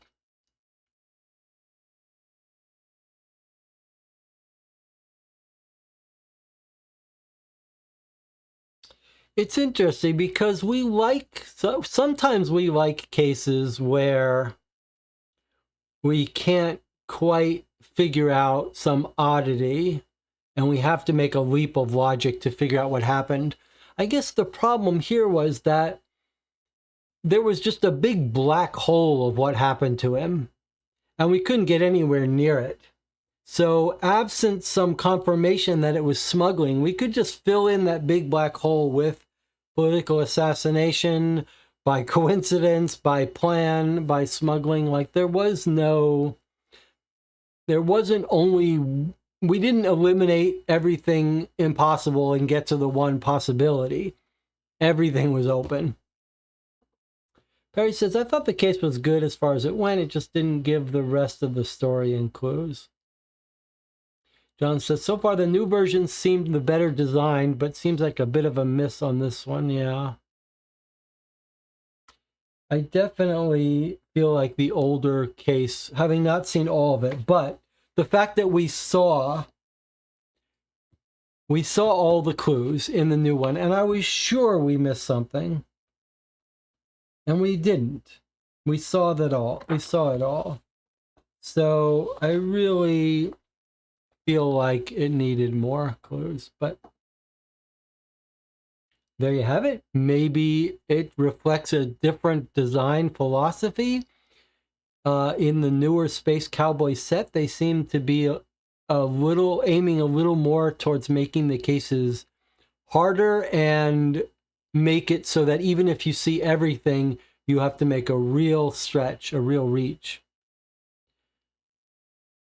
I would have bet money, though, that we had to have solved something about that side case, about Mr. Baxter, disappearing corpse.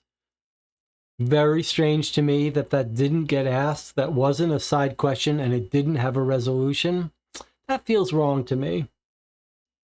Although maybe it's going to get wrapped up in the next case. It was also shocking how far back in previous newspapers this case wanted us to go.